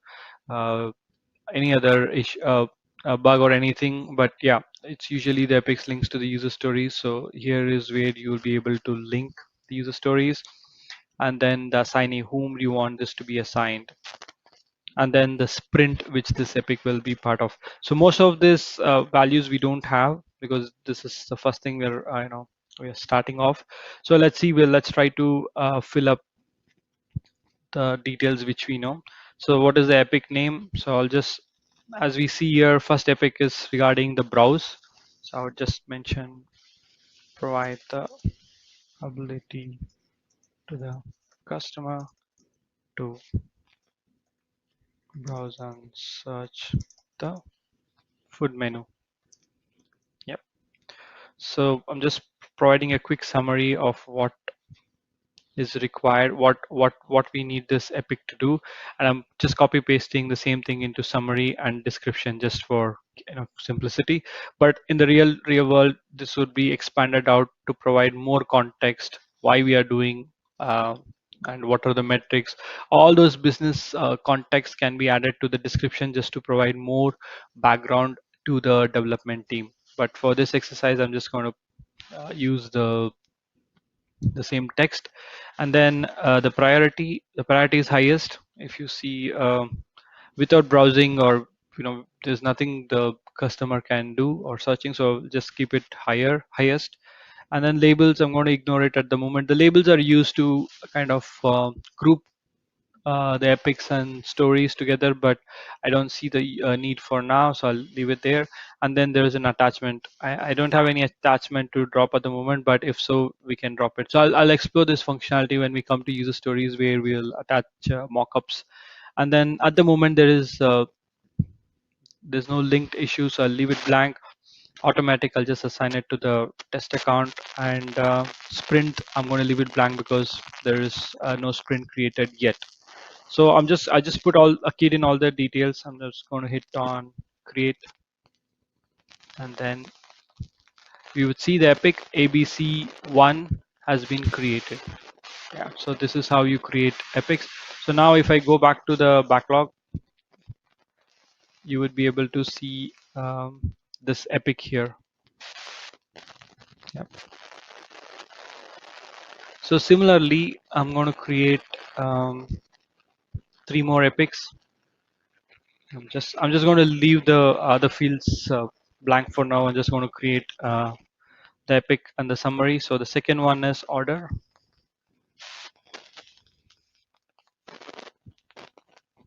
I'm just going to keep it simple and provide the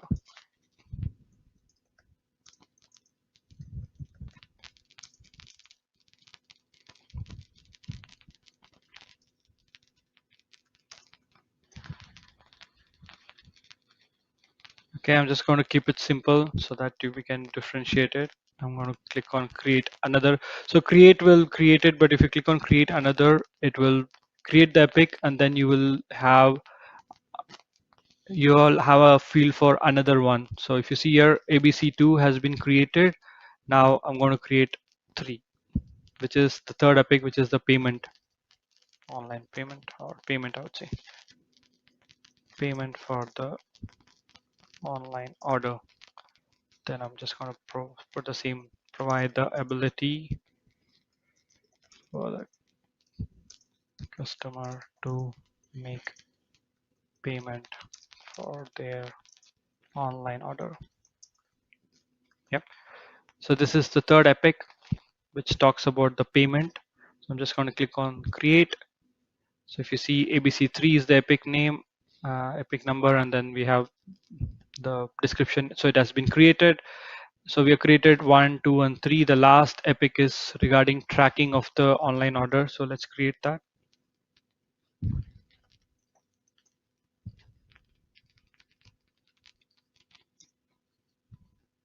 So it's basically tracking of their online order. I'm going to provide the ability to the customer for tracking their online order. Yep. So I'm going to check it off because this is the last epic in our series. So for now, so I'm just going to click on create, and this will create our fourth epic. So now we have epic 1, 2, 3, and 4 created. So this is how you basically create epics. So we have 4 epics created, and in the next video, what we're going to cover off is we're going to add user stories to these epics, and we'll see how we are going to create the user stories and how we are going to link it. Yeah. So again, many thanks again for watching this video till the end, and stay tuned for the next video on user stories. Hello there. Welcome to yet another episode in the JIRA tutorial for Business Analyst video series. It's episode number 4. We're going to talk about the user stories, the creation of user stories. So a quick recap. We all started off, with a quick introduction episode, and then we had an episode where we set up the project in JIRA called ABC Online Home Delivery Service. It's just a workspace where all the things related to the projects are kind of put into. The third episode was creation of epics. So based on the user story map, which we're using as a case study, we created 4 epics in the JIRA tool.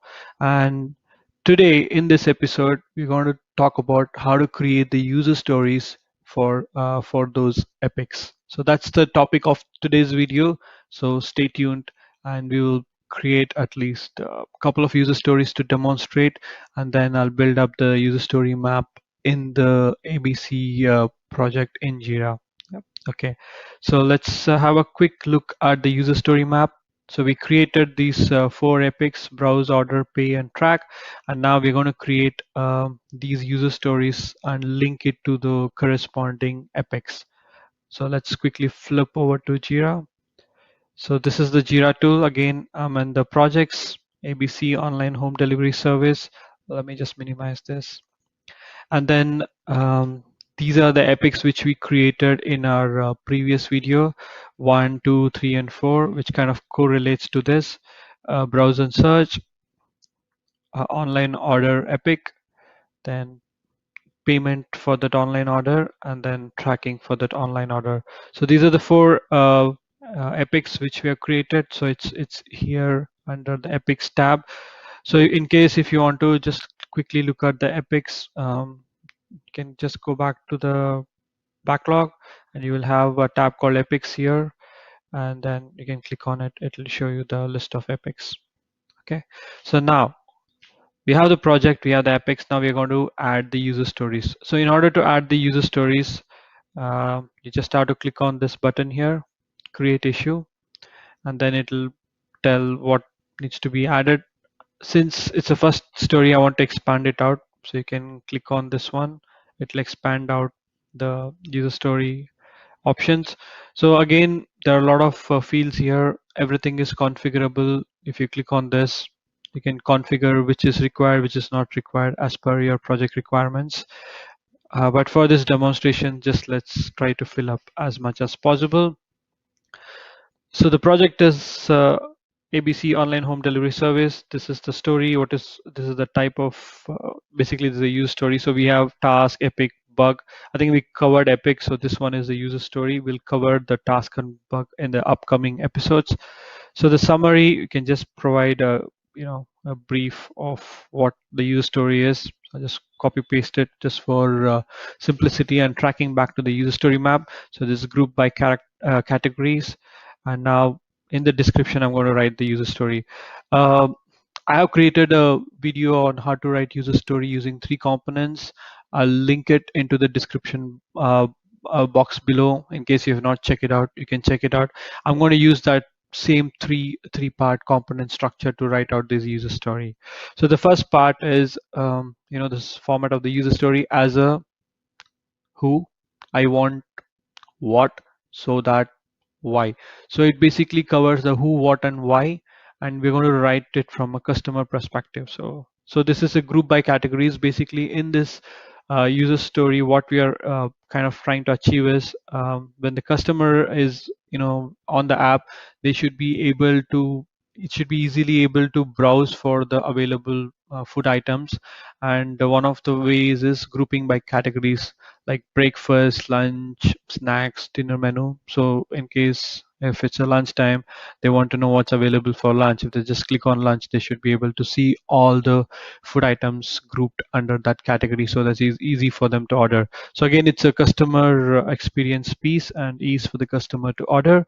So let's write a user story. The first one is, as I told you, who, what, and why. As a customer,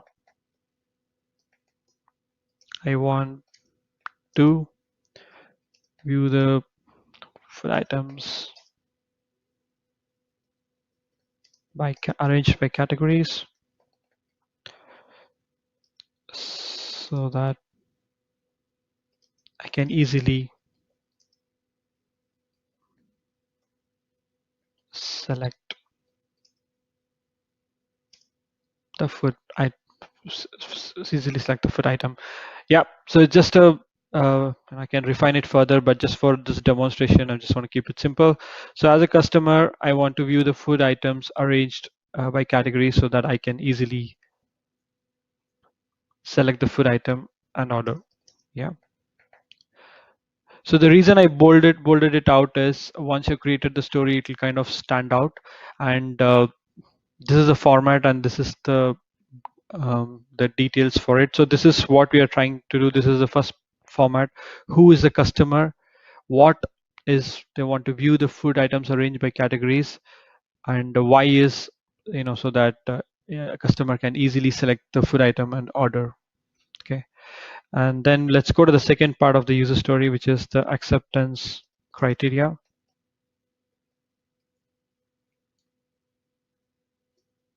So acceptance criteria is something which will help the development team and the testing team to ensure that they've developed the story accordingly. So the acceptance criteria is the key thing, and it's called definition of done. So this gets translated into the test scripts for the testing team, and for the development team, this ensures that they've covered all the possible scenarios related to this particular user story. So let me go on. It can be multiple acceptance criteria, 1, 2, 3, 4, 5, positive, negative, all of those can be captured here. I'm just going to capture one for demonstration purpose. So we're going to use behavior-driven development model (BDD). Again, in the link of the user story video, you can go and check out the format, the template. I'll explain in great length. It can be used for writing your user stories. So it uses this format: given, when, then. So basically, given, when, then is again like a template. let me again, okay. So let me remove this. Let me unbold it and then we'll bold one by one. So basically given is a context. So what is the precondition or what is the scenario we are under? When is event? When something happens, then is like when this event happens, then what is the thing we are expecting the system to do? So that is the three things. Given is a context, when is an event, and then is what the system should do when that particular event happens. So let's again look at this example. So given customer is logged on to the online application, when they are searching or when they're browsing, or let's say when they are on the home page. I think it'll be pretty easy. When they are, or let's say put it when customer are on the home page, then they be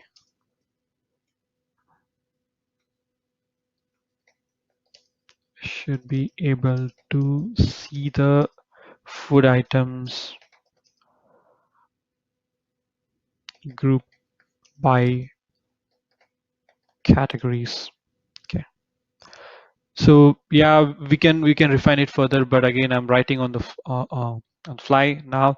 So this kind of summarizes it. So when given the customer is logged on to the online application, when the customer is on the home page, yeah, then customer should be able to see the food items grouped by categories. So this is what we are we are trying to achieve, and we are clearly spelled out. So let's say that when the developer is developing it, they know, okay, when the home page, okay, the category should come. Testers also, when they go to the home page, the category should come.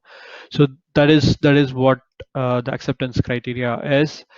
Then there is a third component to it, which I call supporting model, but it can be named as functional models, or basically this will help the development and the testers to provide more context, more details, so that the user story gets as per the requirement. So again, let me bold this part out. Given, when, then. So supporting models are basically like, for example, in this would be like, what are the items, what are the categories, what are the items to be grouped under those categories. So that is one key thing required. And then if you click on the categories, how should it expand? So just to put it together so that it's clear for the development team and testing team. If we are all co-located, if the Scrum team is co-located, then we don't need to go into these details. But nowadays, it's seen that Scrum team is widely distributed. The developers are in China, testers are in India, or the developers are in India, testers are in the countries like USA, Mexico, Australia. So it's widely distributed team, and for that reason, having more details in the user story really helps. But let's say if you're all sitting together in a single room, then this much details in a user story is not required. Okay, so supporting model. So this is what we can try to create a kind of a table, or let's see if there's a, yeah. So let's create a table.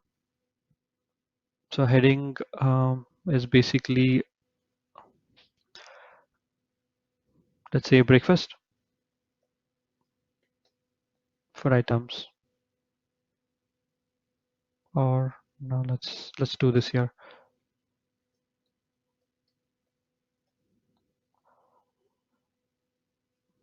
So this would be item one. I'm just going to I'm not going to basically type out everything, just to give you a quick view. So this will be item two. So this will be category. This is a header, basically header of the table, category, and then for item. Yep. So this is breakfast one and two. Then similarly, we can put again, couple of items for lunch.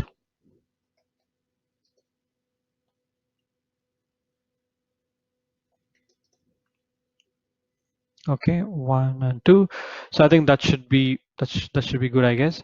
So then there is a place where you know, you can actually add mockups or anything. So we created one mockup. So this is a mockup. Basically, it gives you know, how the navigation should work. I'll show it to you here. So this is the, so one of the supporting model is this, which is please refer to the, or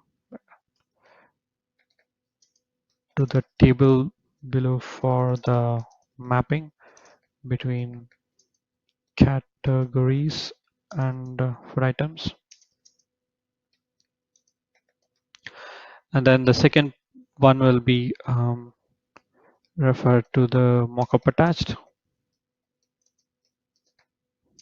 for the navigation. Yeah, so we'll cover that. I'll display the mockup once we create the story. So this is a high priority, so let's keep it high. This is a mockup we have had, and now um, you can assign it to the, you know, for assign it to you for now, but later on we can assign it to, let's say, the Scrum Master, but at least for now let's keep it there. And this is the epic link. So when you click on this, it will show all the epics which we have created. So if you go back to our diagram or the user story map, group by categories is under the browse epic. So I'm going to select browse and search, which is ABC1. We don't have anything for sprint at the moment, so we'll basically leave it blank, and then I click on create. So what this has done is it has created a user story called group by categories. Then the numbering is ABC5, and it is linked to browse and search epic. So that is what we have done. So let me click on ABC5 now. If you see all the details which we basically entered, let's see. Yeah.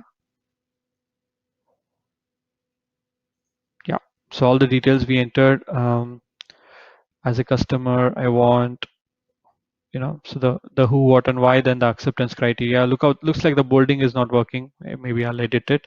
But then if you see the supporting models here, we have break, you know, the items like category food item 1, breakfast 1 and 2, lunch 1 and 2, and then this is the mockup which we have added.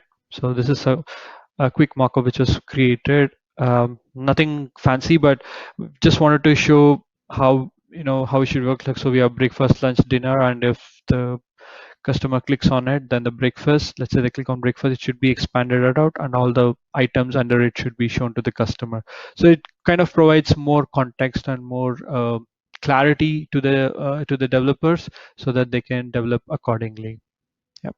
So that is what is there in the story. So if you see, it's like we have linked it to browse and search, and priority is high. So we'll keep it for now. So this is what the story with details is. So now what I'm going to do is I'm going to add all these stories, but I'm not going to go to that much detail as we did for this story, but the concept is pretty simple. So I'm going to do this one. Let me just create quickly. So if you want to create quickly, it will automatically, system will create it. If you just click on this, yep. See, your story is created, but it's not linked to the epic. I think you can again refine it further, add the details. So what I'm going to do is I'm not going to let it.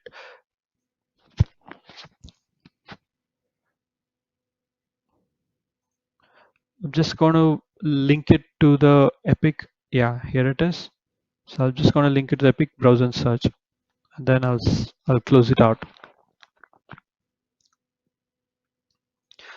Then I'll put in all the details later. So this way, I just wanted to give you a visual representation of this user story map, how it will look into the backlog, but I'll go back and add all the details for the search by keyword, same same who, what, and why, acceptance criteria, and also some mockups and some more supporting details. So let's go and create all the user stories like this. So I'm just going to link it to the epics. That's all. I'm not going to do anything else. So registration is under the order epic. So that's how we have categorized it here. Then login is the next one.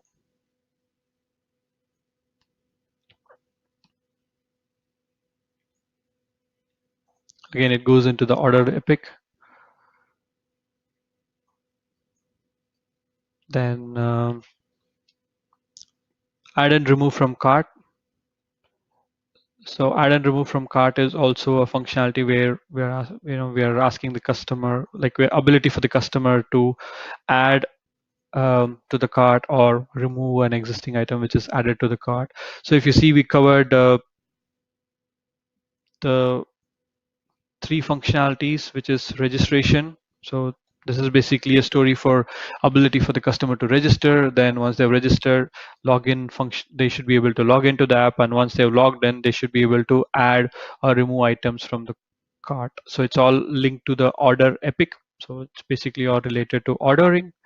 And then the other one was a nice feature, that is, let's say once the customer has ordered for like item 2, 3, 4, the next time usually they keep on ordering the same thing, at least I do.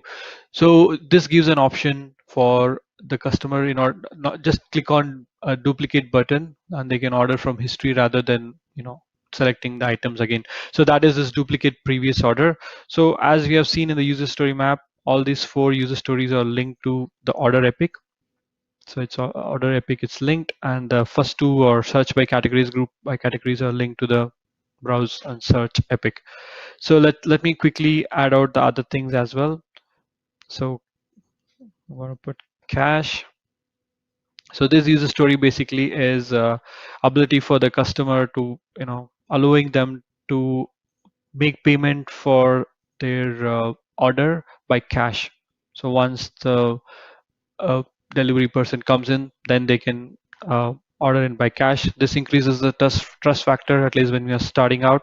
But then these are the things which will help to streamline the process, which is online payment by debit card or credit card. So that will be another user story. And similarly, if the customer has internet banking, then they should be able to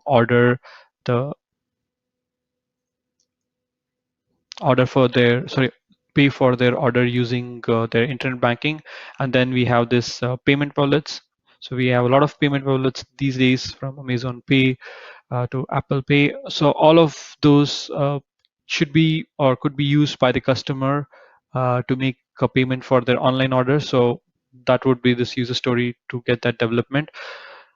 So if you see 1, 2, 3, 4 again, 1, 2, 3, 4. So these 4 user stories, basically payment by cash, debit, credit, internet banking, payment wallets. All of those has been created and they are linked to the payment epic. Yeah, payment for online order. And then the last epic is tracking. So I'm just going to put a few more stories for that and we'll refine it further. So this is the part where once the customer has ordered, they should have a expected time of arrival. So let's say they've made an order, they know it's going to come, it's on the way, and it's going to come by 30 minutes or 40 minutes or whatever it is. So that piece. And then the other piece is the support. If they're not happy for some reason with that order, or this is a functionality where they can raise their queries or get support and sorted it out. And then the other one was order progress.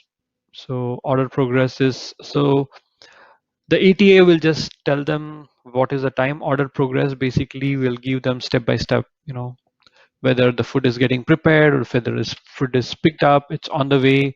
So again, more tracking, so the customer knows where it is. So we are basically building on to this part, which is a live tracking. So all of these stories are good supplement, and the final one is live tracking, where they can look into the maps to find out where exactly the person who's delivering is. So that's the highest level of tracking. So what we have given, we are building up from the ETA to the order progress, steps, and live tracking.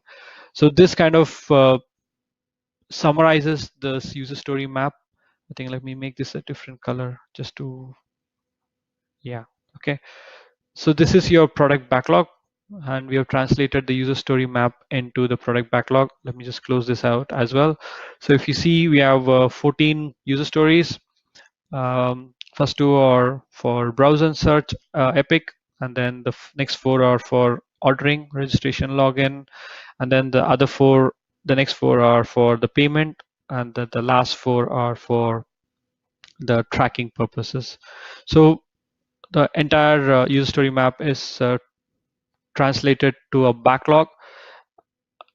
We can go to each of these stories and refine it like how we did for the first user story, add all those details, make it as detailed as possible. Again, if you're in a distributed team, but again, if you're all sitting in the room, you can have a discussion and take it to the next steps.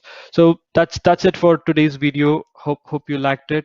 In the next video, we're going to look at how this product backlog gets translated to a sprint backlog, and then we start the sprint process. This is where this four events of or ceremonies of Scrum comes into play: sprint planning, daily Scrum, sprint review, and then the sprint retrospective. So we're going to cover all of those in the next videos and using the tool.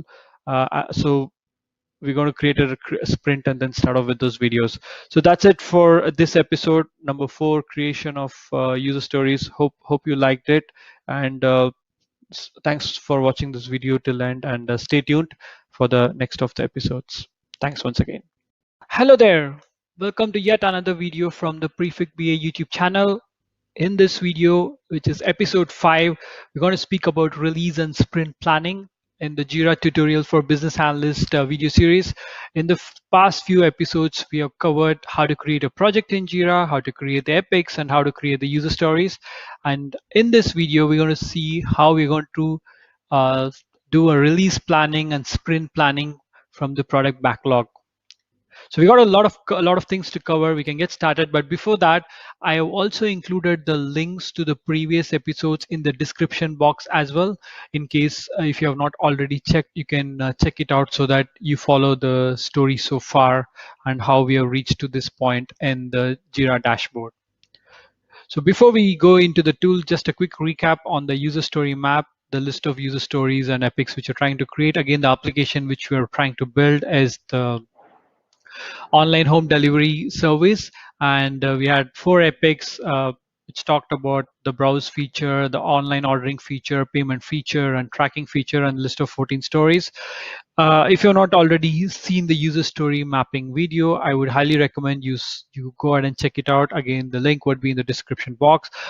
It will tell you how this user story map was arrived at, and then there was also a section which talked about prioritization. And if you see the arrows, release 1 and 2 and 3, the user stories are grouped accordingly based on the business value. Release 1 is the MVP, or the minimum viable product. So this is the minimum features which we can go live or roll out to public, this particular product. So these are the stories which are grouped across, like grouped as release 1 or the MVP.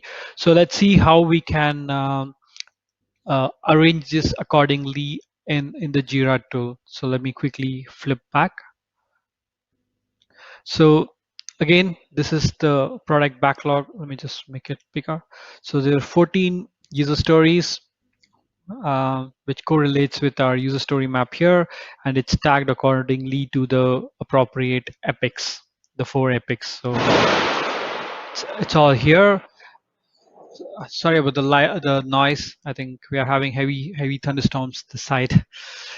Let me quickly continue back, and so this particular is a list of user stories and epics, and let's start tagging them and rearranging according to the releases. So in order to create a release, you have to click on the versions tab here and then create a version.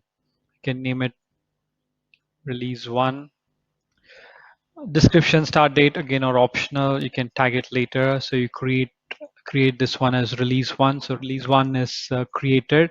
So the next step is to map the user stories according to the release 1. So group by category, search by keyword. So these are all both release 1 items. So how to do the tagging is go to the user story. So this is the one which we had written earlier, and then there would be uh, a field called fix version. So here, go and tag it to release 1. Yep. So that's it. So this is tagged to release 1.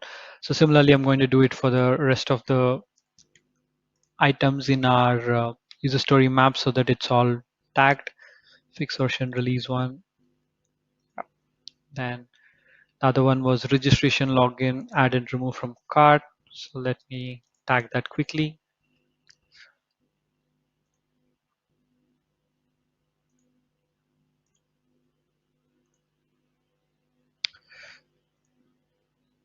So I'm just quickly tagging all of these items as the ones which are belonging to MVP as release 1. That's just taking a bit. Yeah. So add and cart.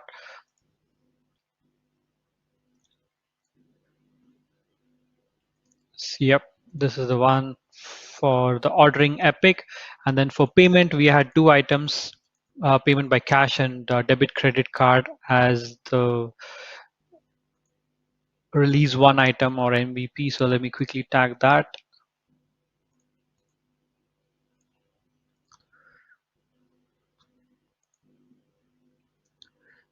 I'm just tagging the other one as well. Fix version release 1. Okay, done.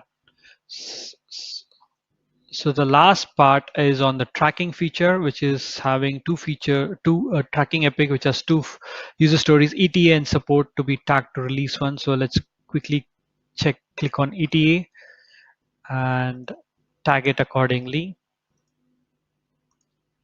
Yep. And then the support was also a release 1 story.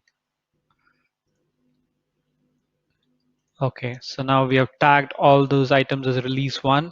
So now what this gives you or gives us is basically, so we have the complete product backlog, but we have tagged the MVP items, which is release 1. We call it here. So if you're going to look at all the items which are which belong to that particular release, or for tracking, you can go to the releases tab here, and if you see here, now you will have something called release 1. So this is what we have created. So if you click on this, you will be able to see all the 9 items which are as indicated in the user story map. All of them belong here. So this is how you do kind of release planning. So in order for us to release this particular version of the product to the public, all these items needs to be delivered. Similarly, the remaining 5 items can be tagged accordingly to release 2 and release 3, and then it can be tracked to closure. So this is the release planning. But in order for us to develop this, we won't be able to complete all of these in a single sprint. So there would be multiple sprints required to deliver these items. So in order to do that, you have to create, or you need to create a sprint backlog and then start running the sprints. So that is the second part of the video, which is the sprint backlog. So what we're going to do is we're going to click on the button called create sprint. It'll create you this particular space. So basically this is your product backlog and this is your sprint backlog. So if you remember, again, I've covered it in one of my previous videos, which is the events, ceremonies in Agile methodologies. We have 4: the sprint planning, daily scrum, sprint review, and sprint retrospective. In the sprint planning, we craft a sprint goal and a plan to achieve it. The outcome is basically the sprint backlog.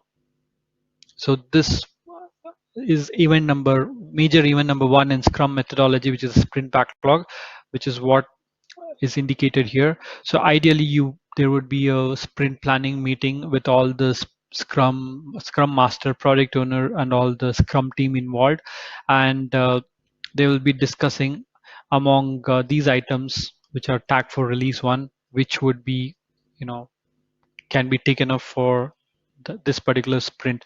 So it again depends on the capacity of the team. There would be a estimation exercise done, and then based on that, they would be able to taken into a sprint. So let's say the sprint has an estimation, like a capacity of 100 story points. Again, this is the first sprint for the team. They might not know, so they are taking it based on some previous experience. So let's say 100 story points is the capacity of the sprint. So there will be a estimation activity done. So let's quickly look at that and see how we can do it here. So browse and search, I'm just going to put it as 20 story points. So this again involves development, testing effort, all the effort required by the team to get it to the done stage. These are the definition of done as agreed earlier. So I'll put it as 20 story points. Then I'll put the search feature as 30 story points. Similarly, I'll go to the registration one. I'll put it as 40 story points. Again, I'm just giving some random numbers, but in an ideal world, this would be done in consultation with the team. Okay, so that gives us 20, 30, 40, 20. I'll quickly go to the next one, add and remove. I'll give it as 70 story points. Then yeah, so you get the idea basically what I'm trying to do. So all this estimation has to be done, and you can see the estimations once it is added. It will be visible again here in the product backlog. So as I was telling, 100 story points is the capacity of a sprint. The team can look at things, and then they can see which can be done in sprint 1. Again, there will be a dependency. For example, registration feature should be available before the login can work. So that dependency should also be discussed and considered while taking items into a sprint.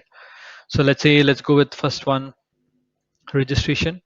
So it's a 40 story point. So this is one thing we definitely require. Then the login feature, 60 story points. Then we'll put in search by keyword. Okay, and then we have still 10 story points capacity. I'm just going to tag this for demonstration purpose. This feature of accepting cash is just 10 story points. Yep. Okay. So, yep. So that is 10 story points. I'm going to move it here. So that gives us the sprint capacity of 100. So this is your product backlog, and this is your sprint backlog. Okay. So this is how the sprint planning is done. And once the team has committed to this, it would be usually like a 2-week sprint basically, and it varies from company to company. It may be 2 or it may be 4 weeks, but it all depends on that, and then the capacity is determined. So this is in our example, we created a first sprint with 1, 2, 3, 4 stories with around 100 story points. Okay, so that is how the sprint planning is done. So once you have put it here, you can click on start sprint. You can keep ABC sprint number 1, duration is 2 weeks. You can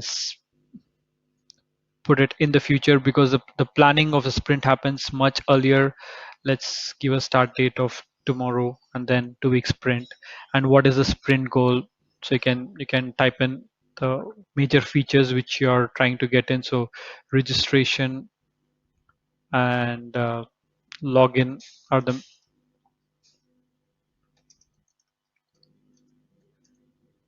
key features, yeah, which are looking to deliver. Okay, again, I'm just gonna just some text separate, but again, you can put it accordingly when you do it for real. And then you click on start. This would start the sprint, and you would have an active sprint. uh, Earlier, if you had gone, it would be nothing, but if you go there into active sprints button, you would be able to see the Kanban board. It's a simple Kanban board to do, in progress, and done. And in the sprint, the items will be moved from here into in progress, and it will be taken to done. So that we're going to cover in the next video. We're going to see how the progress happens, how the daily scrum helps, and also the sprint uh, review and sprint retrospective. So we're going to cover all of those in the next video. But I think in this video, you got a very good understanding how release planning and sprint planning happens. Once again, thanks for watching this video till the end, and stay tuned until the next episode for continuing this journey project to closure. Hello there. Welcome to the last episode of the JIRA tutorial for business analyst. We have created a project, just a quick recap. We had created a project, we created the epics, we created the user stories, then we did the release planning and sprint planning. In this video, we're going to see how we progress the sprint. So this would contain talk about your daily scrum, then the sprint review and sprint retrospective, and how you're going to do it on the Jira tool. So let's quickly swap over to the tool, and we can get started. So this is the Jira dashboard. This is our project ABC online home delivery service. I'm clicking on the backlog. So this was our backlog we had created, around 14 items, and out of that, 4 items worth of 100 story points were moved into the sprint. So the sprint was created and it's active, and you can see there's a kind of a simplified Kanban board here. So this is part of the sprint planning. There's another thing which happens as part of the sprint planning is creation of subtasks. For example, there's a registration feature, so it will involve design of the page, coding of the page, and testing. Yep. So I've just created a these are the tasks which will be required by the development team, testing team, in order to get the story to that completed or definition, or basically done. So once I create this, if you see this will be the board, scrum board, or the Kanban board will be different. It'll have those 3 subtasks which we added, and the team, what usually happens is, let's say this is assigned to a designer, so this gets moved into in progress, and once the design is completed and it goes into done, then the coding of the page starts. So this gets moved on to here, and this board gives a real-time view of what is happening on that particular sprint. So as you know, the second part of the agile ceremonies is a daily scrum. So ideally what would happen is, this will be a scrum board, and all the team members will get onto the floor for a stand-up, or if it's distributed team, they'll get onto a call and they will look at the scrum board and kind of discuss what they did yesterday, so what they're going to do today, and if there's any blockers, they will discuss it, and this board will give a clear-cut picture of what is happening, who is doing what, and all those details. So it's very visible, it's a visual board. So that is the second part. Once, let's say, everything is done, I'm just trying to move it here, testing is done of this feature. So once I move all the subtasks to done, automatically the user story will be done. So there'll be a pop-up asking for that. If you click on update, then that user story is also completed or done. So this goes on until the sprint cycle is. So Similarly, all the other items would be moved to done. And let's say if there's any defect while creating or while using testing this particular browse and search feature, so a bug is logged by the testing team. So in order to do that, what we have to do is you have to go back. Ideally we can create it like an issue. Click on this, it'll open up, and then here you see story. Instead of story, select it as a bug, and you can state uh, search functionality not working fine. Yeah, so there's a bug. You can put all the description. Again, the fixed version, because it goes into release 1, so you have to select that. Priority you can give, and then you have to link it to the user story. So this is a search keyword, so you have to link it to the user story for which there is a problem. So it is ABC6. So once you hit on create, it will automatically create the bug. Let me move it to this because it's part of the sprint backlog. So yeah, you have to move it here. And then now once you go to the board, you will be able to see the bug which is added here. Search functionality is not working fine is added to the to do. So this is how a bug is reported and how it is tracked to closure uh, in the sprint process. So again, let's say this is fixed. It's worked by the development team and it's fixed. It goes to done, and this completes this story. And then this also. So let's say once everything is completed, this goes into done. So this is how the items in the sprint backlog moves to completion or done. And once everything is done, I think you can just click on complete sprint, and it would complete the particular sprint. So again, the reporting would not be accurate because for demonstration purpose, I just did it in a single day. But if you're doing it over a period of time, it'll be able to give you the burn down chart, the burn up chart, the velocity, and all those details. So all of those are in the reporting feature. So if I go back to the project, the reports will have all those details: burn down, burn out, sprint review, etc., etc. So you can check that out. And so that is the completion of the sprint.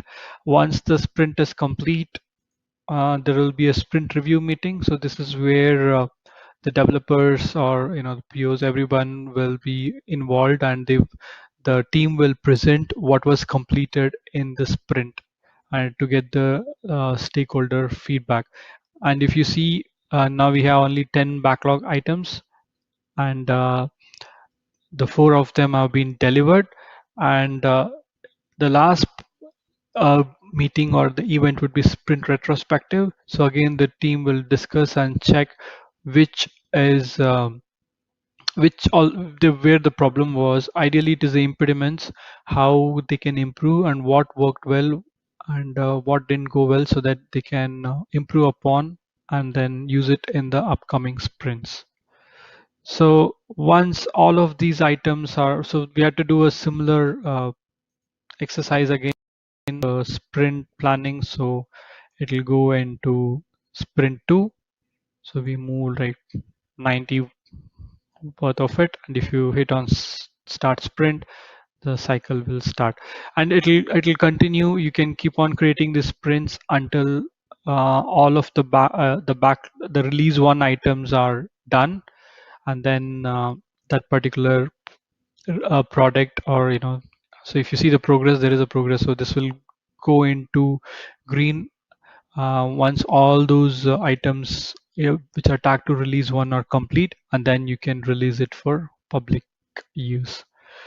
Similarly, again, once release 1 is complete, you can add these other items as release 2 and release 3 and repeat the process as what we have done. So that's a quick training on JIRA. I think these are the ones which are required from a business analyst perspective. There are a lot of things from an admin perspective which are not required. So hope you liked it. Let us know if you let us know your comment, your feedback on this, and if there's any further tutorial similar to this if you want to cover, let us know.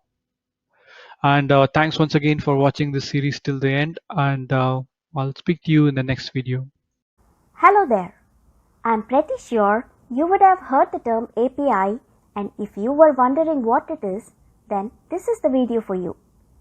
Understanding of the technology concepts is a huge plus for a business analyst role and also gives you an edge during the hiring process.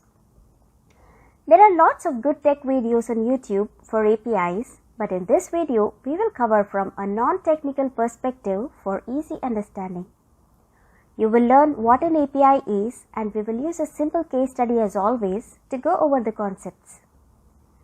We have a lot of requests to go over the tech concepts, and this is the first video in that series. If you have not already subscribed to our channel, please go ahead and subscribe to our channel and hit the bell icon. We have lots to cover. Let's get started. As always, let us consider a simple case study before going into the concepts. Owner of vegan restaurant called Vegan Gardens is looking for an online home delivery service for her restaurant.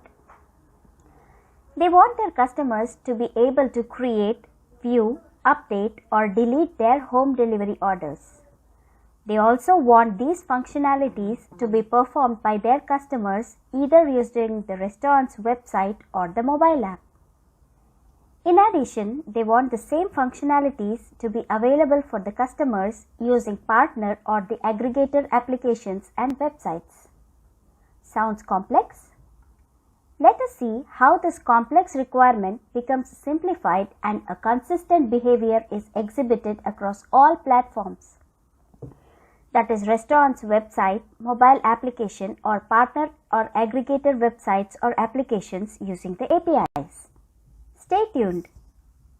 API is an acronym for Application Programming Interface. Let us take a simple example to understand what an API is. You are planning to watch a movie next week and you prefer XYZ cinemas as you like their seats and service. You log on to XYZ website for online booking of the tickets.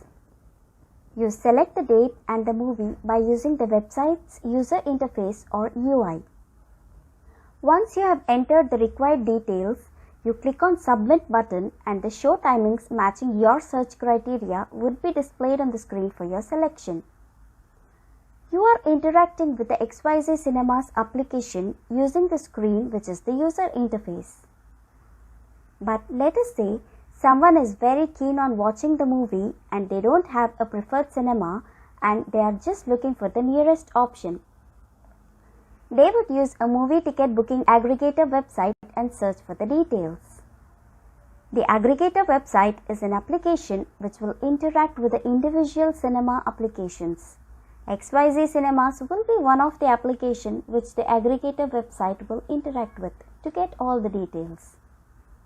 The aggregator website uses an application programming interface or an API to communicate with the XYZ Cinemas application, and the requested show timings and other details would be returned to aggregator application which matches the search criteria. In simple terms, API is used for communication between two applications. That's about it. We will dive more into the details in the upcoming slides. Okay, let's get back to our case study. The requirements for Vegan Gardens home delivery service are to enable customers to create, view, update and delete their home delivery order for multiple platforms. Let us create one API for each function. Let's start off with Create Order API. There are three key components of an API: inputs, processing logic and validations, output. Let's start off with the input part. For order creation, at a minimum, we would need the customer details, that is their name and address of delivery, order details, that is food items which they want to be delivered, and payment mode, that is whether the customer has already paid for the order or is it cash on delivery. For the second part of the API, we can have validation for the details in the input and processing logic, that is auto generation of the order number and storing the order details to a database.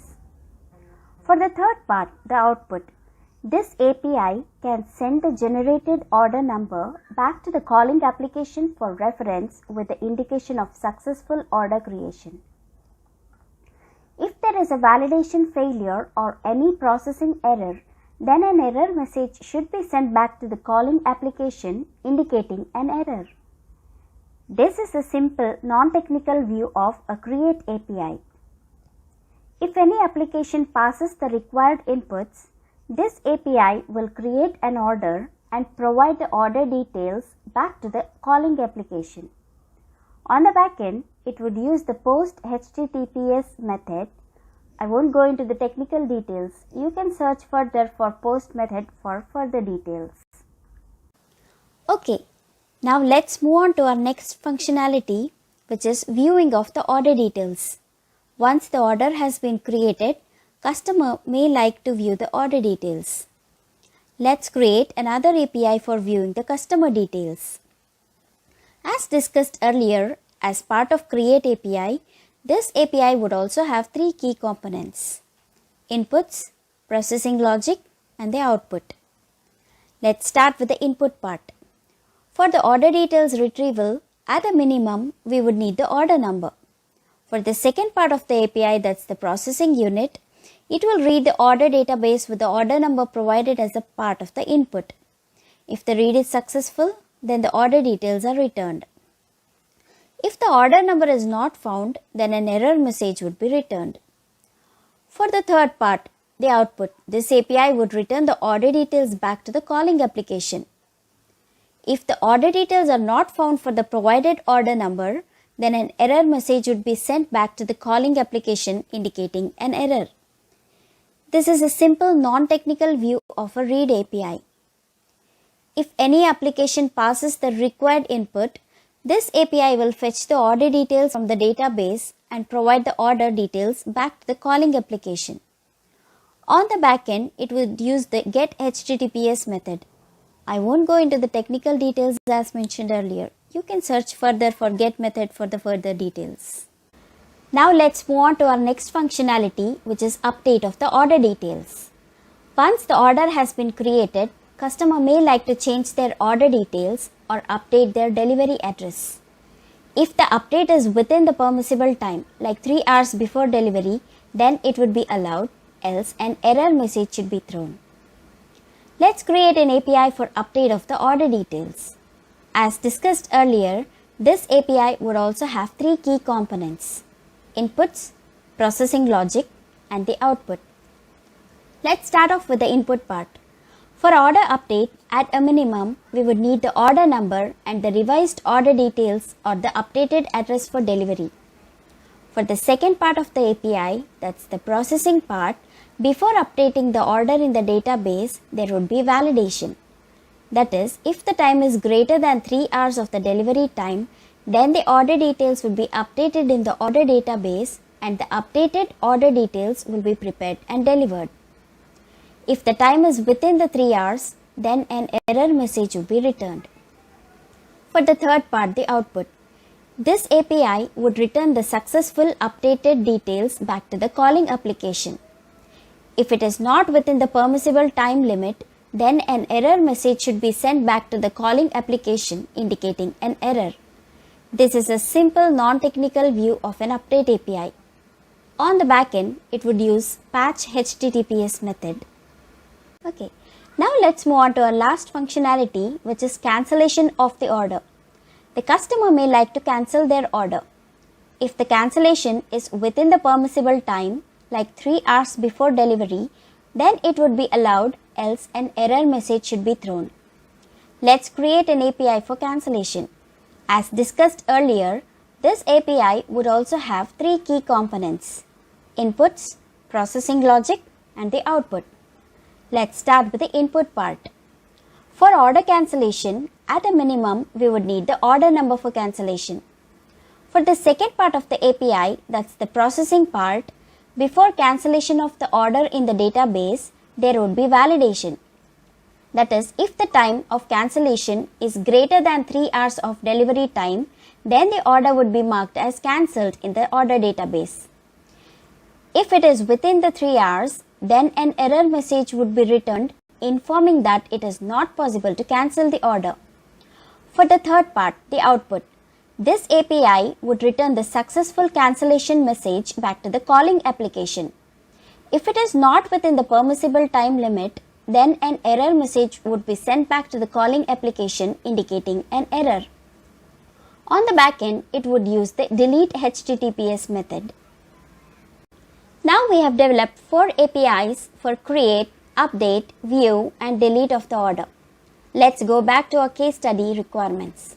The requirements from the owner of the Vegan Gardens restaurant was to have the home delivery options from multiple platforms, that is from their website, mobile application, aggregator, or their partner website. This is where the magic of APIs play out. All these applications can invoke the above developed APIs by passing the required input. Example, the customer can log on to Vegan Gardens restaurant website to create an order which will invoke the create order API. Customer then on the go gets a phone call and they want to add one more item for dinner as they are expecting one more guest. They can log on to their mobile application to view the order, which uses read API, and can update the order by using update API. Similarly, if some other customer accessing the aggregator website for vegan food and finds the Vegan Gardens, they can also order using the same APIs. That is the power of the APIs, and that is why it is so much used and sought out. Let us say the restaurant wants to provide more flexibility to the customers and they want to reduce the update limit to 2 hours from 3 hours. The changes are required only in the update API logic, and once that is redeployed, everything will work seamlessly. Hopefully, we were able to provide an overview on what an API is and how the API works and how it can be used in multiple platforms. Again, as stated, we have not gone into technical details intentionally as we wanted to keep it simple for easy understanding. Did you enjoy the video? If so, please go ahead and subscribe to our channel if you have not already done so. Also, click on the like button to show your support and also help us to share this video with your friends who may find this useful. See you in the next video. Hello there. Do you have a business analyst interview coming up shortly? If so, this is one of the videos for you. In this video, we're going to cover the top 11 interview questions asked on SQL queries. You may be wondering, why would they ask SQL query in a business analyst interview? If you're appearing for a role of a system analyst, IT business analyst, or in a techno-functional role, then definitely there will be questions on SQL. So this video will help you prepare for the interview. And also, having a techno-functional expertise is always considered a plus during the hiring process. So we have a lot to cover. Let's get started.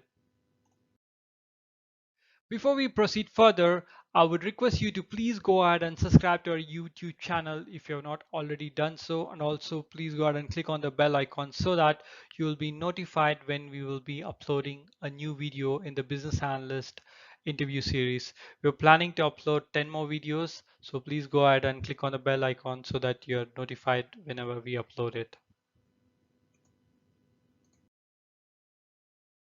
Okay, let's get started. As we usually do, we take a case study and then answer the questions using the case study. So in this case study, we are going to have a company, a e-commerce company, which is selling electronics like mobile phone, laptop, and tablet. And this is a particular table in their database called orders, which kind of records who's the customer, what have they ordered, what is the value of the order, in which city they have ordered, and also the mode of payment. Is it cash, PayPal, or credit cards? So we're going to use this table, and then we're going to derive the queries and also look at the results. Question number one: how do you retrieve all records from a table? So this is one of the most commonly asked and the basic question anyone will ask you in an interview. So the SQL query for that is select star from table name. So in our example, the table name is orders. So that's why it's select star from orders. And the result would be all the rows and the fields which we saw in the table would be displayed.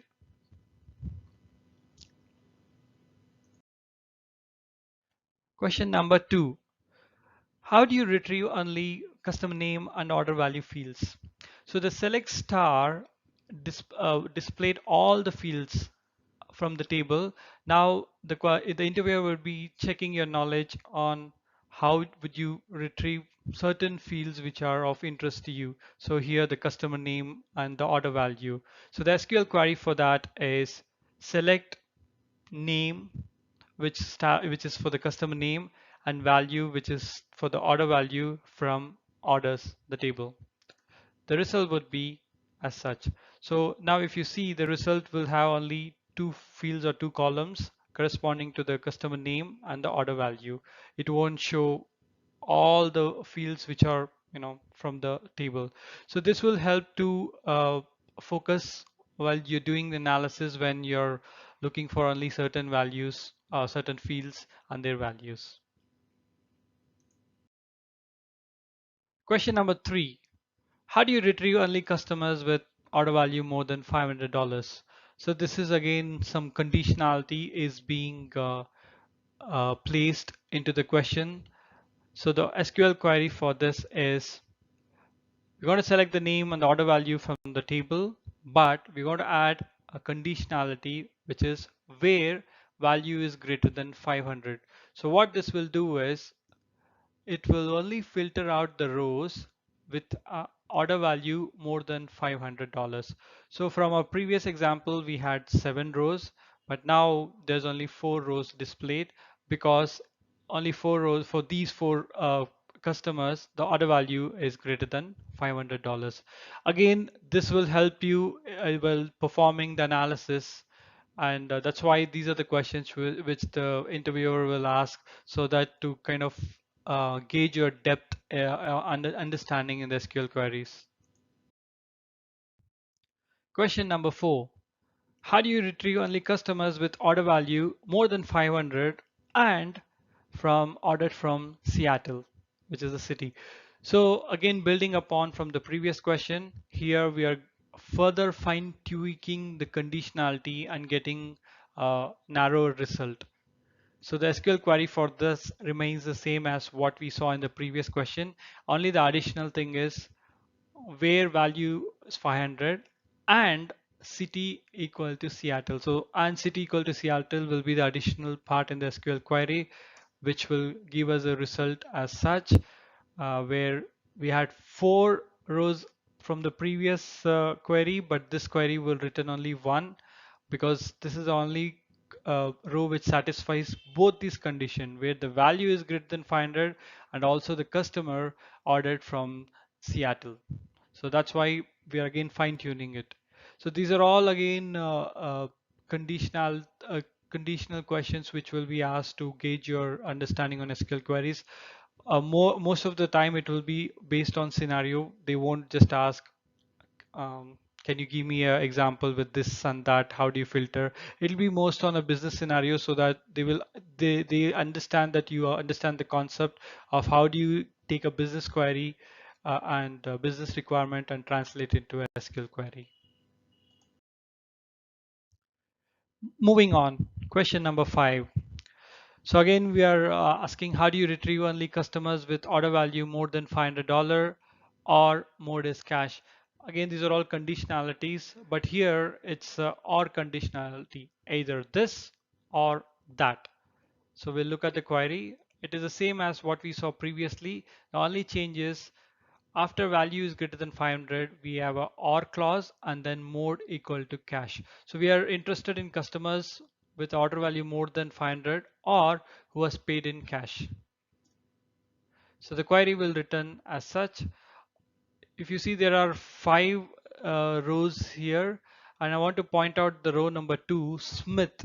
Even though his order value is less than 500, which is 450, because his cache mode, the mode is cache, the SQL query will return this particular result.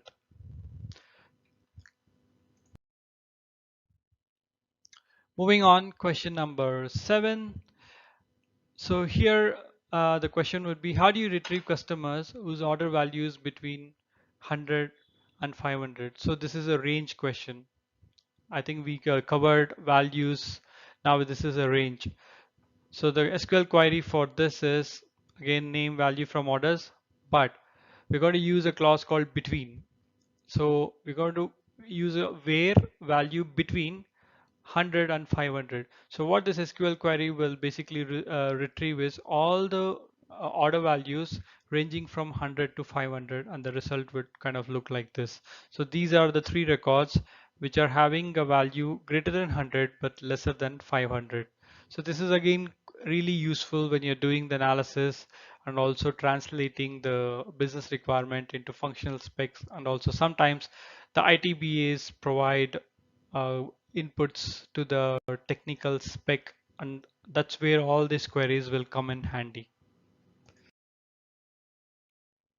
Pushing forward, question number 7, how do you retrieve only customers ordered from Seattle and Baltimore?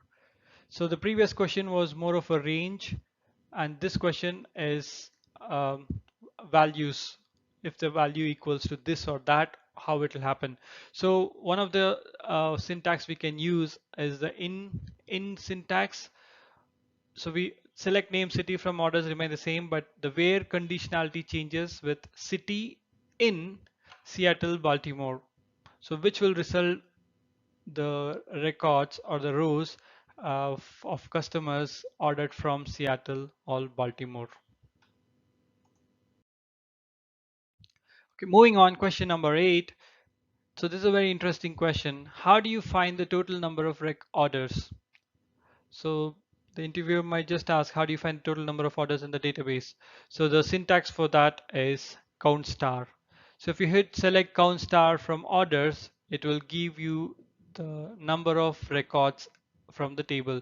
So in our case study or example, we had 7 records, and that's the reason the result would have written 7.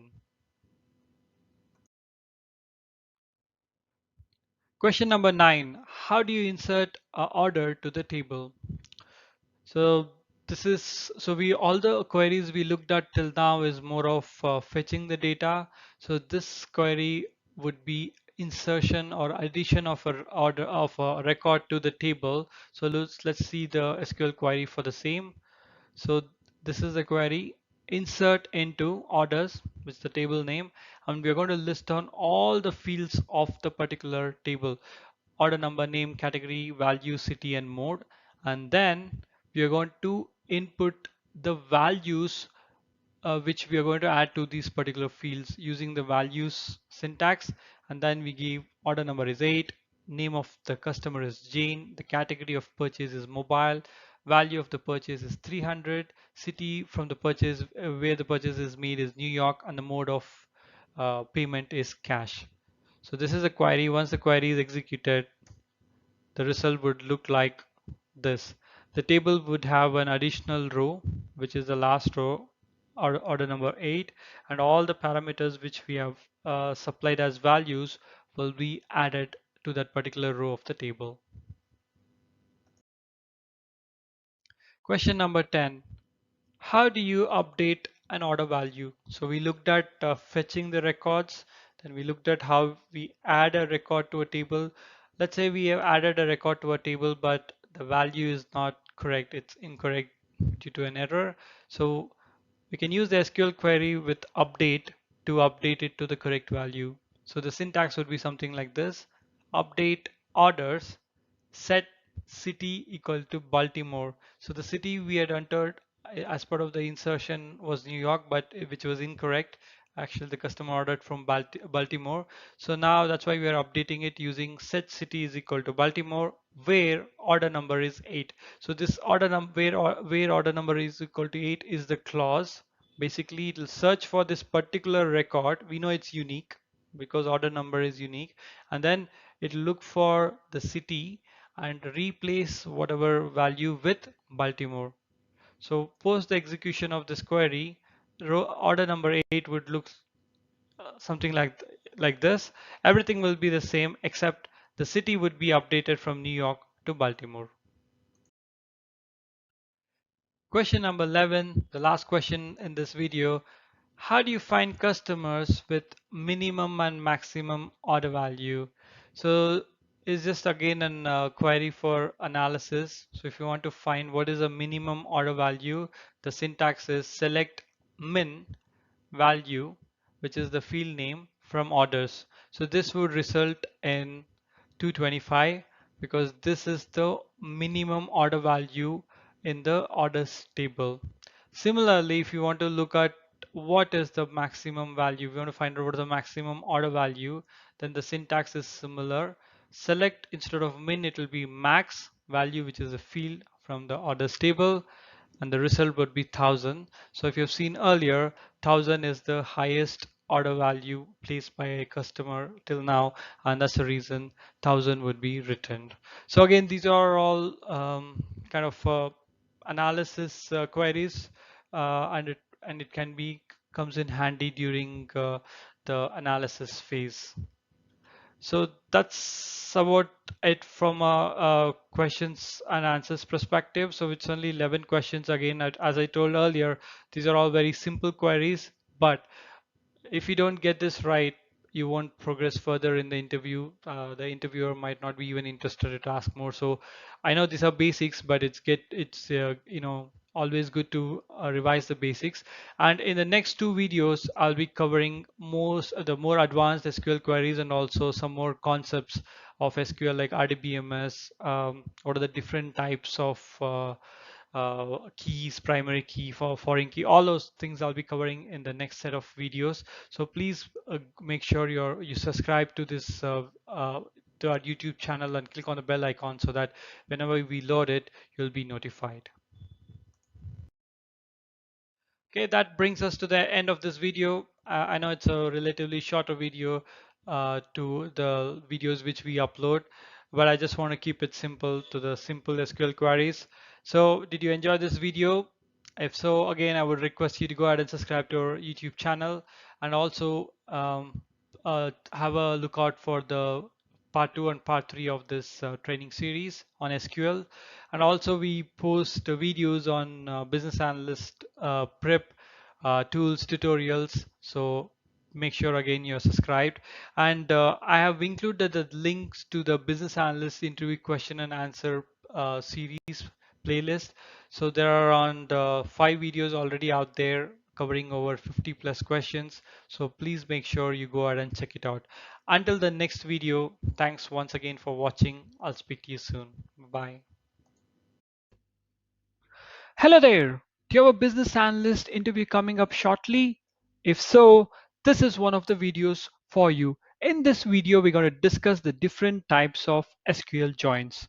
This is a follow-up video to our interview questions on SQL. And in this video, we're going to specifically talk about the SQL joins, because this is the part where it's a little confusing topic and I want to clear it out in this video. So after this video, you'll be able to tell what are the different types of joins and their syntax and what is the use, why basically it's used. So I'm going to cover all of these. I'm going to first go over the different joins, explain them, and then go to the SQL query. I'll write it and execute it and show it on the screen so that you'll be able to grasp the concepts. So let's get started. So different types of joins. I have picked up around 6 different types of joins which can be done. in SQL. So first off, what is the use of a join? Basically, a join is used to kind of get data from two different tables, and there would be one particular field which they'll try, which will be a common link between table 1 and table 2, and you'll try to get the different records, different column values from these two tables. So that's the primary purpose of using a join. And then the first type of join is the inner join, which is the easiest. We have table 1 and table 2. When you use inner join, it will only fetch records which have matching values on both tables. So there will be like, let's say, 5 records on this side, and there will be like 3 records on the table 2. And if you're able to use that column name to match, and when you do an inner join, it will return three rows. So we're going to look at all the examples in the subsequent slide, but in this slide I want to cover the differences and kind of give a quick overview of this particular joins. The second one is the left outer join.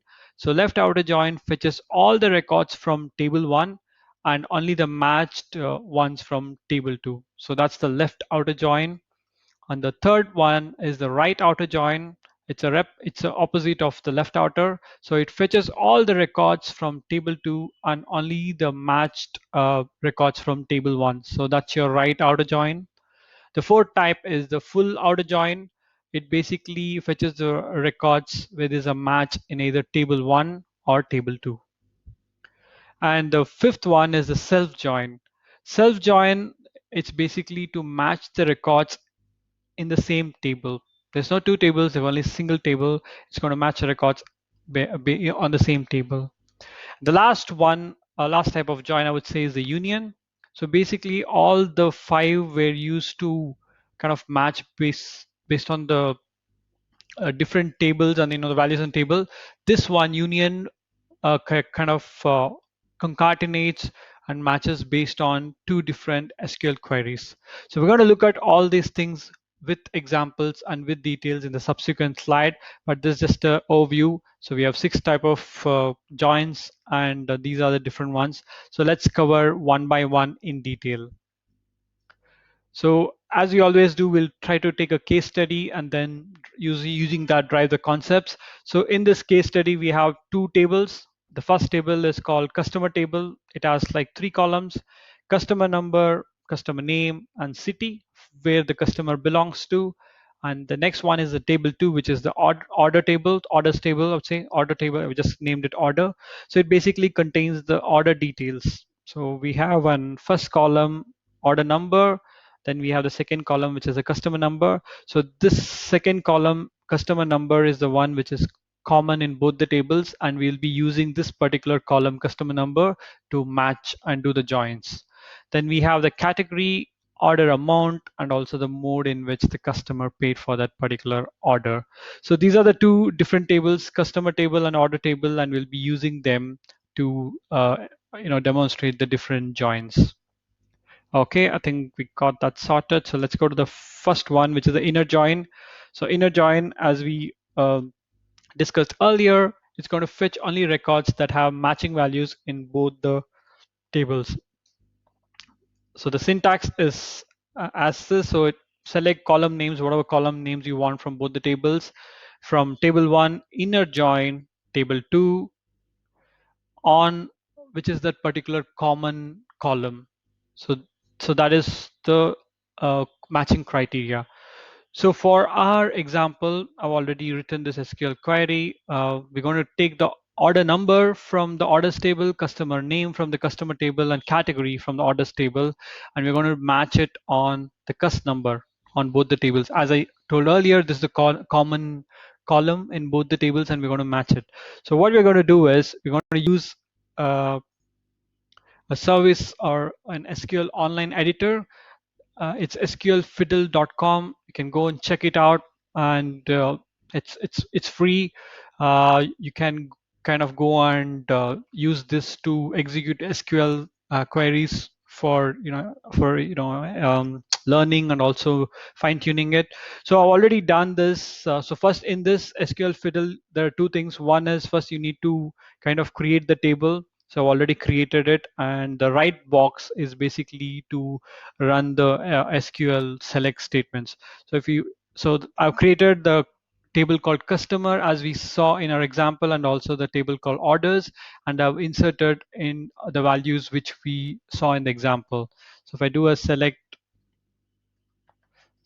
star from customer table, yeah, I run a SQL, so you'll see the customer number, customer name, and city, which kind of matches to what we have in the case study customer table. We have 4 records: John Doe, Jane Doe, Tom, Jack, and all the example values. Similarly, if I do a star for orders table, okay, here you go, 1, 2, 3, 4, 5. It has 5 columns, and all the ones which we have listed here is all there. So I've created this table, so you can also go to sqlfiddle.com and try to execute the SQL queries. This is the left hand side is basically to create the table and load it with values, and on the right hand box which we have, this is where you'll do all your select statements and test it out. Okay, so this is the uh, premise, and yeah, so let's first off we're going to do with the inner join. So as stated, I've already written the query here. I'm just going to copy and paste it. So basically I'm going to select the column name, order number, customer name, categories, and we're going to base it on the customer number column. We're going to match it, inner join it on the customer number. So it returns only 2 rows. So let's go back and look at the table. So it returns only 2 rows because only the matching ones are only these 2. So it has fetched the order number 1001 ending with last 4 digits 1001 and 1005. So that is the order number. Then it got the customer name from customer table, John Doe and Jane Doe, and also the category it got from the orders table. Yep. So as you see, this query returned values from 2 different tables, and it matched on a particular column. Since there's only two values which are matching, that's the reason it returned only 2. Okay. So that's your inner join, and moving on to the next one. So from a business perspective, if you look at it, inner join is used exactly in this example as we provided. If you want to find out the orders made by the customers, and then you can use this. So there will be different tables created, segmented. So they'll have one list of customers in one table, and the order database will be like it'll have everything. But if you want to kind of take this segment of customers from table A, and you want to find out the orders which this particular customer segment have made, then you can use the inner join. It will only fetch the orders made by the particular customer segment in table A. Okay, that's one example I would say. Moving on, the next one is the left outer join. So as we discussed earlier, it fetches all the records from table 1 and the matched ones in table 2. Syntax is similar. You select the column names whichever you want from either tables, and then from table 1, left join is the syntax to table 2, and then match it on a particular column name. So as in our example, again, I've written the query, so I'm just going to put it here. So we're going to select the customer name and order number, customer name from customer table, order number from orders table, from customer. So from customer will be our table 1, and it is going to left join to orders, which will be our table 2. And again, we are just matching it on the customer number from both the tables. Click on execute. Yep. If you see this returns 4 rows, because the table 1 was customer and it has 4 rows. And if you see, it has written all the customer name here. So John Doe to Jack, everything is here as per the table 1.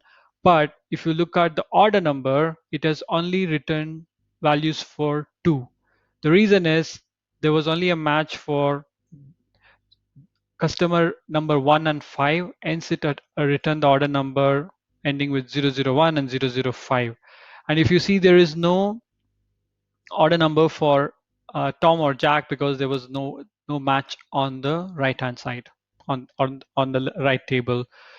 So that's the left outer join. So if you want to have a check again, who are the list of customers and what are their order numbers you want to visualize, again you can use the left outer join.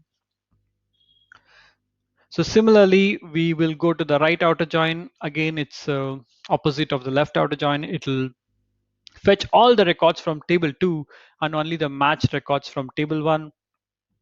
Syntax is similar, except the thing is, instead of left join, it'll be right join. I've written the SQL already for this. I'm just going to copy paste it here and click on execute.